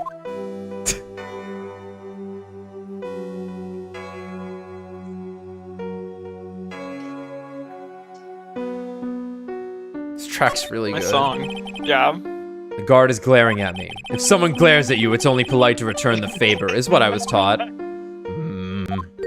Are you alright, Mr. Edgeworth? Oh, excuse me. I love this man. What do you think of this guy? He's the best, isn't he? I love him. Mr. Wright, how bad is his cold? Well, his fever is very high. As a result, he's rather confused. He's worried about Maya, who is still trapped in the inner temple. And he's quite worried about you as well, it seems. Really? Yes. Naturally, once he recovers, I'll pass the baton back to him. No, don't. I'm sure that Mr. Wright wouldn't want that. He wouldn't want to defend me. Oh, that's Mr. Larice. I'm sorry, who did you say it was? Larice Donim. He is Mystic Elise's apprentice, I think. Alright, now who exactly is this guy? He's a very sincere, hardworking person. Did I say something wrong, Mr. Edgeworth? Excuse me, I was temporarily at a loss for words. Take a trip, come home, be thrust suddenly into Bizarro world. I'm a defense attorney, Larry's hardworking. What's happening? That's Mystic Elise Donim. She's a picture book author, or so I've heard. Does she come to Hazakura village often? No, this was her first time. It's just that... She was a very important visitor. Is that so? Yes. Sister Bikini told me. Be certain not to offend her. The victim, Miss Elise Donim. The prosecutor's office still doesn't have much information about her, it seems. You want to know about me? There's not much to tell, I'm afraid. Just let me get one thing straight. You were raised at Hazakura Temple, correct? And yet somehow, you seem to know Wright. Huh? So you two must have crossed paths somewhere. Swear to God if you did anything to him. No, Mr. Edgeworth, whomever it was. It couldn't have been me. What is that supposed to mean?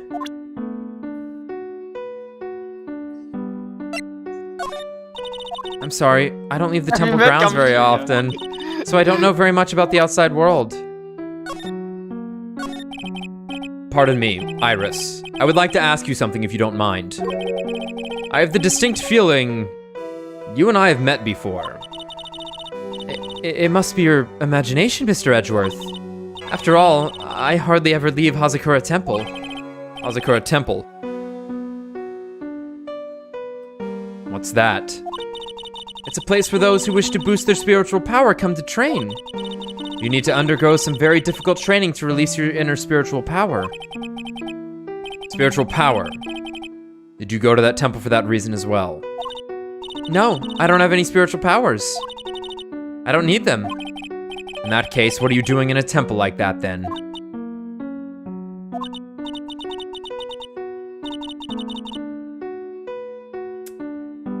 I've committed some sins. Sins that need to pay for. That I need to pay for. That's why I'm there. And that's why I continue to train. To purify my soul. I want to ask you about last night, the night of the crime. Alright. I helped to clean up after dinner, and then went back to my room at 8 o'clock. Later, I left my room to ring the lights out bell at 10 o'clock. Bell? We ring it at the same time each night. I see, and then? I was told to go to the training hall, but I went back to my room and stayed there.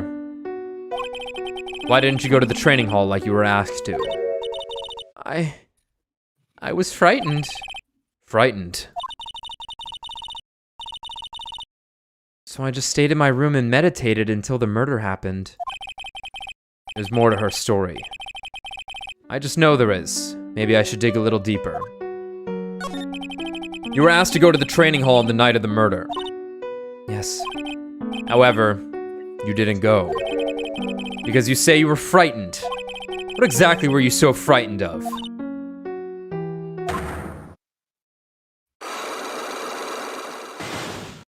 Dude, it's a different fucking set of psych locks. Jesus Christ.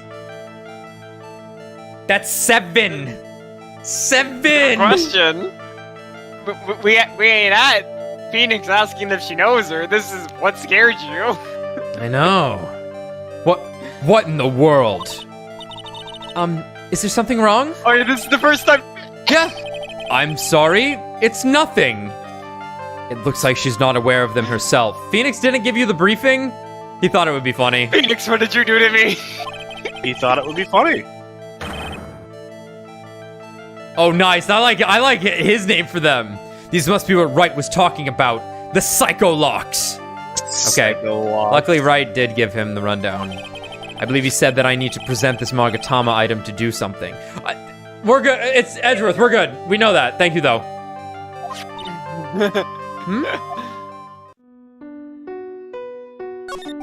So do you have any idea as to what really occurred that night?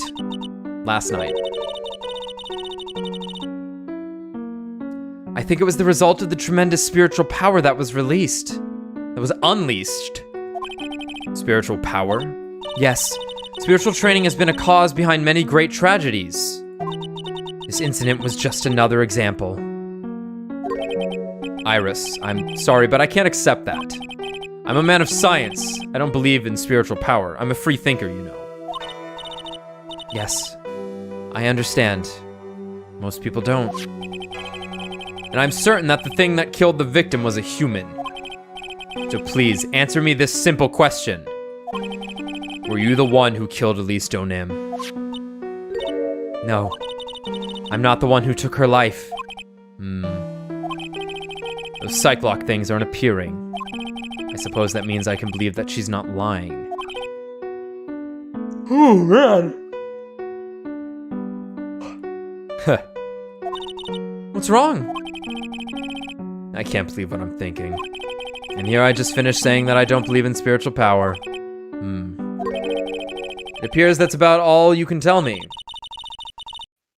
Thank you very much for listening to my story. I visited Wright at the hospital before coming here.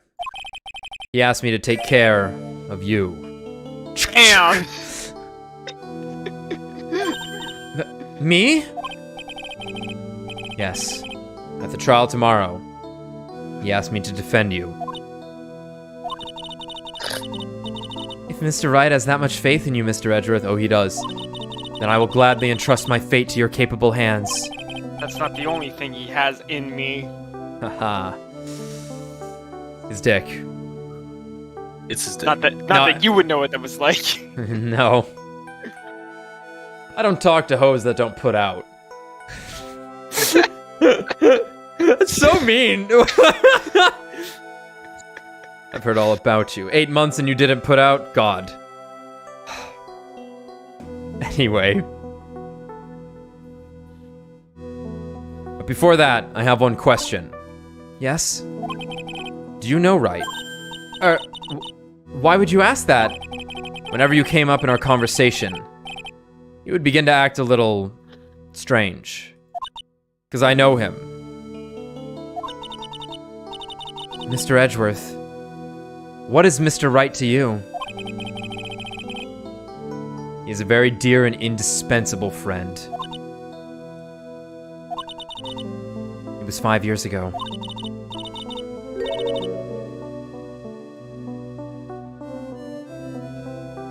Man, are we really... Are they really gonna sell us on the she's turned over a new leaf? This is... Oh, man. Oh, This is man. wrenching. This is... Women dye their hair, it's real, alright? She didn't cut it, though! Not yet. That's when I deceived him. You deceived him. I heard that he was in a lot of pain afterwards because of what happened. Yeah, he ate a glass bottle after all. I know what a weak person I am. That's why I thought it was best if he never saw me again. I wanted him to just forget about me without learning the truth.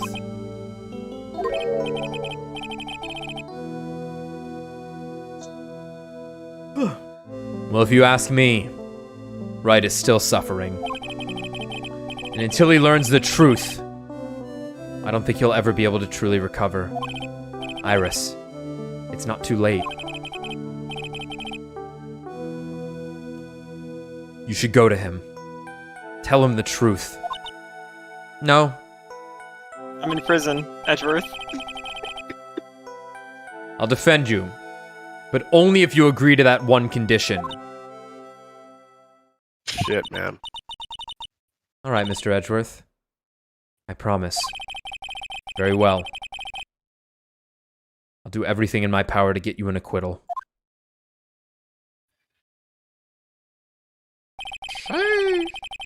It's fucking wild, bro. It's enough information gathering for now. I should head to the crime scene.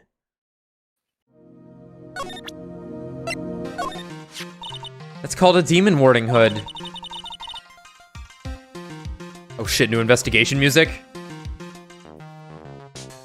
All I'm saying is, if Cornered plays at the end of this game, this is the greatest video game ever made.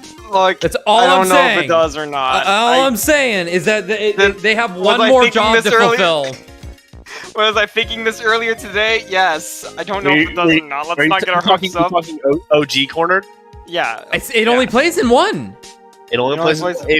Listen, I have one regret in life. Yes. And by that I mean it wasn't a decision I made, but a decision that someone else made.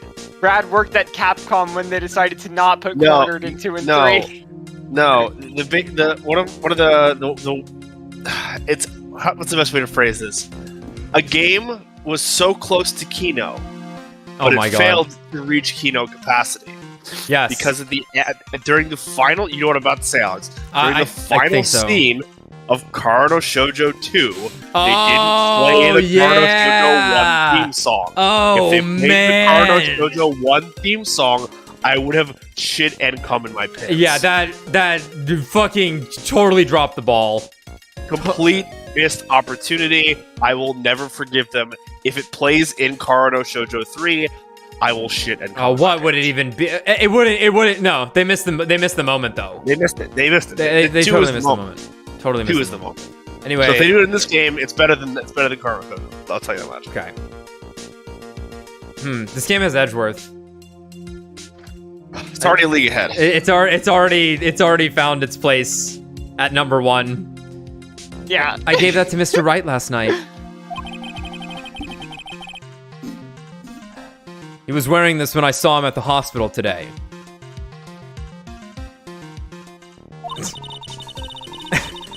It's an important item for protecting acolytes from evil spirits. If it's so important, then why did you give it to him? Last night, I felt something.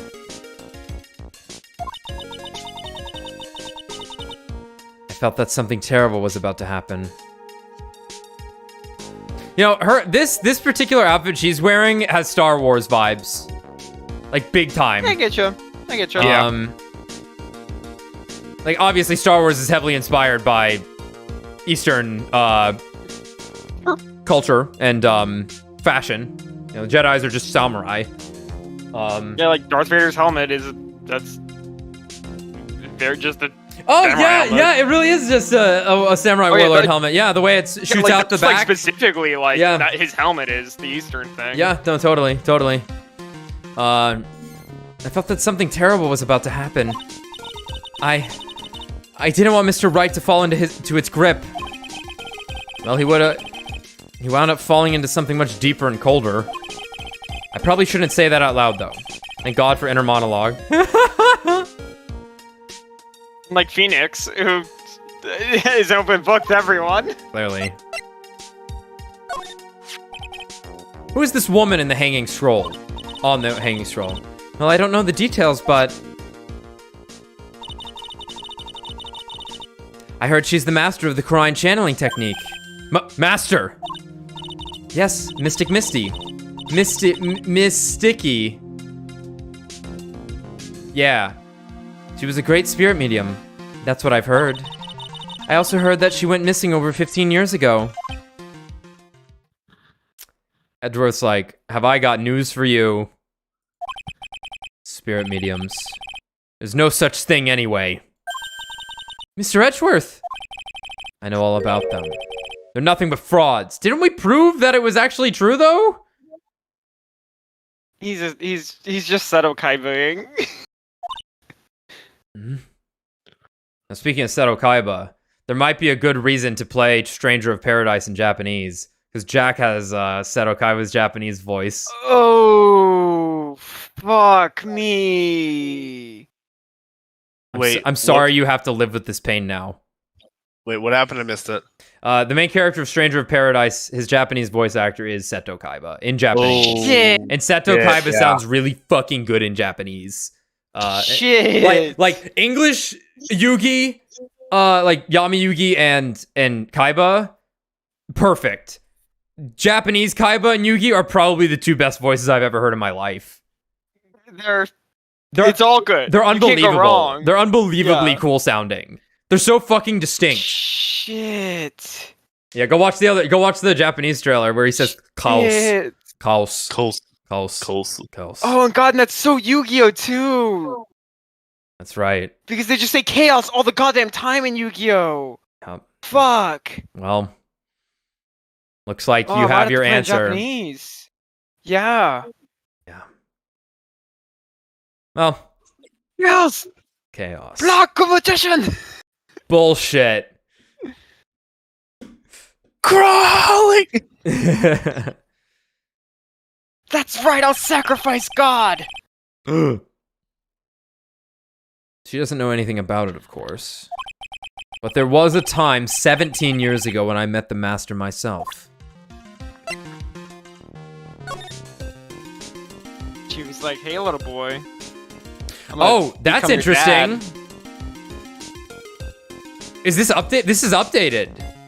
Yeah, 'cause the bridge is out now. Yeah, and one of the wires is snapped. Yeah, it's updated. Huh. Don't call me mommy, because I'm gonna be your daddy. Literally, I'm gonna channel him. Can I speak to my father? No.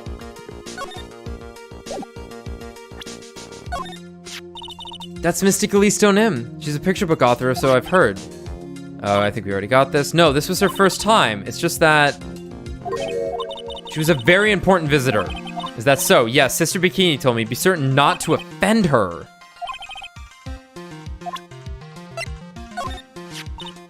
I was against the idea of our temple appearing in that magazine. I was afraid that this type of tragedy might occur. In that case, why did you allow them to run an article about you? It was Sister Bikini. She's actually rather fond of attention. Surprisingly so. She certainly does look rather happy in this photo. Is that an attorney's badge? Yes, this belongs to Wright. Really? I'm actually a prosecutor. Oh, then why do you have a defense attorney's badge pinned to your He put it on instantly! You put it on instantly. No, you wanna know what happened? Phoenix was like, Edgeworth, come closer, I have to tell you something. And Edgeworth leans in. What is it, Wright? And then with the last of his strength for the day, he put it on his lapel.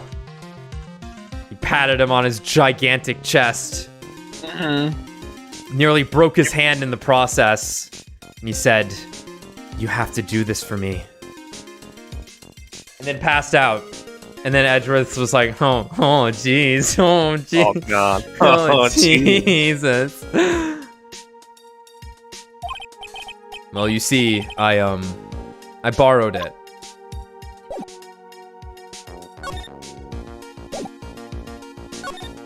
All right. Where's my best friend? Sure is cold, all right. So this is it.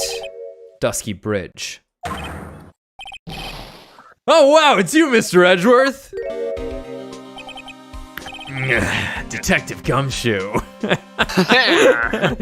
Big gumshoe. Big Gumshoe. Big dick. Big dick. Detective Gumshoe. Long time no see. It's been about a year, or has it been longer? It doesn't matter, Detective. What does matter is why you're shuffling around up here. Oh, ouch. And there's that sharp left jab. Well, I'm happy to see you anyway, Mr. Edgeworth. Let me guess, you were transferred by HR to the local precinct? A wise decision. The vast amount of nothing up here should be quite easy to guard. I heard you were back in the country and arranged to come all the way out here. Everybody was real nice. They even let me take charge of the investigation, sir. Gumshoe indeed. Like gum on your shoe, he's impossible to get rid of. I'm supposed to report on the details of the crime scene, sir. Anyway, here I am, Detective Dick Gumshoe reporting for duty. Great. Thank you, Detective. Oh, this'll be interesting. I thought Prosecutor Godot was gonna get here before me. That guy's a real mystery, I tell you. Prosecutor Godot. What? So who is this Prosecutor Godot? I've never heard of him. Yeah, he's a new guy. Showed up after you left the country. He's a complete rookie, but nobody can say a bad word about the guy. I thought he had been recommended by Edgeworth. That's kind of what I understood, too. It seemed like Edgeworth had acknowledged Godot, but maybe I guess that was not the case. What kind of man is he? He just became a prosecutor recently. But he's good, sir. Real good. He hasn't won any cases, though. Because, you know, he was up against Phoenix, but, you know, we don't talk about that. If he's so good, how is it that I've never heard of him?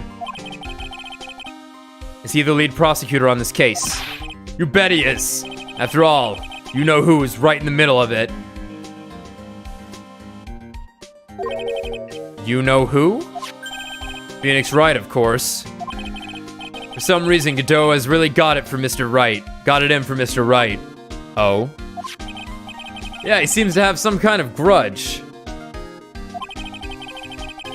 And what would be the cause of this grudge? I don't know. Maybe he made fun of his mask or something. Impossible, the mask is really cool. None of this is making any sense. I better look into this Godot myself. Thank you, Edgeworth. Phoenix just like, yeah, whatever. Edgeworth like, that's fucking weird, dude. I just got back into the country, so I don't really know much about the case. It's simple. Well, simple as is simple does, as they say. Oh, you've got no idea how much I've missed the biting sarcasm of yours, sir. But seriously, this one's a piece of cake. There's a witness that saw the whole thing. A witness? Yeah, that bikini lady. Bikini lady? Here on this freezing cold mountain? Well, you should talk to her yourself if you want the details, sir. I may have to talk to this bikini lady. I mean, decisive witness myself. So this is the bridge that Wright fell through? Yup. I can't imagine being that reckless myself. You know, apart from running a bunch of red lights that one time, but who cares? No one y'all didn't play that game, right? Right. Look before you cross is how it goes, right? Or was that leap? And is there something on the other side? I thought his eyes just went cross-eyed for a second. When they readjusted like that, I thought they were looking in opposite directions. Yeah, some old building they call the Inner Temple. But we can't get over there without a bridge, sir. What? Nobody lives there, so it's usually not a problem. But someone was at the Inner Temple doing some training and now they're stuck there. Yes, I heard that from Wright. It's Maya Fey. Dude, they would have had a fucking rescue bridge made so fast and easily. Like, especially with a lot of the bridge's like integrity still intact, right? Yeah. Yeah. All you need is the rope, and then you can get started. I'm sure they have like crazy cool harpoon guns or something that like shoot shit. Yeah. I'm sure they have plenty of stuff that like can cross ravines in cases of emergency. Yeah. I would be shocked if that's not the case. No, they absolutely do. What am I saying? They have helicopters. That's what helicopters are for. I kind of like the. It's true. I kind of like the inflatable bridge idea, though. Yes, I heard that from Wright. It's Maya Fey. Oh no, her again. Anyway, the air is really turbulent right now, so we can't do an aerial extraction. Fuck. No one's gonna be able to reach the Inner Temple until tomorrow, sir. Will she be all right in this cold? So how did this bridge burn down anyway? We're almost 100% sure it was lightning. Lightning. You're telling me the bridge caught on fire due to a fluke bolt of lightning? Yep, last night it snowed for the first time in 3 days. It's a little unusual for lightning to occur during a snowfall like that. But according to the weather data, lightning definitely struck. Huh. I see. This is a very detailed weather report. Almost too detailed. It even has the exact time that the lightning struck the bridge. Oh, that? We got that information from the witness's testimony. Someone actually saw the lightning hit the bridge. Who is this witness?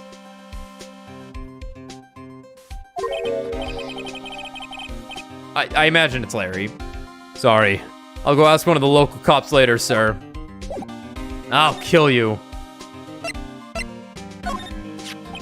Huh? What's that thing doing on your lapel, Mr. Edgeworth?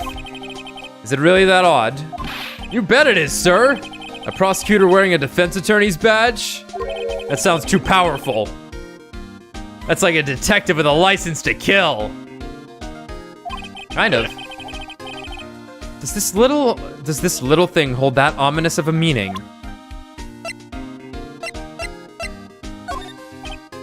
Look, I'm just your everyday simple detective. Don't ask me tough questions, okay? That's not something to be proud of, detective.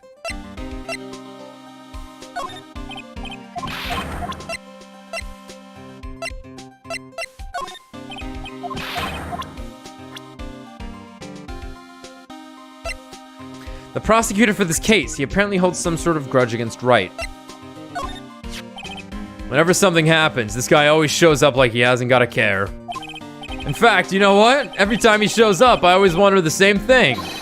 Maybe somehow he's actually the cause of all these incidents. Yeah, pretty reasonable for that to run through your head. Like, just spiritually. I wonder if Gumshoe has realized it yet. You could say the exact same thing about him!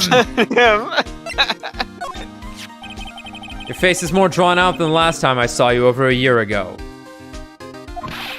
Really? I thought so! No, wait. It's not so much drawn out as weary and tired. Or maybe just plain old thin. I thought that too, sir. My salary's been kind of on the low end. So yeah, my food options have been kind of non-existent. Off-brand chicken soup, off-brand spaghetti, off-brand bread, that sort of thing. I thought you were really into instant noodles last year. I got really sick of the stuff after a while, sir. Poor fucking guy. Supposed to be Miss Elise Donim's apprentice or something. I see. Yeah, he drew a nice portrait of me. That's nice.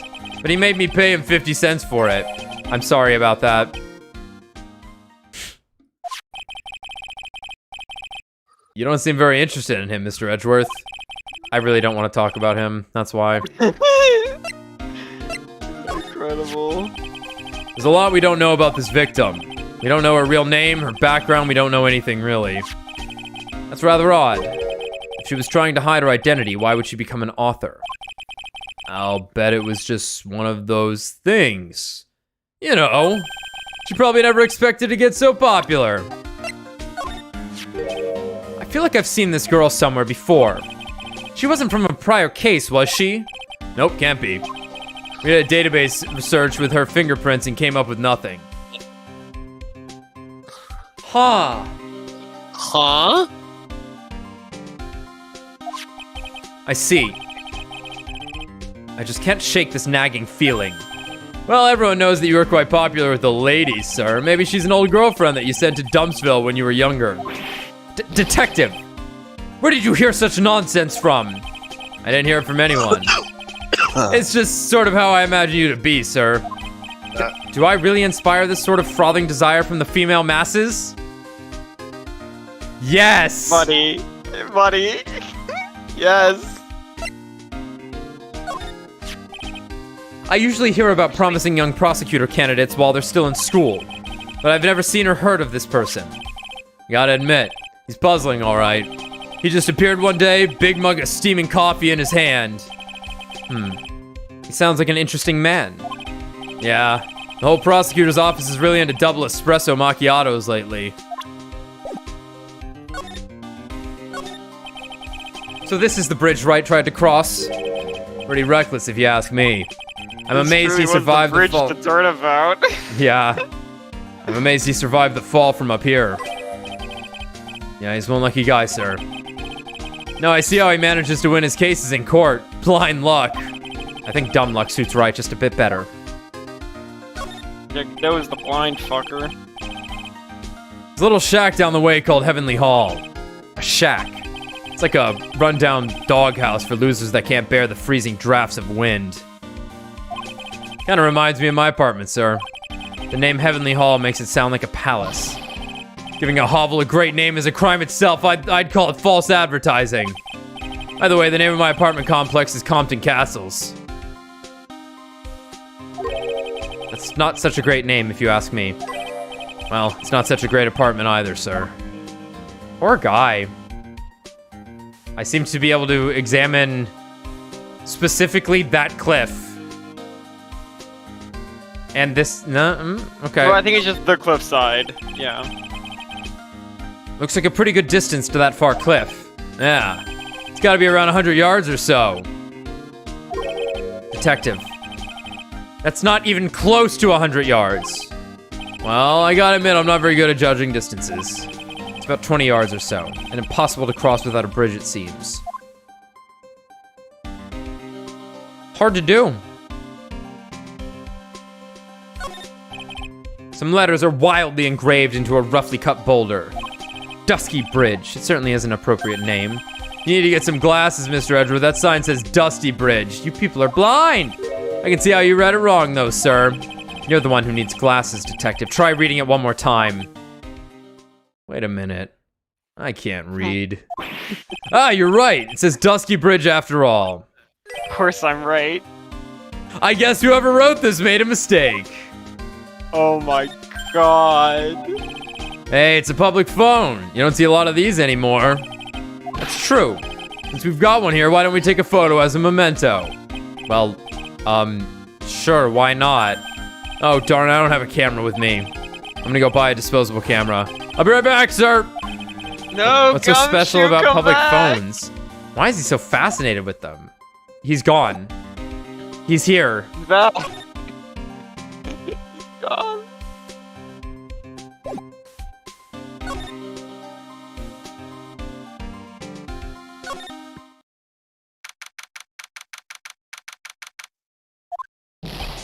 Yo, Edgy, what took you so long?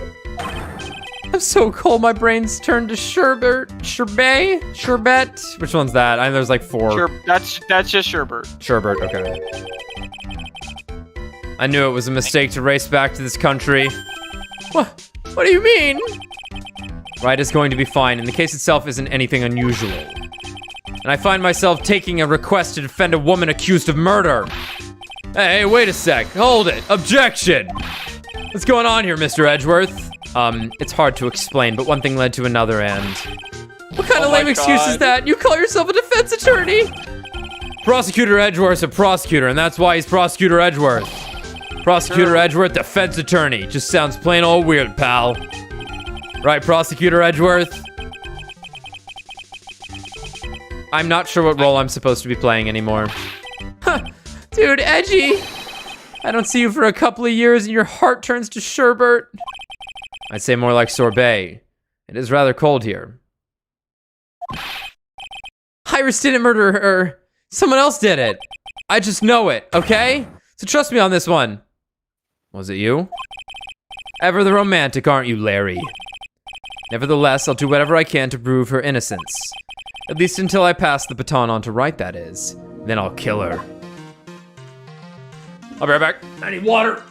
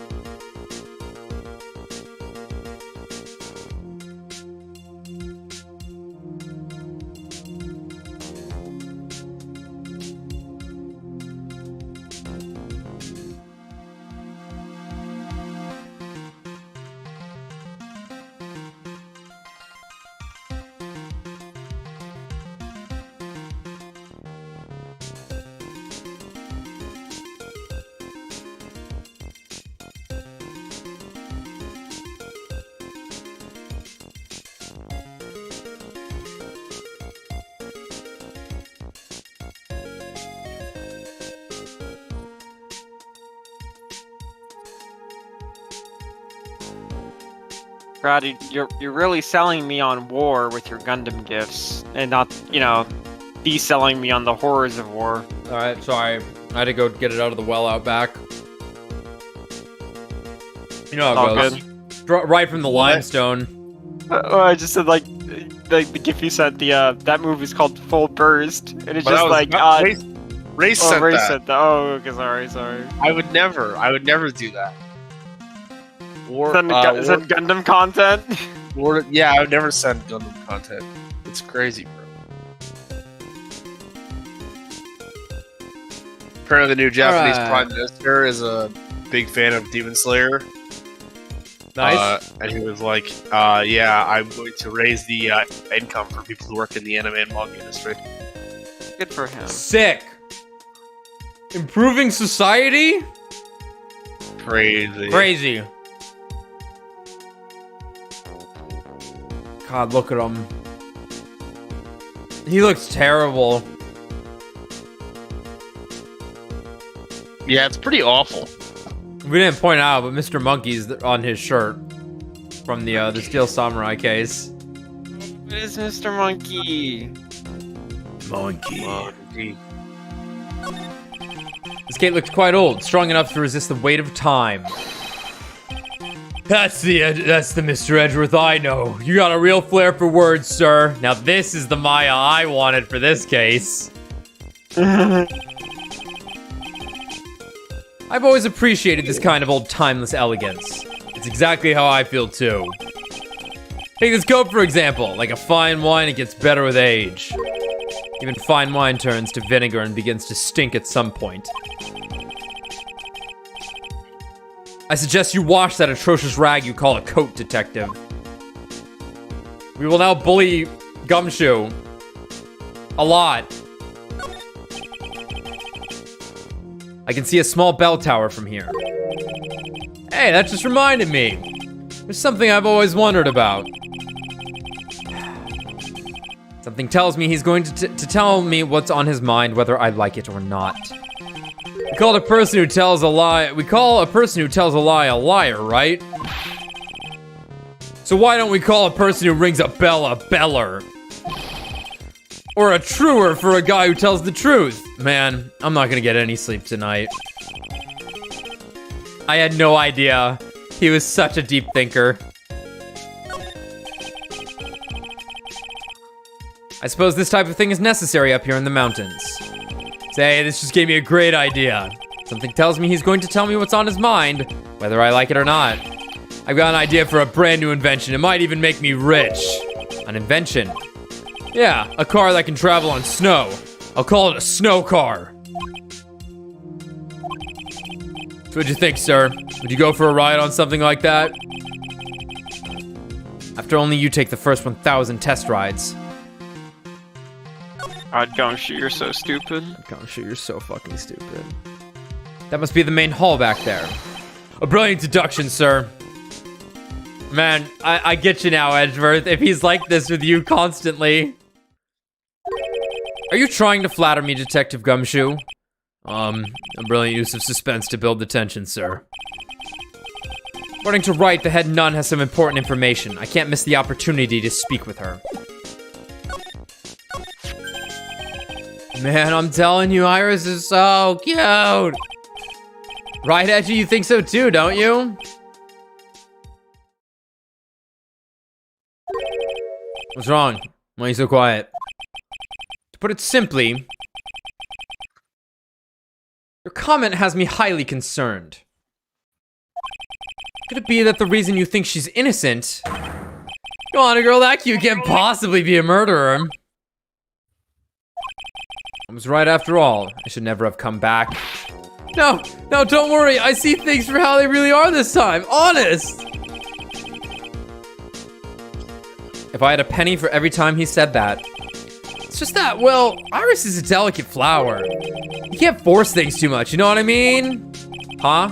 I have no idea what you're talking about, Larry. Oh. Forget it. I didn't say anything. Huh? Larry, where were you and what were you doing on the night of the crime? Larry? What? Don't tell me. think I might have done it. What? Get lost, go back to on your chartered jet and get out of my sight, you creep. And I hope your plane crashes and you die. I'll ask just one more time. On the night of the murder, where were you and what were you doing? Brother! Oh my god, Larry! Psycholocks. Sorry, man, you know me, I just don't remember. My short-term memory is a wreck, dude.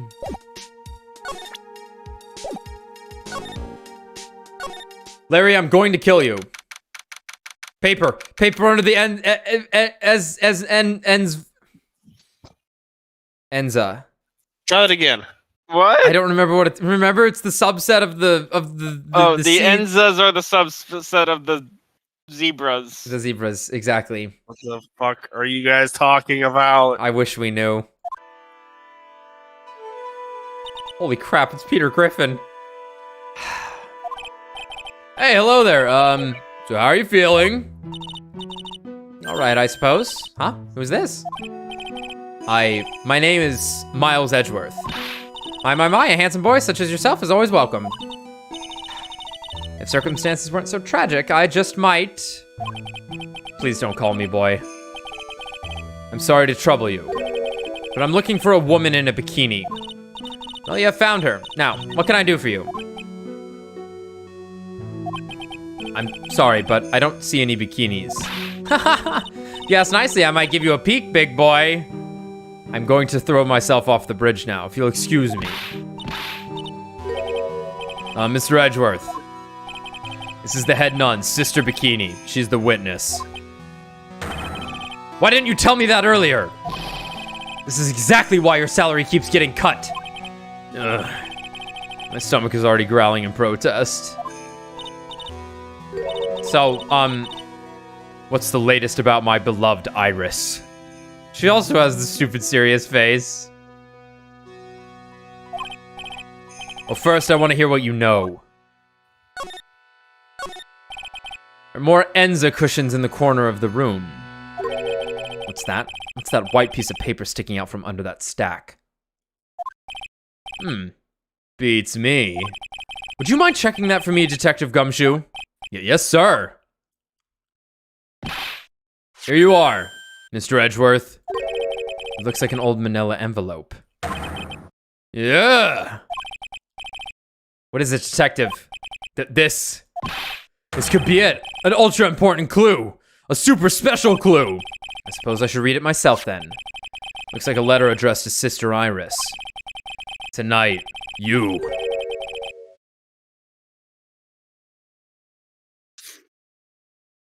Tonight at 10 at Heavenly Hall, unless you want your secret to be exposed.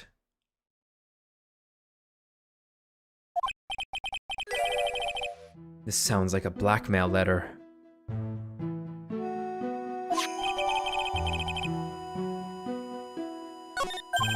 Nice going there, Mr. Edgeworth. Why can't I ever find clues like that? You're an ultra important prosecutor, a super duper prosecutor. Well, I suppose it takes a super duper kind of dumb to miss a clue like this. Pickle. That thing sure casts a strong presence over the whole room. This is the Lesser Magatama. It is a precious heirloom containing a great many souls. Huh? This is lesser. What is the greater one like? The greater Magatama is displayed in the main room of Fey Manor. Damn. We missed it. We missed it. How could we miss it? I'm so busy with It was supposed to be shown at the Treasures of Kurine exhibit, but it was so large that they couldn't bring it through the doors. Mirror, mirror on the floor. It's an altar with a giant Magatama enshrined on it. There are lots of candles lined up on it too. You know, I haven't had a birthday party for myself in a while. Maybe you should blow out those candles over there to make up for that. Mr. Edgeworth, would you mind singing happy birthday to me? Stop that! Cut that out! Please don't blow out the altar candles!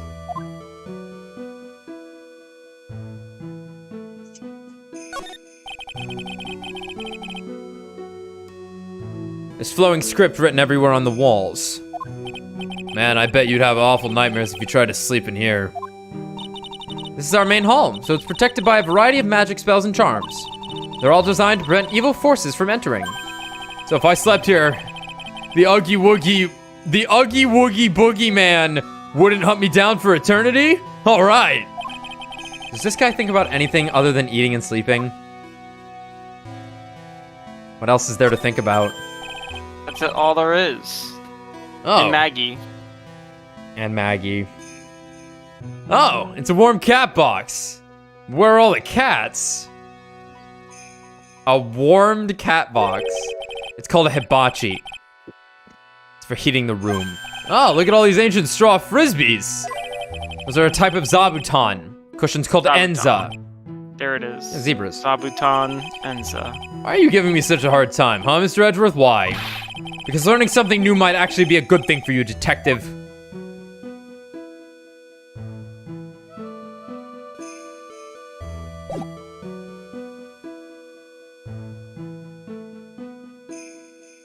No, you don't even need to make an edit. It's just Peter Griffin. It's uncanny. I don't get it. It's horrific.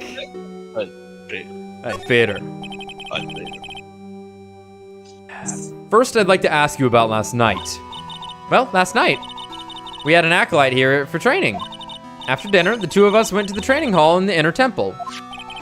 She must be talking about Maya. Approximately what time was that? I suppose it was about 9 when we left here? Training lasts all night long. It's extremely exhausting. The channeling dojo's head nun must be in attendance at all times to keep watch. Wait, Pearl also went missing. I forgot about that. Shit. I'm thinking she's over in the other hall, but that's... Not necessarily. Not She might be. necessarily. The channeling dojo's head nun must be in attendance at all times to keep watch. Wow, you're right. That does sound exhausting. Detective, this is no time for flattery. Sorry. Sometime around 11, you witnessed the incident in the courtyard. But your duty was in the inner temple. Why did you come back here?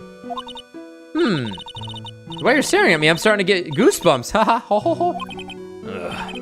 I'm starting to get goosebumps myself for a decidedly different reason. Oh, you get the chills pretty easily, don't you, Mr. Edgeworth? Get out of my head. Alright, then I'd like you to tell me exactly what you saw in the courtyard. Must have been past 11 p.m. No, I can't say it. It's too much for my poor heart. Hey, calm down, lady. Let go of my tie. I'm dying.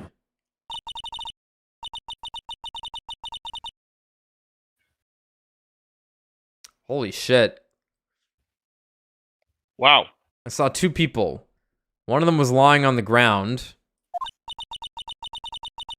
The other one was stabbing her from the back with a sword. Did you see this criminal with your own eyes? I didn't want to believe what I was seeing, but it was Iris.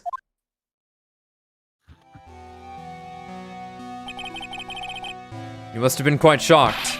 Of course she was. Try putting yourself in her shoes. It'd be like if you were stabbing Mr. Wright smack in the middle of an afternoon of a courtroom. And I happen to witness it from the witness stand. I'd be pretty shocked too. I know it sounds insane, but that's what I saw. When I finally realized what I was seeing, I screamed, and then I passed out. Fortunately for us, her testimony seems to be pretty solid. However, the idea of Iris doing such a foul act seems unnatural. Unnatural. The girl I know simply isn't capable of this sort of foulness. I wonder what she means by that. As the head nun, it's your duty to stay with the acolyte at all times, correct? Yep, that's correct. I know I may look strong, but the truth is, I've got a bad lower back. A bad lower back. Yes, it's especially bad in the winter. So bad that I can't even lift a bucket. You remember how cold it was last night? My bad back felt as stiff as frozen glass. I just wanted to take a nice hot bath to ease my aching back. Did I say a nice hot back? A nice hot bath. That's why I returned to the main hall. So you left the disciple all alone. Don't be ridiculous. I would never do that. That's why I ordered Iris to go to the inner temple after she had rung the bell. Yes, but she never went to the inner temple, did she? So did this head nun actually see Iris there? So who is this acolyte that was to train at the inner temple? Her name is Maya Fey. I treated her very badly, I'm ashamed to say. And after she went through the trouble of signing up for the special course. Special course? It's a training session where you sit on a block of spirit eyes and chant 30,000 times. I'm getting a country accent suddenly. You don't mean to tell me she's still doing that over at the inner temple, do you? No, of course not. You don't have to worry about that one little bit. Last night, we still hadn't started the training session itself. Well, that's good to hear. Oh, dear. There's one thing I forgot to tell you. Uh-oh. I don't like the sound of this. Do you know the small girl? I believe she is Mystic Maya's little sister. Maya has a little sister? Oh, you mean little Pearl? That's Maya Fey's cousin. Little Pearl? I guess he never met Pearl. Yeah. He probably has, but... Well, I don't know. I think Mia was... At the end of the second game. Yeah, I think... Yeah, we would have had to have met her then. Because Maya was out of commission, so Pearl was the one in the case. Yeah. Channeling Mia. Yeah. Okay. But also Pearl. I thought she was going to visit Mystic Elise after we'd finished with the dinner cleanup. But I haven't seen her at all since late last night. She's nowhere to be found. You mean she was with the victim? It's all the fault of my stupid, creaky old back. The little girl who was with the victim on the night of the murder is gone? As they say, the plot thickens. Who cares? Get a search team! It's just me and you, buddy. Huh, well. Look what you found. That's the master of the Quran channeling technique. Mystic Misty Fey. It's been nearly 20 years since Mystic Misty's disappearance. Apparently, she intended to pass on the master title to her daughter. Who is this daughter? Well, I myself am part of a branch family of the Fey clan. But even I am not privy to information concerning the main family. Well. That's a demon warding hood. Acolytes are highly susceptible to possession by evil spirits, you know. That's why we always wear these, for protection. Oh, I see. What are you waiting for? You won't get any protection just by holding it, you know. Put it on already! No, I can't. I was just... Put it on. Edgeworth. Put on the cat... Put on the cat ears, Edgeworth. It's like it was made just for you, Mr. Edgeworth. What do you mean by that, detective? Looks absolutely marvelous. You've just got to keep it on for a while. Is this some sort of divine retribution? About this picture.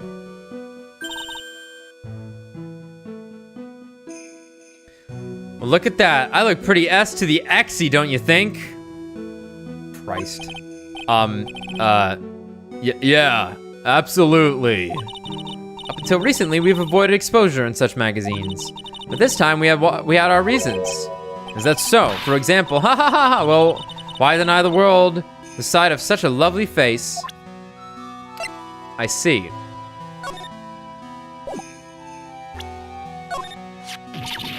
Oh, how could such a terrible thing have happened? It's all my fault. Well, come on, lady. I don't think you need to take all the blame. It's quiet. What do you know anyway? Ouch, you're scary. With that stupid 5 o'clock shadow and that stupid old coat of yours. It's too bad that you weren't the one that disappeared. Wow. Wow.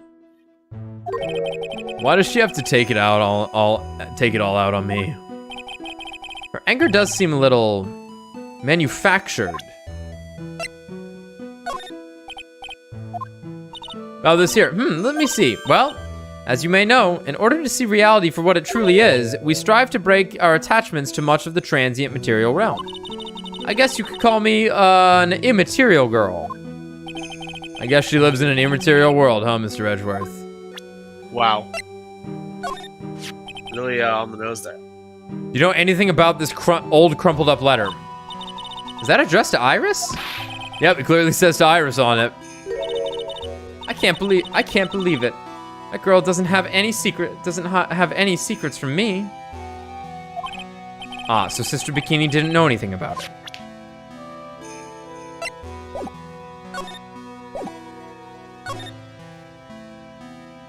Oh, profiles.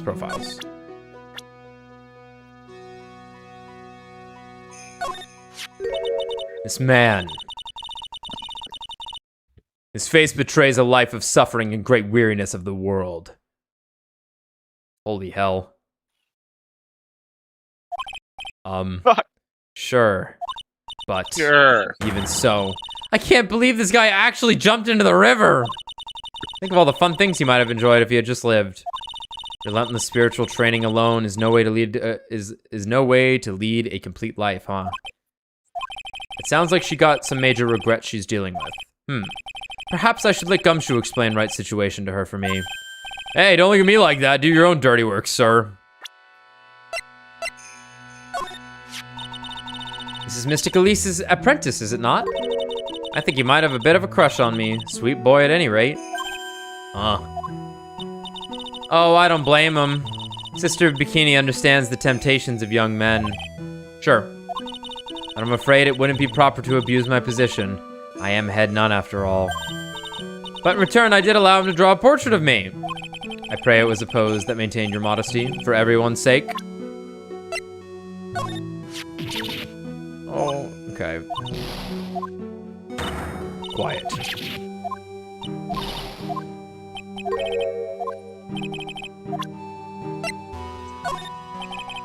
You said you went with Maya to the training hall in the inner temple last night.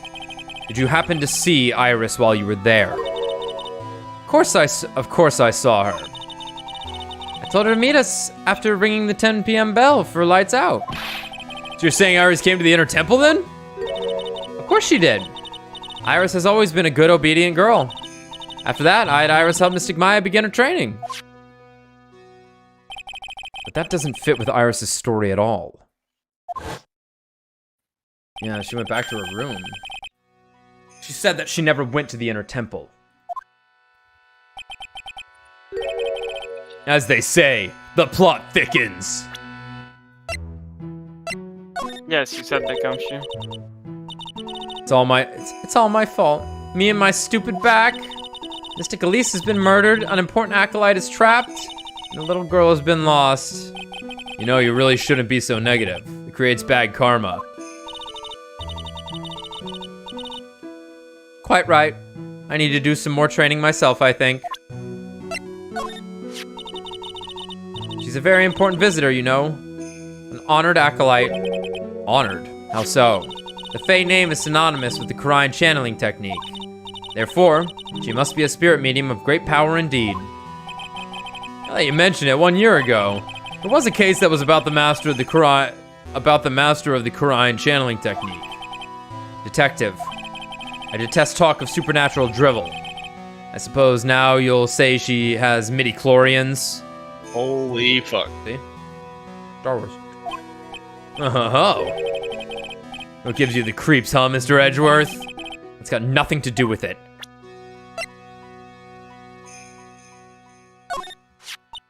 Oh, this poor girl.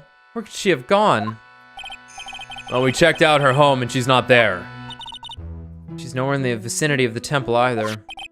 Which means there's only a few other possibilities as to where she could be. Ah, do you think maybe she fell off the bridge and was carried downstream? Why do you have to be such a pessimist, detective? I was just trying to think like you, Mr. Edgeworth. Ironic, I became a pessimist only after I had the pleasure of working with you. Wow. Okay.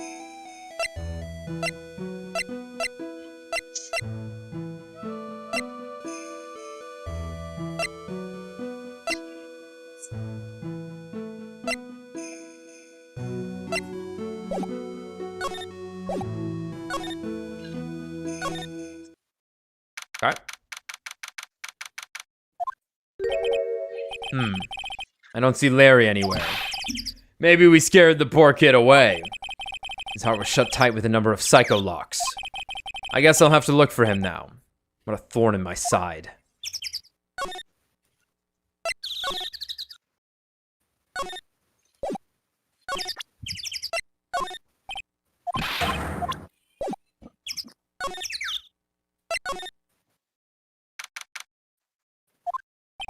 It looks like Iris is being interrogated right now. This place certainly brings back memories. Oh yeah, come to think of it, you got thrown in here once too, didn't you, sir? But you know what? I've never been in jail a single time. I should think it's hard to land in jail when you're so harmless. Yes, well, if you're in jail, you don't have to pay for your own meals, you know.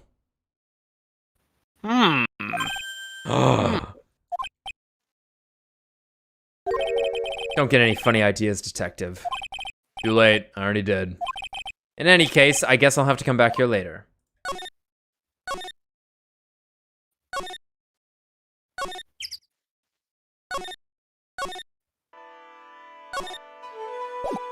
Oh, courtyard.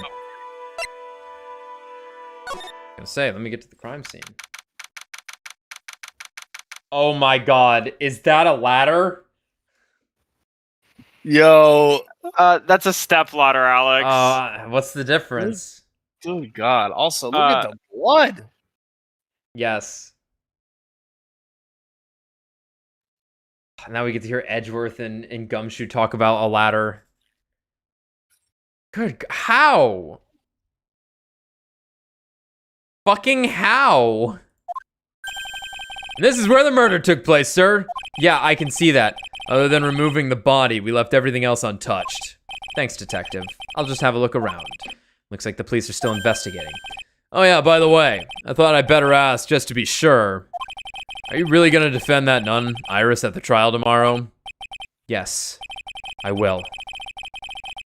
I gave her my word, and now I must follow through with my commitment. Well, in that case, I've got to be careful. Gotta make sure I don't leak the prosecution's whole investigation. Don't worry about it, detective. Just keep your mouth closed, and I think most of it will flow out on its own. You got it, sir. I'll make sure it flows out like water from a tap. Yes, you do that, detective. Just how much has your runny spout leaked over these years? The main gate must be just over that stone wall. Stone walls. I jumped over a few of those in my time. Most of them are good memories, but not all. Detective? Paucity? Perhaps someone should introduce you to the concept of paucity of your paucity of your words. Paucity. The presence of something only in a small or insufficient quantities or amounts. Scarcity. Huh. They didn't talk about the ladder, that sucks. Maybe they'll talk about the ladder when I play as Phoenix, if there's this Phoenix section. I imagine there will be. It's a lantern. I suppose they light it at night. There's something elegant about the light of a fire. At the end of each month, I always like to relax in my room by candlelight. Detective, can you not afford to pay your electricity bill? How'd you know? I just love skiing. Really, you don't, seem like the type. Well, what about sleds? Sleds? Nah. They're a little too kiddie, you know? Messes with my hard-boiled image. What's with the silence, Mr. Edgeworth? Is the world starting to go mad? Yes. The main hall of Hazakura Temple is above us here. Hey, you're right, but I'm pretty sure the main hall didn't have a second floor. Hazakura Temple was built on a steep part of the mountain. The front and back of the main hall are on different levels. Oh, that makes sense. Wouldn't it be easier to just build the place slanted, sir? I failed to see how he can consider that to be an even remotely good idea. What? Or just build it slanted, whatever. Oh, right. Yeah, okay. Yeah. What's this? Ah, the jewel's missing. It looks like a wizard's staff. I belong to the victim, Miss Elise Donim. There's nothing strange or magical about it. Oh yeah, listen, this is just between us, okay, sir? Yes? What? This is top secret stuff, don't tell anybody about it. Alright? The truth is, when I was a kid, I wanted to be a wizard! How old are you? Oh yeah, no, you're a wizard then.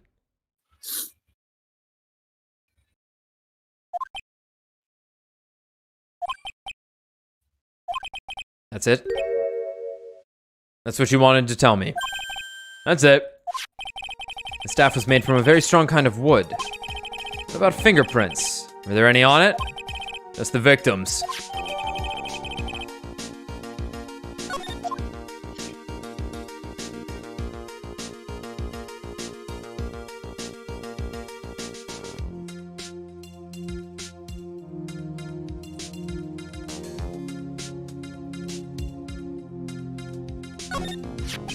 So the sword from this gold statue is actually the murder weapon.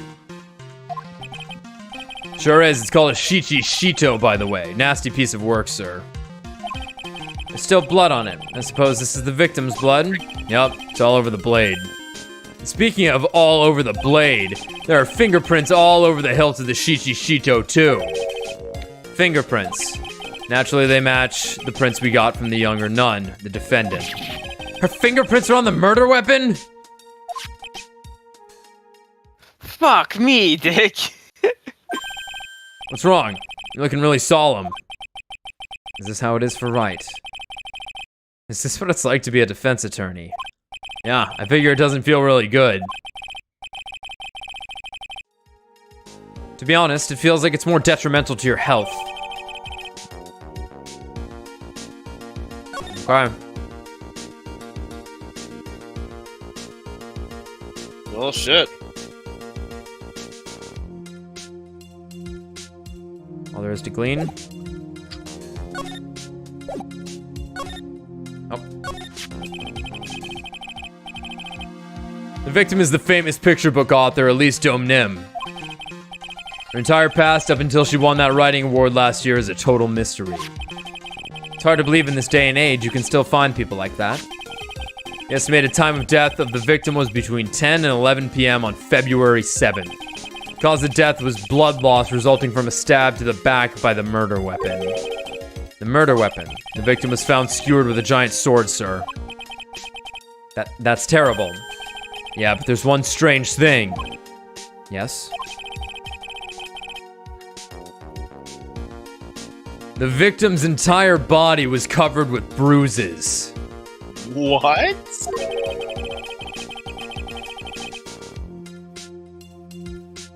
The bruises are consistent with falling from the height of a 2-story building. A 2-story building. That would be about the same height as that room in front of us, correct? Hey, you're right! Way to go, Mr. Edgeworth. That just happens to be the room that Elise Donim was staying in. Oh. Maybe she was pushed out of the window after she was stabbed by the sword?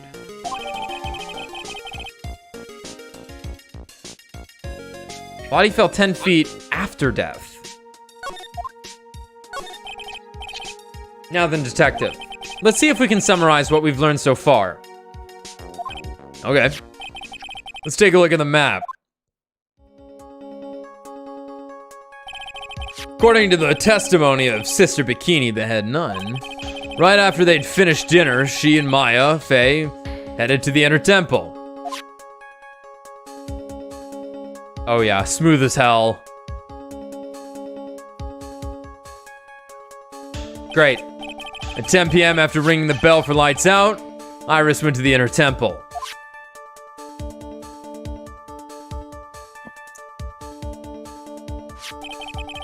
When she got there, Bikini had her take over while she went back to Hazakura Village Temple.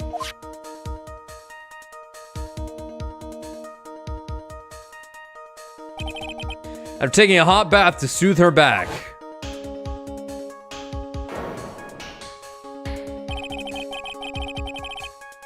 Sister Bikini witnessed the murder in the courtyard. If you want more details, you should ask Bikini herself in the main hall.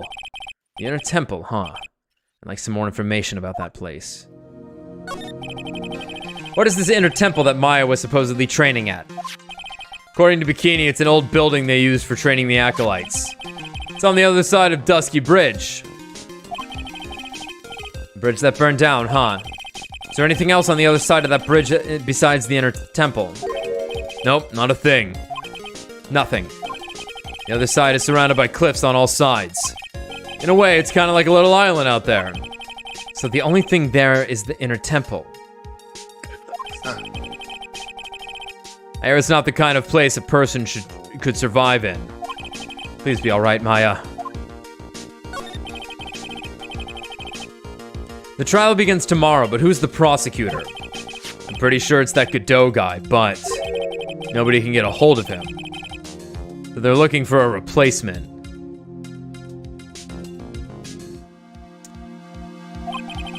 What do you mean?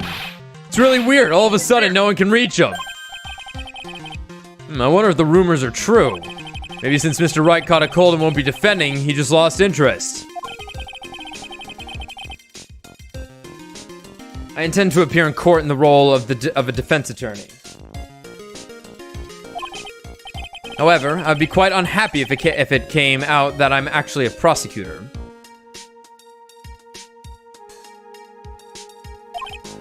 Yeah, I can see why, but I'm not the one you have to worry about. You know, just everyone who will recognize you as a prosecutor. You know, all of Japan. I mean, Los Angeles. I think the real problem is going to be the judge. Yes, he certainly would remember my face even after such a long absence. That's why I requested that other judge preside over the trial tomorrow. Oh no. You're not done yet, Tommy. I don't like him as much. I don't like him as much either.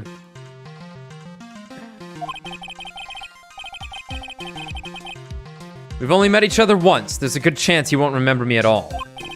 I mean, what's the big deal if he's a defense? Well, I don't know. Stupid pride shit, I guess. How could you?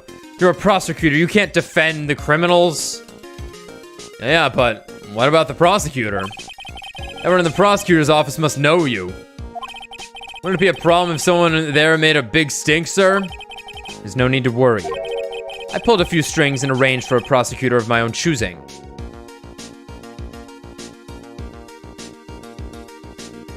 Yeah?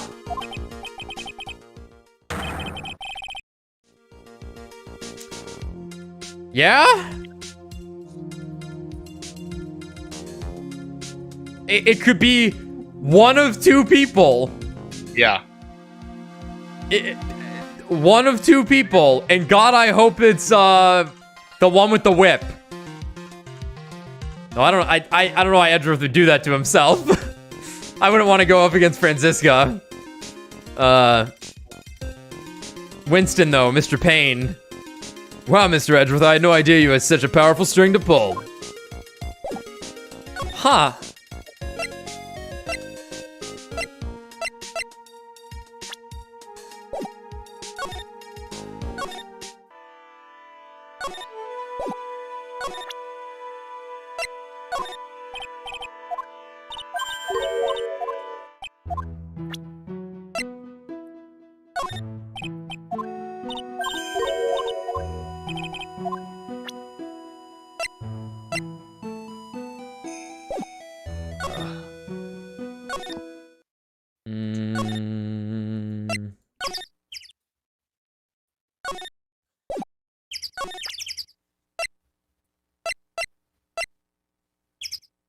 Like, that's just something I need to present Gumshoe.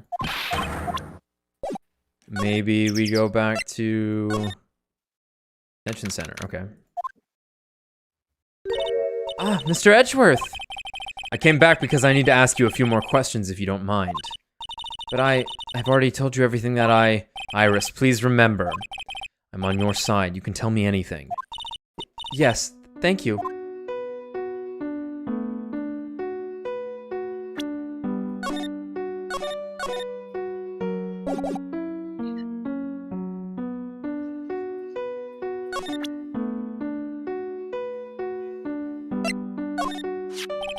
This letter, it appears to be addressed to you.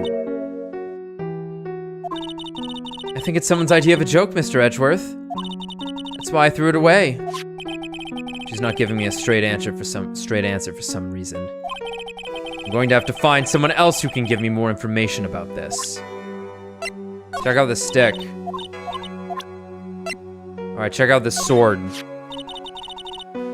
Is that the murder weapon? Yes, it is. Have you ever seen it before? Yes, Mystic Ami was holding it in the courtyard. And apparently the head nun witnessed the whole sad affair. Oh. She saw you stabbing Miss Elise Donim with this very sword last night. Just awful form. Just on both ends.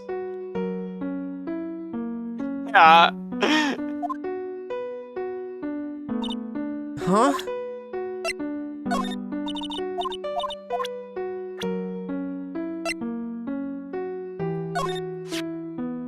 I'd like to ask you about Sister Bikini, the head of Hazakura Temple. She raised me as if she were my real mother. As if she were your real mother. I was left at Hazakura Temple when I was just a small child. It's so weird. And she's taken care of me ever since. Forgive me for sounding rude, but what about your family? I'm sorry, but I'd rather not talk about this. Too bad. Oh, this is the woman who is to go undergo training that night. She seems like a very strong, reliable woman. Whatever else anyone has to say about this Iris woman. Whatever else anyone has to say about this Iris woman. I can't exactly say she's the best judge of character. This is the trainee's younger sister, correct? She's cute as a button, and she seems to really love mashed potatoes and gravy. Oh? She even said she was going to have the leftovers for dinner the next night. And then she took the leftover potato and the whole pot of gravy with her to her room. Strong. Absolute king shit, Pearl. Absolute king shit right there. I can't wait to eat this! And she fucking took it. That's quite an appetite for such a little girl. I just finished speaking with the head nun of Hazakura Temple. She testified very clearly as to what happened. She said she saw you stab Miss Elise Donim with a sword. A glorious 7-branch sword, in fact. And one other thing. She said that when Maya Fey began her training at the Inner Temple, you were there as well. What? When I spoke with you last, you claimed that you never went to the Inner Temple. And yet, Sister Bikini says she met with you at the Inner Temple that very night. But I didn't go there. I didn't go to the Inner Temple last night. It looks like she's unwilling to tell me the whole truth. I wonder if I'll find the answer I'm looking for if I break those psycho locks. I don't know if I have everything I need for her yet, but give it a go. Can't hurt. Well, it can, but, you know, save files. Oh.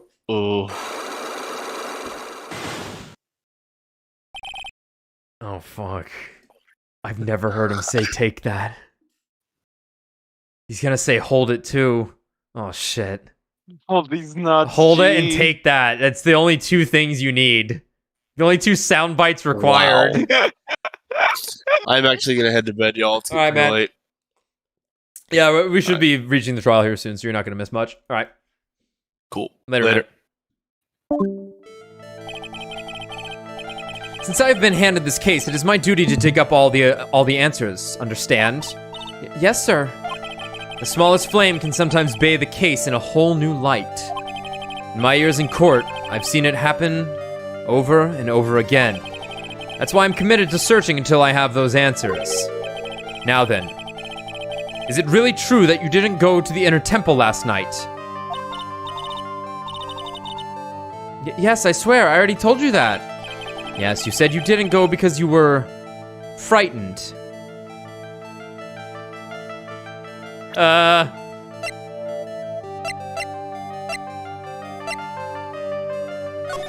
Oh, here we go. Snow with occasional lightning strikes. Snow 7 to approximately 10:50 p.m. Lightning 10 to approximately 11. Okay. Lightning struck Dusky Bridge at 10:45. Around 30 minutes passed between the fire starting and going out. Okay, she was afraid of the lightning. That's right. If that's the case, then the obvious question is, what were you so afraid of? After watching that guy just get fucking zapped to death. Yeah. Iris, I wonder. Is this what frightened you so much that you couldn't even leave your room? Weather report. I wouldn't want to go outside if he was there either. Perhaps this is what you were afraid of. Well...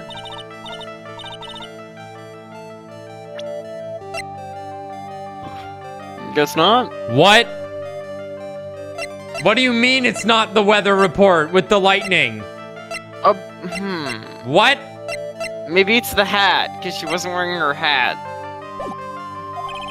Huh? Why is your voice trembling like that? It's just that your eyes are scaring me. Oh, blast. I must be trying too hard to bluff. Please excuse me, I'm still not used to this role I've been assigned. No, I should apologize. I'm sorry for being such a scaredy cat. Anyways, I'm still determined to find the answer to this mystery.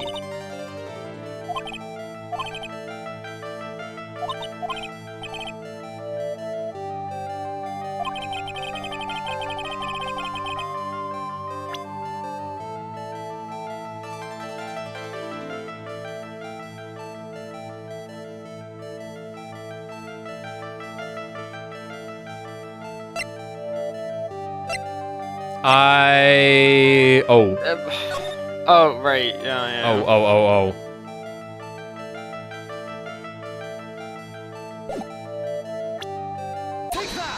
Take that! I found this in the main hall. It is addressed to you. That's... Well, Iris. Why are you glaring at me like that? You were scared of the blackmailer who wrote this to you, isn't that correct? Ah!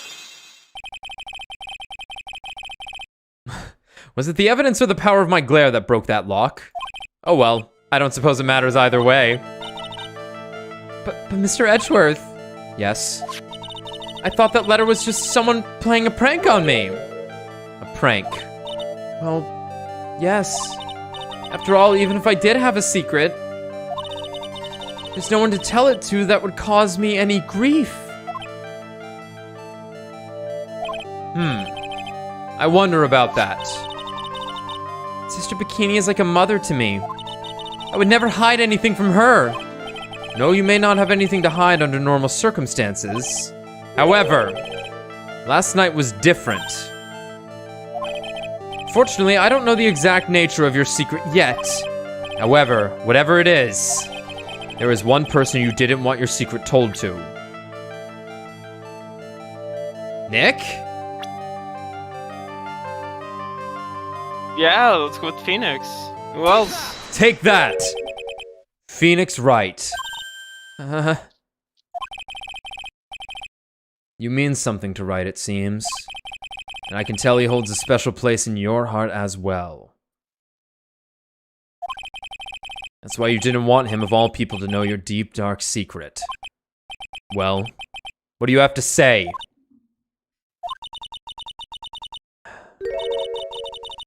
I should have expected as much.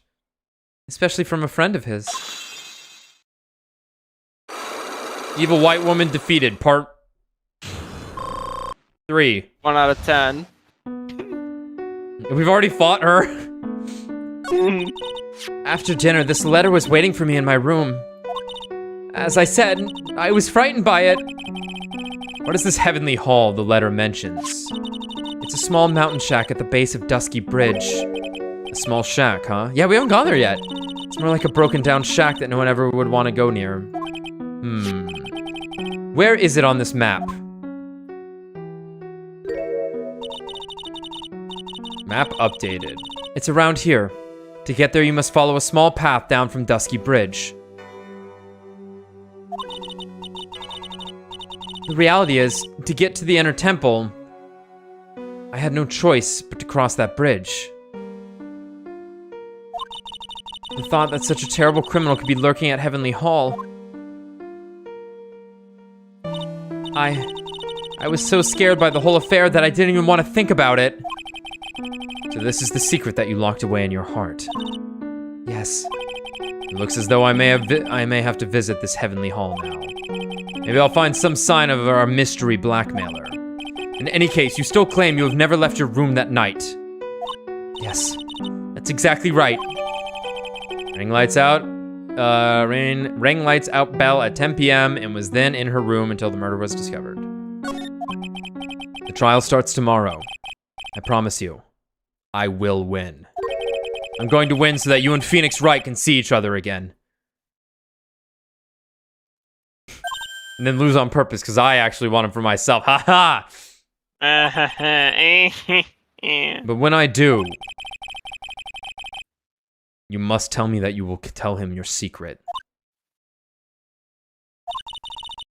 But it's pointless. Why would you say that? Because I may know who Phoenix Wright is.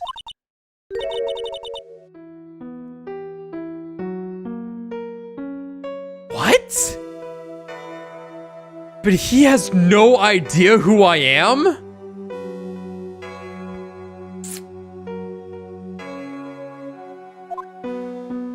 Okay! See ya! They're doing an excellent job at making me... The doubt is so seeded. The seeds of doubt are sowed. Holy fuck. Oh my fucking god, he brought the flags. He brought the flags. Kill him. Kill him. Larry, you fuck, why aren't you dead? Whoa, not much of a view down here, huh? I don't know, it looks pretty cool to me. It's still better than the view from my apartment, though. Someone's here, hide yourself, detective. Oh, why? Why does this always happen? Whenever I find a girl I like, they always run away. I even chased one of them to Japan. Next is going to be prison, I guess. Holy shit. Brother. Larry, get a hold of yourself. I'll steal that detective's wallet. That'll get me locked up for sure. Nah, I can't do that to someone who looks like he's down on his luck. He's just talking to himself. Shh. Be quiet and listen. I knew it. I shouldn't have done that. I blew it again. Done that? What did he do, I wonder? Hey, you! About what you just said. I got an objection. What the? Edgy, you dirty rat! Gumshoe, you oaf. I'm sorry, sir. Before I knew it, I was shouting out objection. And in a loud, commanding voice, too. I even pointed with my pointer finger. Very good. You've watched too many trials. I'm sorry. Okay, Larry, the jig is up. What have you got to say for yourself?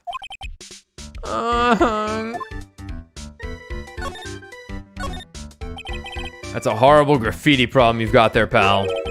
You don't know anything, detective. This is art. It's an expression of my bittersweet love for Iris.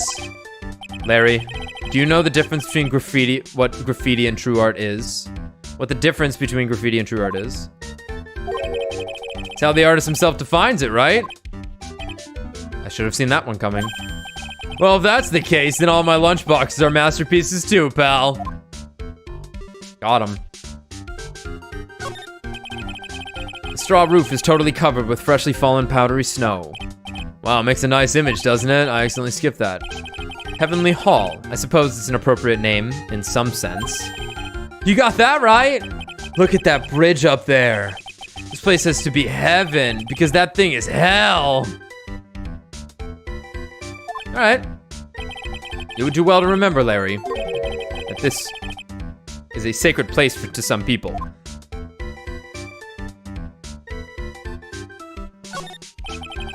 What is this festive-looking ornament? It reminds me of art class in grade school. We used to have a lot of fun decorating the class with origami, remember?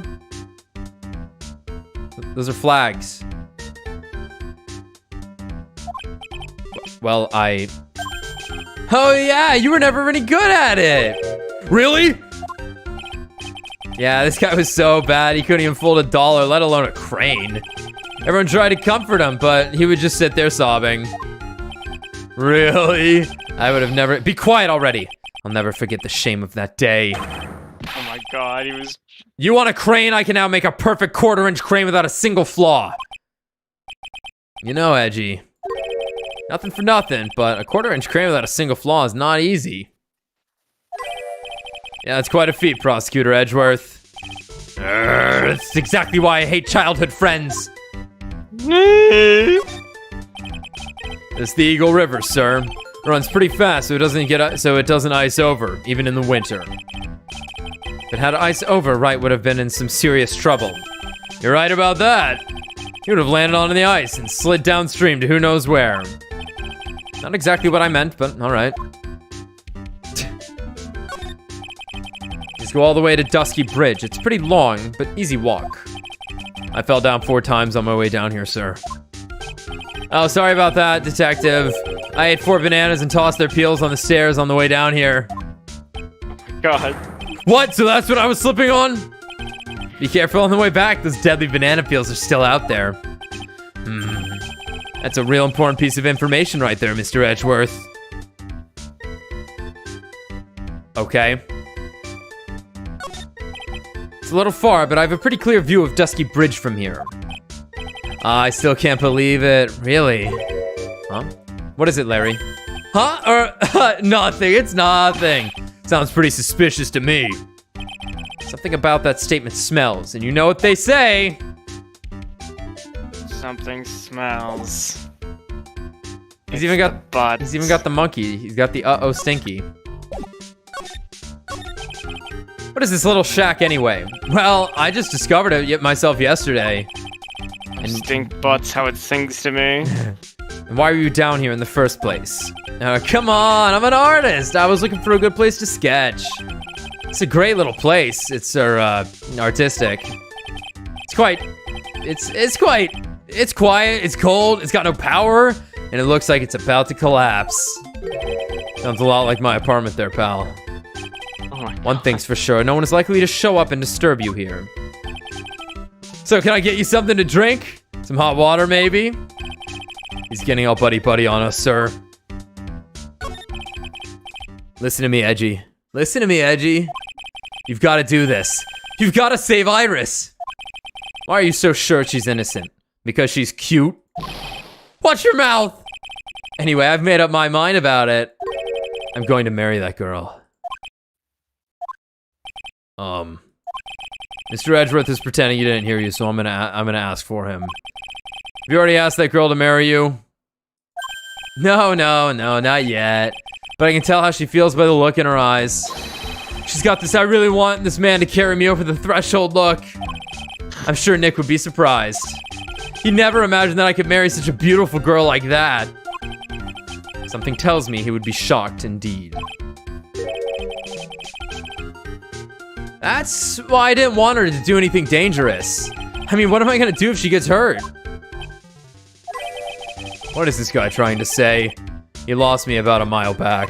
If we really want to know the answer to that, we're going to have to drag him onto the witness stand.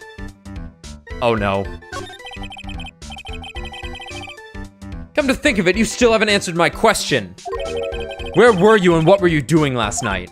Aw, man, don't you have anything else to talk about? That kind of attitude, you'll never be a ladies' man like me. Okay, chill out with those scary eyes. I got it. If you really want to know, last night, I saw something incredible. Something incredible.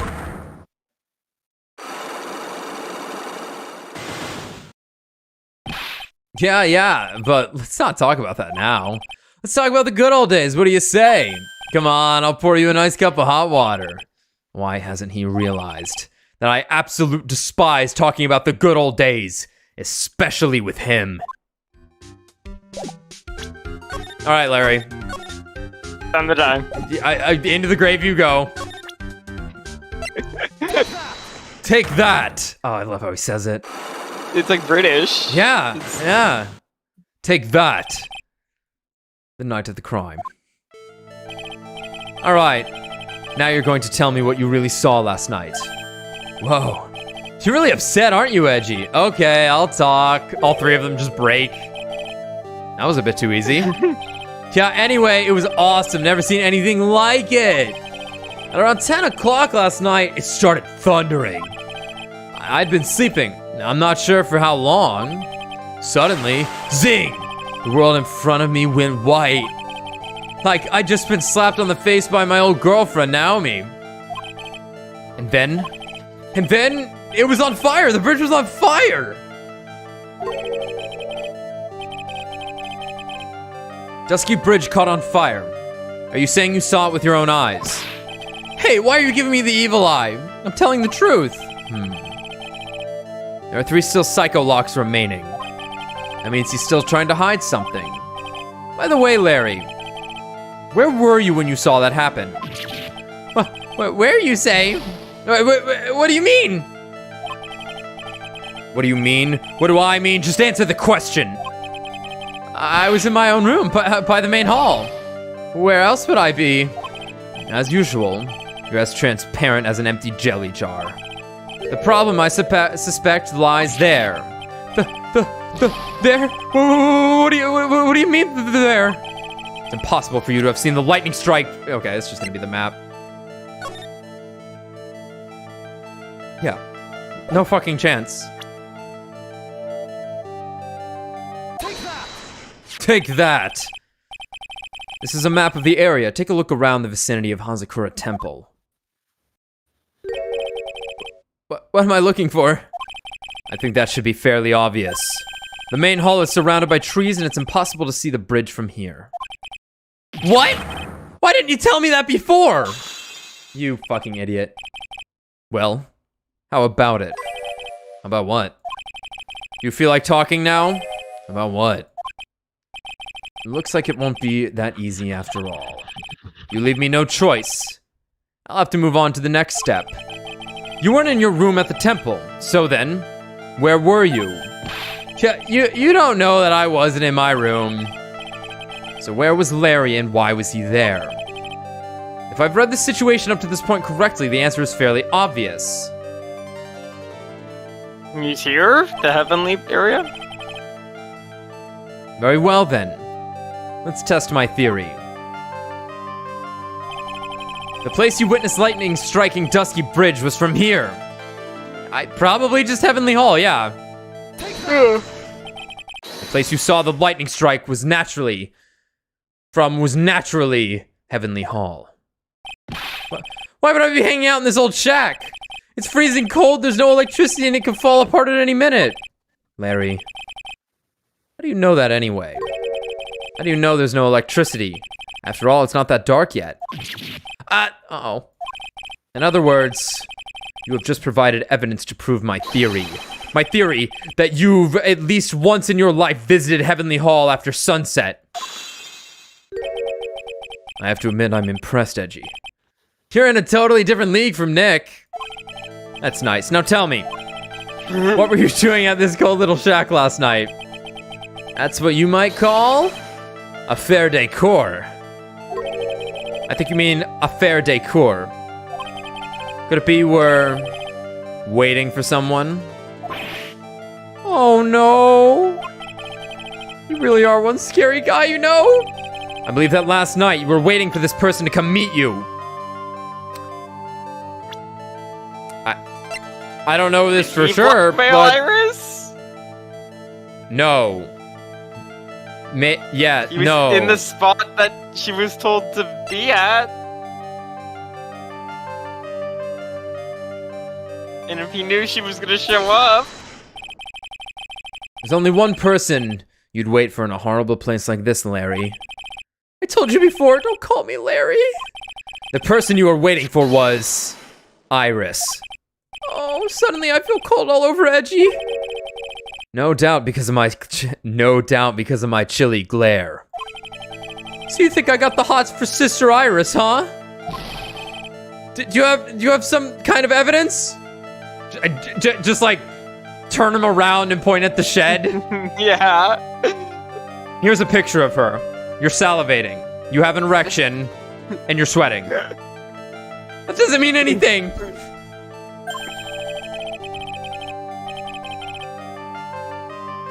You got something that proves I was waiting for her, or are you just guessing? This is where I draw the line and end this ridiculous little game.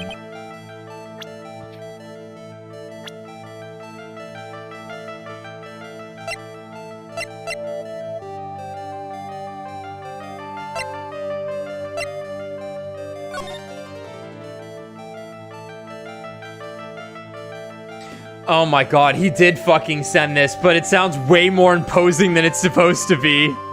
Yeah. Oh my god. Oh my god.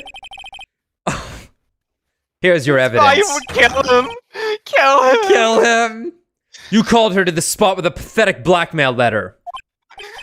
Oh, hey, give that back. You're embarrassing me. What are you doing with that anyway? It's not important. I misjudged you, Larry. What do you mean? Taking advantage of a woman's frailty like that. You should be ashamed of yourself. Oh. First of all, what's this at the top of the letter? It says salutations here. Well, that's what it said in the book, Letter Writing for Dummies. You're not supposed to actually write that. That's where you're supposed to write, Dear Iris. What? I'm so sorry. Thanks for the advice, Edgeworth.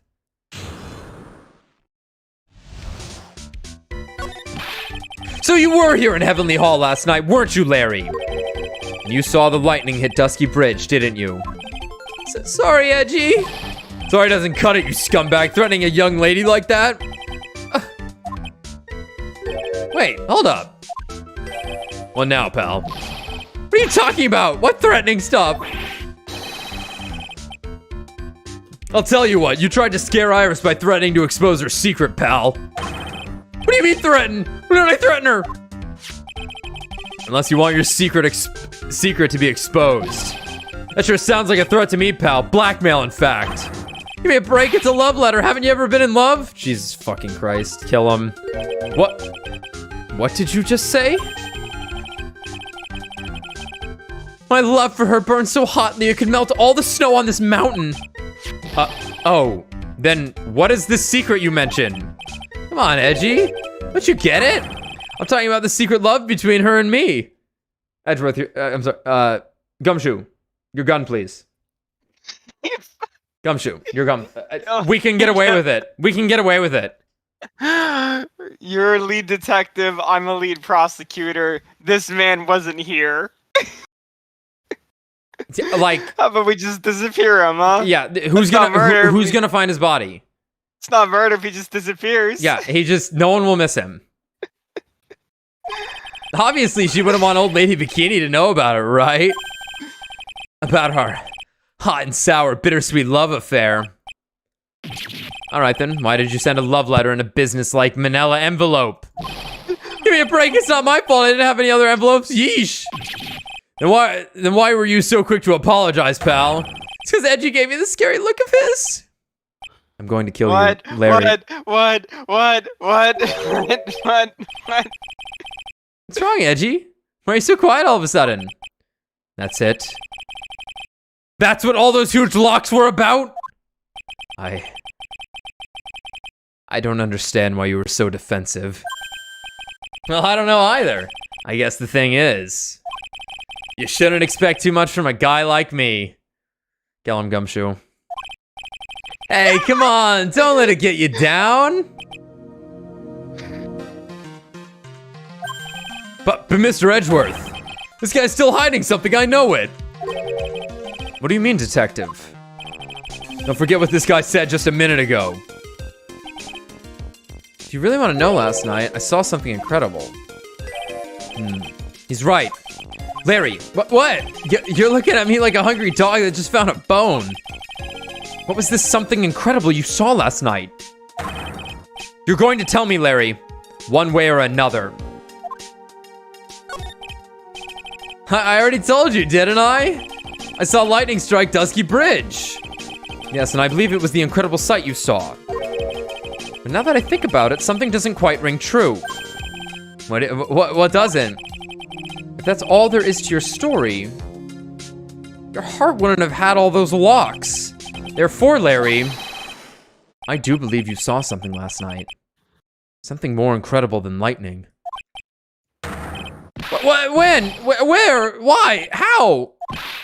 Hey, what do you think you're doing? If you hide anything from Mr. Edgeworth, I'll arrest you on the spot, pal. Oh my god. Like 6? For fuck's sake! No!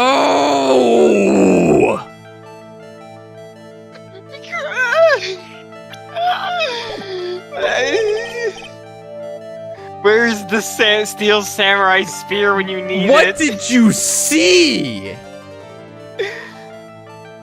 What's wrong, sir? Does this mean I have to do it all over again? Why are you glaring at me like I'm next to be hit by a bolt of lightning? Because I'm going to kill you. I've just about had it with this Harlequin. If I really want to drag the truth out of him, I'll just have to drag him to the witness stand. Man, so it's funny. Because I know what he saw. The locks make sense. It's like, yeah, I understand. Oh. Oh. Man.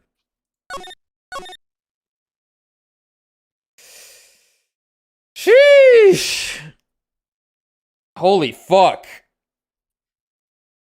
Holy fuck. There is so much to cover in this case. It's a doozy. That we just spent like 4.5 hours, I think. No, 3 hours and 45 minutes, I think. For this second part of it, or for episode 5 so far. Because I think the end of episode 4 is actually pretty long. I think that was like 2 hours still. So, whew, fuck me. I have to wait till tomorrow. Fuck. Well, we might skip tomorrow. It sounds like you were doing something, so.